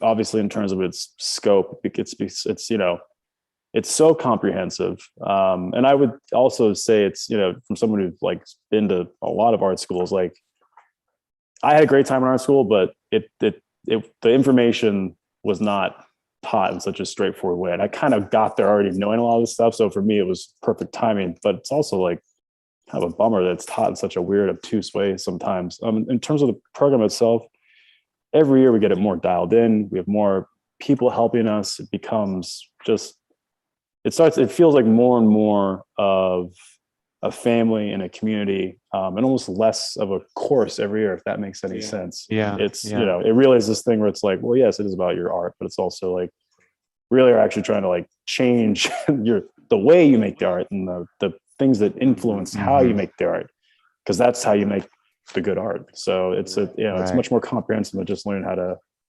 learning color theory. It's learning about like, well, why you like the colors that you like. Because that's stuff, it's really important actually. It's the stuff that keeps you motivated, and we get better and better at doing that every year. Especially this year, all the filming that we did back in August. Yes. Yeah. I feel it, especially on this call. It is so much bigger. It's so big. All the lives, all the things that are happening, and people getting connected to each other and what they're doing, and it's just kind of amazing. It's amazing, you guys. It's the people. It's always that. It's the people. Truly, it's the blossoming every year that happens. Every year, I'm like more and more impressed at the people. And like the way that we're all able to come together, and then the way that people, you're going to be so surprised by, you look at your work now, and then you look at it 3 months down the road. And again, I'm saying this as someone who's had a lot of art training, like it really is no joke. You're going to be quite pleased with yourself, I must say. Awesome. Well, you'll hear lots from Ferris in the program because he manages a lot of customer support. I'm everywhere. Everywhere. He's everywhere. Okay. So thanks, Ferris. Can you believe this team, you guys? This is who I get to work with. It's such a privilege. Our next guest is, let me get here, Ren Walraven. She's in California, and wait till you see her work. Hi, how you doing? Hi, Nick. Can you see me? Hi. Hi. Yeah. Wait a second. Not quite. Yeah. There I can. Hi. Hi. Actually, I live in New Mexico. I don't know why I said that. It was written. I think I did this. Sorry. Were you in California or did you move? No, I was born in California, but I never really lived there. Well, she was born in California, you guys. Yeah. Okay. Well, and it makes sense. But I can't wait to share your work with everyone. So tell us about, like, this is cool stuff you were doing, but tell us where it was falling down for you, or what was the challenge here? Right. And is this acrylic? Is this acrylic or oil? It's all acrylic. Yeah. Okay. And I never used any mixed media because I just did not learn how to use any of that stuff. And so, the paintings that I made were really playful. The end result was playful, but the making of the art was anything but playful. It was very tedious. Mm-hmm. And I enjoyed painting birds. I mean, I painted them for 17 years. I know, wow. So crazy. But I eventually painted other animals too, because that's kind of my first passion is animals and wildlife. But the paint was painted on thinly. There was no texture. I was outlining like crazy, which is not the best idea. Yeah, I can see that. It's sort of tedious. It becomes like a coloring book in a way, it flattens it out. Exactly. But I had good response with it as far as sales, and people liked it. So finally, I mean, after that length of time, I've just hit a wall. And I just needed something. I needed to be able to make more soul-fulfilling art. Yeah, and so you took CVP, and again, this is a whole theme. You hung on obviously to what you love, but it started to shift, and it really kind of took off. Yeah, I still use the animal imagery, but I'm trying to abstract it more. And I have this desire to make good abstract art, but I still want to do the animal art. So I'm trying to marry the two together, which is what a lot of people. You're totally, you're doing that. I think you do that so well. Thanks. Thank you.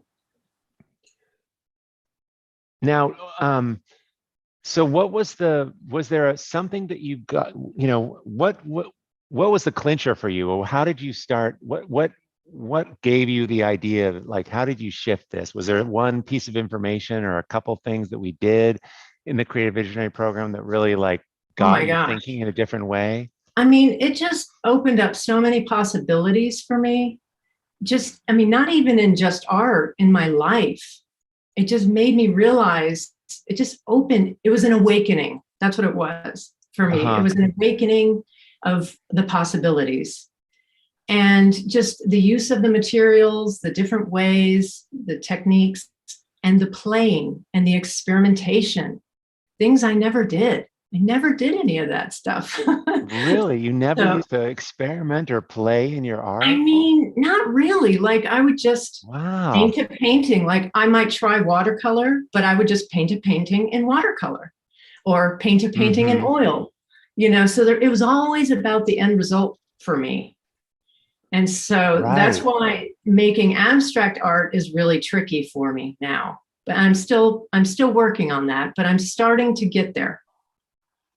Yeah, but you're doing, yeah. but you're going to keep these animals. It seems like they're always going to be in your work. I mean, this I one think of the they're going to fox be. is, yeah. Yeah. Oh, thank you. Thank you. This one's great. I love this one.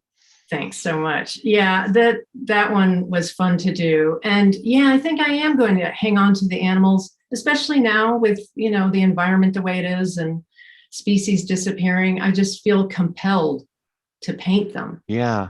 Yeah, it's just this urge in me. So I'm and it is a passion, so I am going to continue that. But I also want to do abstract art too. I want to do both. Yeah. Well, when you you were saying that this impacted your life too. Like how did it, like the idea of doing things in different ways, or the idea that you could change your art? I mean, was there anything in your life that kind of how did it affect that aspect of what you were doing back then? Well, interestingly, right when I took CVP, it was the next year that I got an artist residency at Yellowstone National Park. Wow. And that was a big deal. That was a 30-day stay just outside the park. So every day I went into the park and was able to witness wild animals in their natural habitats, watching their behavior. And it was just so inspiring. So that was a big part of it. But just knowing like how to make better, stronger art, just learning all that in CVP. And it was a struggle. Like I had a hard time the first year. And I think I heard somebody else say that they didn't particularly like what they had made in CVP, which I didn't either.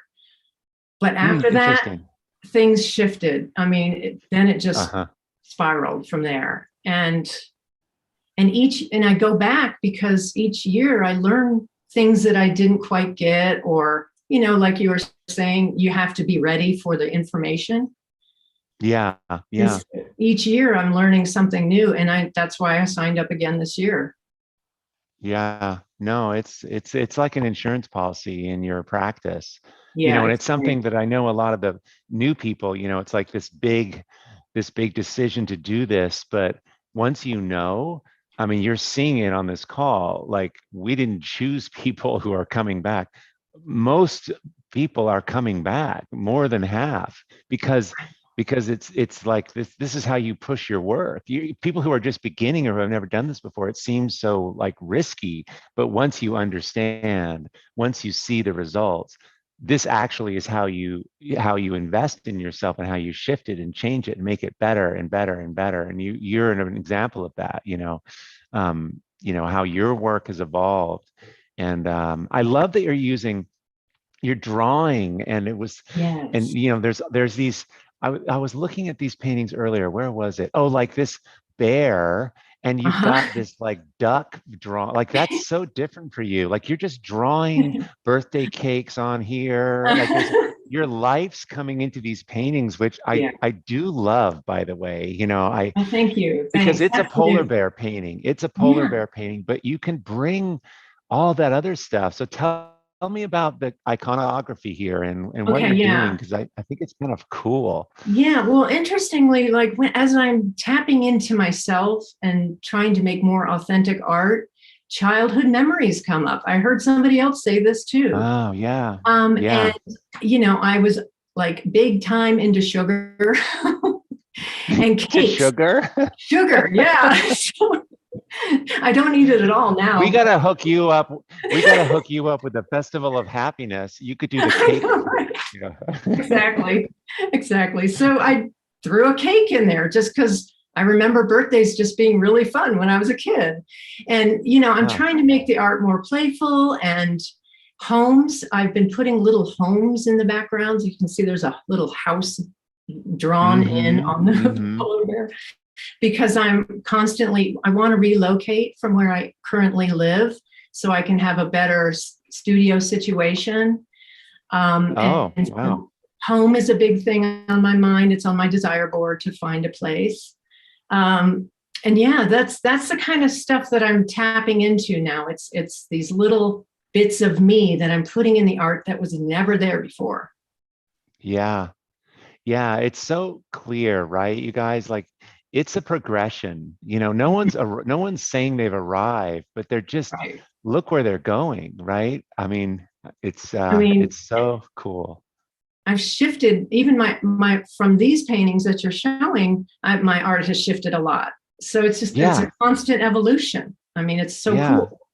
Yeah, that's what Terry was saying. She's like, these were the things we put in, you know, a month and a half ago, you know, just with a team, and already they're a little outdated, you know, and that's a good thing. Yeah, it's a good thing. Yeah, it's great. Yeah. So I'm excited for CVP this year. Awesome. Well, I'm excited for you to be with us this year again. And I love it. I love how you work. I love how you share and what you're doing. And it's great. You know, the animals have you as their spokesperson a little bit. I think it's super important. Thank you. I do too. Yeah. All right. Well, I'm going to just keep moving on. Thank you so much. You guys, here's her Instagram again. One more time, and her website. Go check it out. There's a ton of really, really cool animals. And I mean, we didn't even get to see the ostriches. There's some great stuff, you guys. You won't believe it. Okay, we're going to do a quick break, and then we're going to be diving into another artist in a minute. Okay. And I think you have some images of some other artwork before you get to the other artists. So don't forget. Oh, did I miss it? Yes, I'm sorry. Yeah, you can do them when you go back on if you want. Okay. Okay. So just want to shout out to some people who have been joining: Patricia, Chris, Jennifer, Leslie, Joan, Tona, Camille, Robin, Roberta, Kelly. So we just had a lot of people really moved by this. And it's so really cool. great. And I had a really great note here because I've been watching the comments, and like people are having tea in Tokyo, and someone's having breakfast in Singapore, and somebody else is having dinner, and somebody else is having zero beer 30 here. So there's just people from all over the world, which is always such a great celebration. And that's what I love about this call. Like everybody's on a different time zone. And luckily it's recorded. Great. So if you guys miss a portion of it, some people have hung on for this whole time. So man, hats off to you guys. I really think it's great. Really? And I love, and I love the comments. There's some like, you know, just about, you know, you go to a museum and you just don't get this depth of like, and you get inspiration, but you just don't get to hear it from the artist, and you don't get this depth of what's happening here. So it's really great. It's fantastic. You know, I have one of the prizes I want to give away. Should we give away another art kit? What do you think? Okay. I mean, especially because people have hung on so long. This is absolutely. Yeah. So I have workshop. Yeah. So I love this. Yeah. The workshop art kit that you showed earlier, but there might be new people on the call if you want to. So I'll show you guys. Here it is. This is the big grand poobah prize. It's all the Art to Life, a full set of paints, all kinds of colors and paints in here, all the brushes, all the boards. Now I can't pick those up, they're too heavy, but there's 18 boards here. They look like this, but this is only 6 of them, but there's 18. So it weighs it's quite a heavy thing. And the palette, the tracing paper for the palette, and an apron. So you're just, you're complete, ready to go. Yes. Okay. So that's when I call your name, please email us at cvp@art2life.com. So that's going to Sherry Berger. She said, I'm in. Thanks for the encouragement and the warm welcome. I pushed aside the doubt, reconciled my scheduling conflict, took a deep breath, and prioritized both searching for my inner voice and igniting my art practice. Totally overwhelmed and excited and trusting the process. So congratulations, Sherry. You get the art kit. Yay. That's huge. That's huge. Awesome.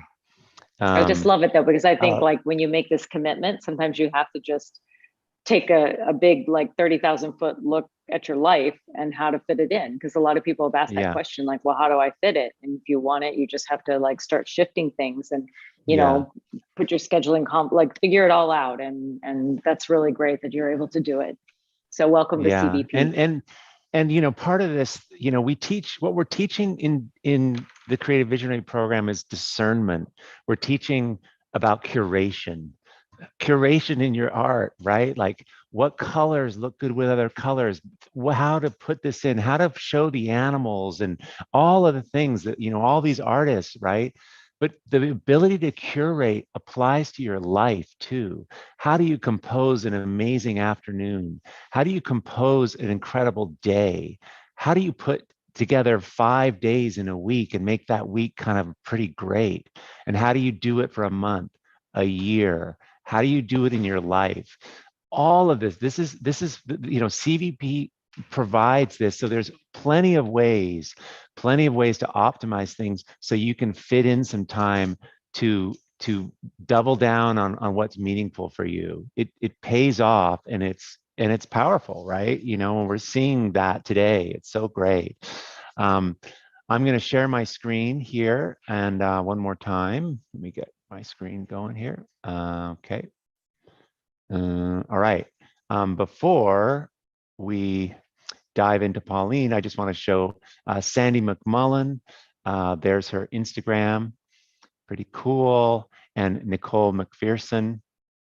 All these people are figuring it out, and it's great, right? It's just so cool. There's all these stories. We've heard a few of them today, but every one of these people on the call and everyone in the Creative Visionary program has a story, and it's so interesting. And Pauline's one of those people. Her Instagram is here, and her website as well. And it's always a joy to talk to you, Pauline. Hi, how are you? I'm good. Yes, I'm here. Okay. Hi, Nick. How are you? I'm so good. It feels like I just talked to you recently, which I did. It's always fun. You did. It's really, really great to be here. I've been here all day. I have had a little time painting, but it's been so great to listen to everybody. I feel like, I don't know, not like I've had CVP all over again, but it's just been such a great reminder of so many things that we gain from jumping into this course. Yeah, no, absolutely. And and it just, it's the perfect thing to, it's like we're doing this again. We're all doing this again. And it's a kind of a miracle. And to see all these artists from all over the world, and I especially love so many coming back and just, recommitting to their practice. It's really gratifying. And you've been making some amazing strides yourself, and I'm, tell us about this work, the before work here a little bit. Because this is really strong, right? This is really strong, but tell us about this. Yeah, well, Nick, when I was young, I wanted to be an artist, but that had to wait until 10 years ago, just decisions. And the landscape is what's really clear here as something that's important to me, and probably because that's what I grew up on a farm. So practical upbringing. So a lot of what I wanted had to get pushed aside for the good of the business of the farm. But the land was really important. And that's kind of where I found freedom, working in the field and throwing bales of hay and things like that. And these pieces were done before CVP, several years, I'm going to say 2 or 3, but the ones on either side, the one in the middle, which was what I was doing a year or 2 before CVP, that was after the free workshop, where I just realized that I was avoiding making, you wouldn't know it from the middle one, strong shapes, but I really hung on to that horizon line. I felt like I needed to justify my work with some kind of horizon line. And then I started playing around with shapes with after the free ART2LIFE workshop. But, gosh, I've just learned so much. And I think the thing for me, as you show other pieces, is the bravery that comes with just pushing the work, keep on going for more. Like, what else are you afraid of? Go for that, like that. Yeah. That drives. Yeah, it's interesting that I mean, and we haven't really spoken about that, that it is a little, it's not terrifying, but it's, there's some, it's a little scary sometimes to try new things, or to, you've ingrained your thinking in a certain way, to let go of that and to realize, wait a second, the gate's not locked.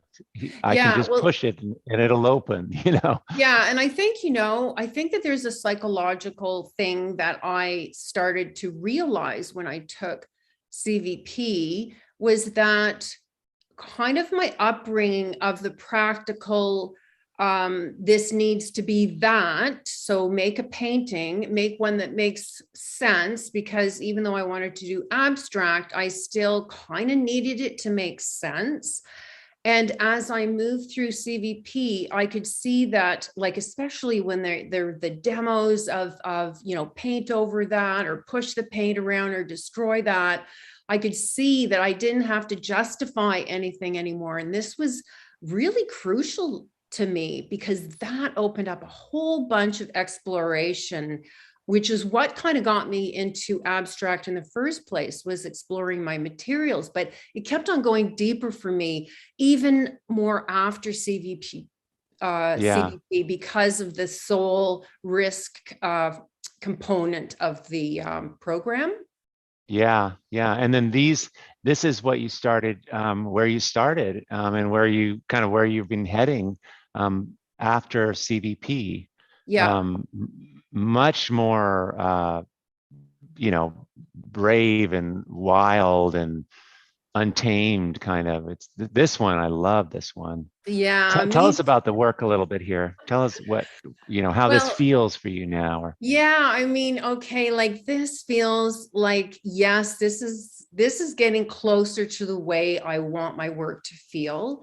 And after CVP, I got all of what I just said, but there was still that, I still need to get more of me into this. And one of the coaches actually said, I said something like, I need to find a group or something that's going to teach me how to find my soul. And she says, well, maybe you need to start one, which I did, and just sort of sinking into intuition and things like that. But the energy, and really starting to pay attention to what what I gravitate toward when I'm moving the paint around. There seems to be a lot of diagonals for some reason. Of course, where I live is very mountainous.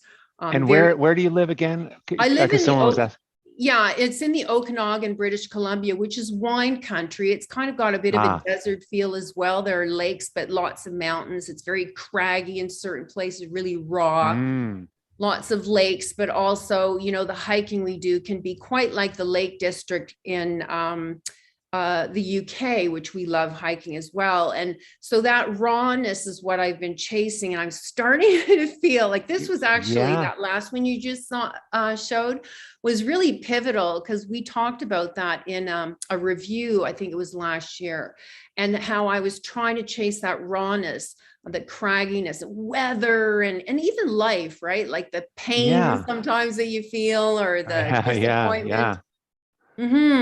Yeah. So this is really, and I love materials. So there's a lot of mixed media in here. I'll use whatever I can, but I also have kind of a little bit of a scientist-like brain. So I will try materials and sort out what works or what doesn't, or how can I make it work? How can I capture that water soluble so it doesn't move, things like that. I love solving those problems too. So it's really a soul physical experience as well.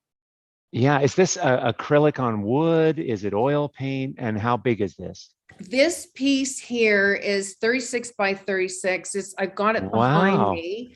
It's on canvas. I am going to start moving to wood, but with canvas across, because I want to try that so I can go even bigger yet, because I really want to push myself to push massive amounts of paint around. I think I'm still kind of struggling with that. Like, just, I love all the quiet conversations, but I think I could, it's going to be hard, but just get a still spot in there, like just risk it, put a still spot in, so yeah. it's a journey, but I'm It's loving a journey. it. Really am. Oh man, this is so cool. It's so great. It's so inspiring. And it's such the rawness, the nature thing is just, you're doing it. You're really doing it. Thank you, Nick. It's fantastic.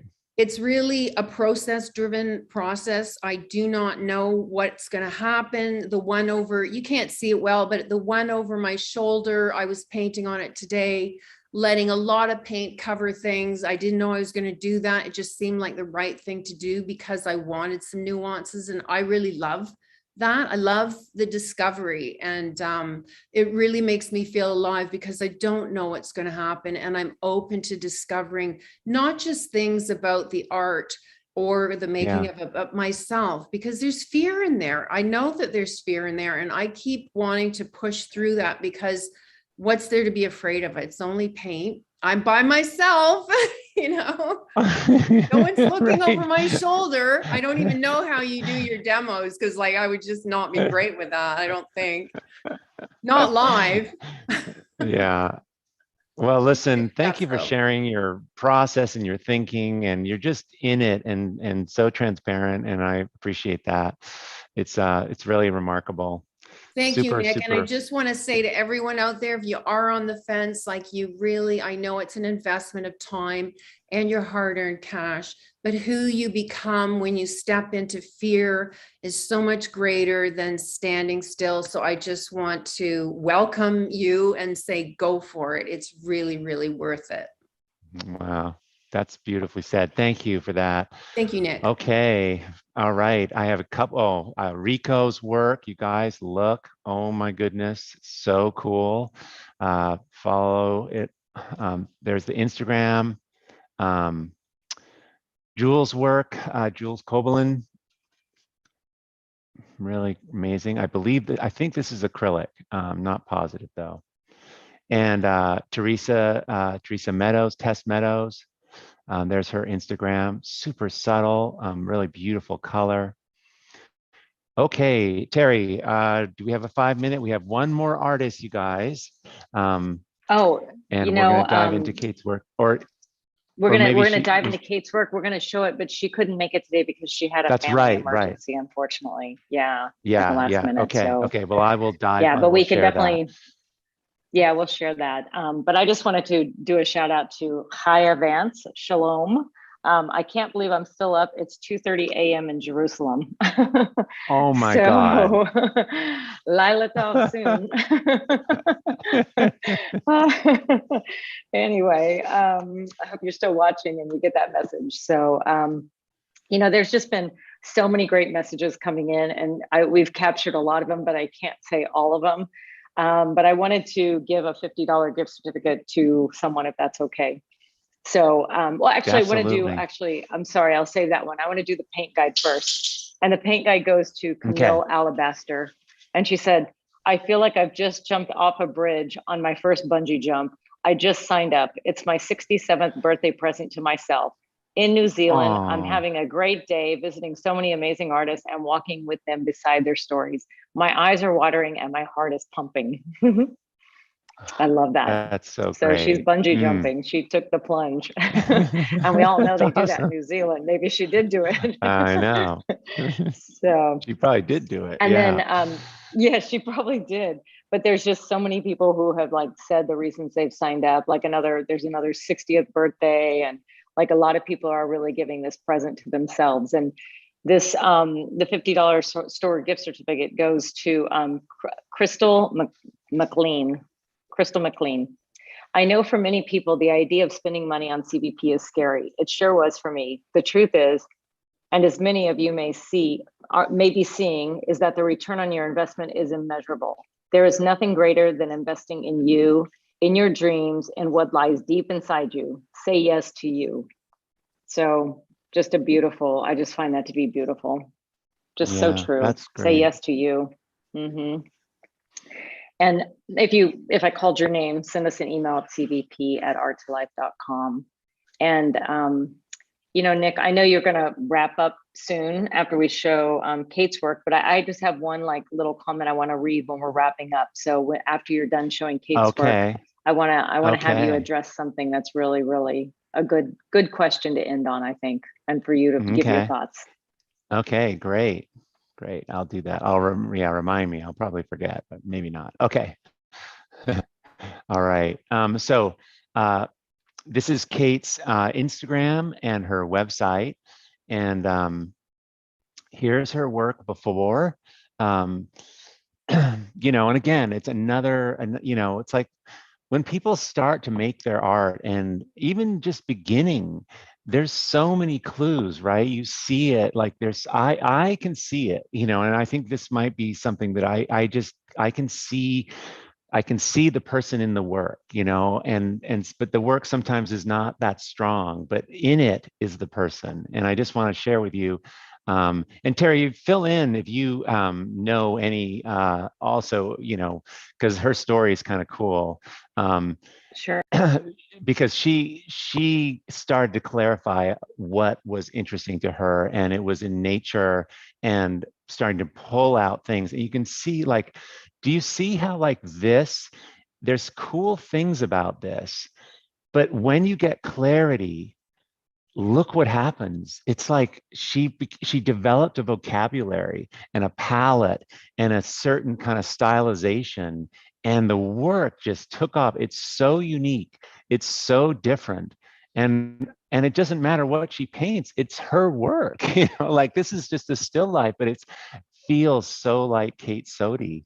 I just love her colors. Yeah, they're beautiful. One of the things that, I love this. I think she won one of the awards in one of our art exhibitions as well. That was, I think, maybe juried by Donna Seeger. Oh, that's right. Possibly. Yeah. Yep. Yeah, I believe I remember that. Yeah. Yeah. She wrote us a little, she kind of told us what happened in CVP, but she said, I can now say that I feel like I'm living and breathing my artwork, and that I generally get excited to get up and get into the studio every day. I feel like I'm making up a lot for lost years when I wasn't in my art making mode. Sorry, something's on my screen. I'm excited to be attending next CVP alumni and keen to see where it will take me. So she's coming back to CVP, which is awesome. Really awesome. Yeah. It's amazing, right? I love the colors of her work. They're just real. I love that. That's beautiful. Just beautiful.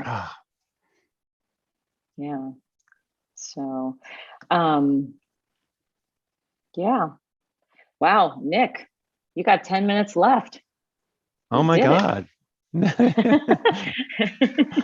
Well, we couldn't say no, right? I mean, we couldn't say no. There's so many artists, and I know. We knew that some people were going to fall asleep, but we knew some people would stay up all night in Jerusalem. So, isn't this great, you guys? Though, but I mean, really, look at this work. Oh, the colors so beautiful. Unique. Her color palette is just. We got to talk to her about her color. This thing is amazing. God. Anyway, I hope that, so anyway, It's one of Okay, those so did you want to? goosebump wonderful. Yeah, yeah, yeah. Yeah, I think that this is a really great question. And it's from June Bloy. She said, I wonder how a person knows when they're ready for the information. I would like to know that I'm ready. I feel I'm on the cusp of something, but I don't know what. Yeah. Yeah, it's great. You know, it's intuition, and it's something we develop when, you know, how you make strong art is listening, learning to listen to those hunches and that first little inkling of that voice. You know, those voices that you have within you. You know, there's a lot of noise and a lot of chatter out there, and we can be drowned out. So but it's a skill, it's a muscle. Learning to listen to your soul is not, it's something you learn how to do, but it's speaking, and you can feel it. It shows up, like it shows up in tears, it shows up in the goosebumps, it shows up in, you know, people who are staying up all night watching this. You know, it's there's a yes that's there, and yeah, it's you know, it gets stronger. You know, the tug to do something that's meaningful is, it doesn't really kind of go away. You know, that's something about artists that I know, because I'm one, that this isn't really a choice. You know, like many of the artists, they stopped, they did something for a few years, but it always comes back, because there's always that little voice, there's always that need to develop, to come forward. And I think, you know, I think that this has been a really it's been a hard time, you know, the last year or so with the pandemic, and I think there's a reluctance to going back to the way it was. You know, we gave up a lot of things, we lost a lot of things, a lot of hard things, but there was a lot of lessons learned in this time, and and and this is going to be a new chapter. Like, it feels like the bar's been raised. You know, like we're not going to go back to the old way. We're going to do something new, and I think that's why people are buying a lot of art. You know, they've moved out of the cities, they're creating new kinds of lives, and buying art and making their lives better. And I think the thing with art making is it's life making, and that's what we saw today, like how it affects and shifts and changes our lives. I mean, almost everyone said this, that, you know, it changed my life. And I think that's the invitation, and with the Creative Visionary Program, and it's a huge opportunity. And I think now more than ever, the preciousness of this time, of realizing like how you can lose so much, and it's like, we get to do something. We have an opportunity to grab this time and move towards what's meaningful for us. And anyway, I hope I'm pretty sure you see this. It was really apparent today on this call. So I really, really hope you guys enjoy us. I have a end slide here, but maybe let me just share my screen here. I thought this was kind of cool. This is the portal for those of you who are not you haven't been in CVP, and you can see there's a journey here, a path through risk, soul, design, value, color, texture, your series. That we have this is a journey. This is a framework that we move you through to bring you alive, to bring your life and your art up together. And you know, and Colin the Sheep's going to be there, of course. So I just you know, I just really hope that this is the year for you guys. And I get it. If it's not the right time, it's not the right time, but maybe it will be next year. We do this incredible artist party every year, the free workshop, all that. It's really about helping artists move forward. And this is the year for you.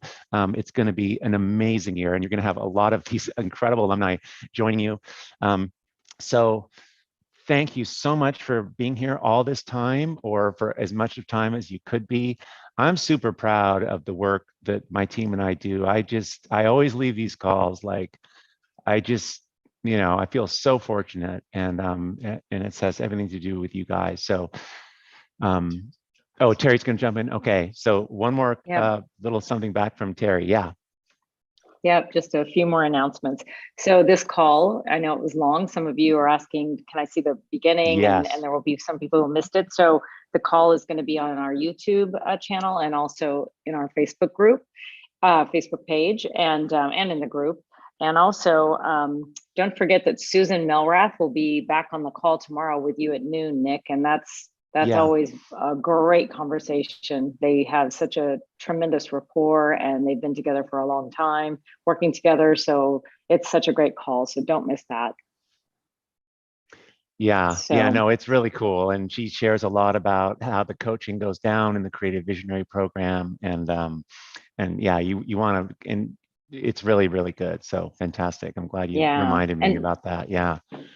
Yeah, and tomorrow bring your questions for CVP. Like if you have more questions about the program, there's people in there now, because when you sign up, you get immediate access, and there's people in there already chatting it up. They're like going through the welcome modules and watching the time management bonus videos and things like that. So so bring your questions. And people have questions about materials when they need them. You don't need them for 2 weeks, so you don't have to have your materials on Thursday. So just know that. Yeah, and that enrollment, it closes. We do close it tomorrow night, Wednesday at 11:59 p.m. And then the next day we start. So so awesome, you guys. Thanks so much for being here, and I really, really hope to see you inside the Creative Visionary program this year. Okay, you've been great.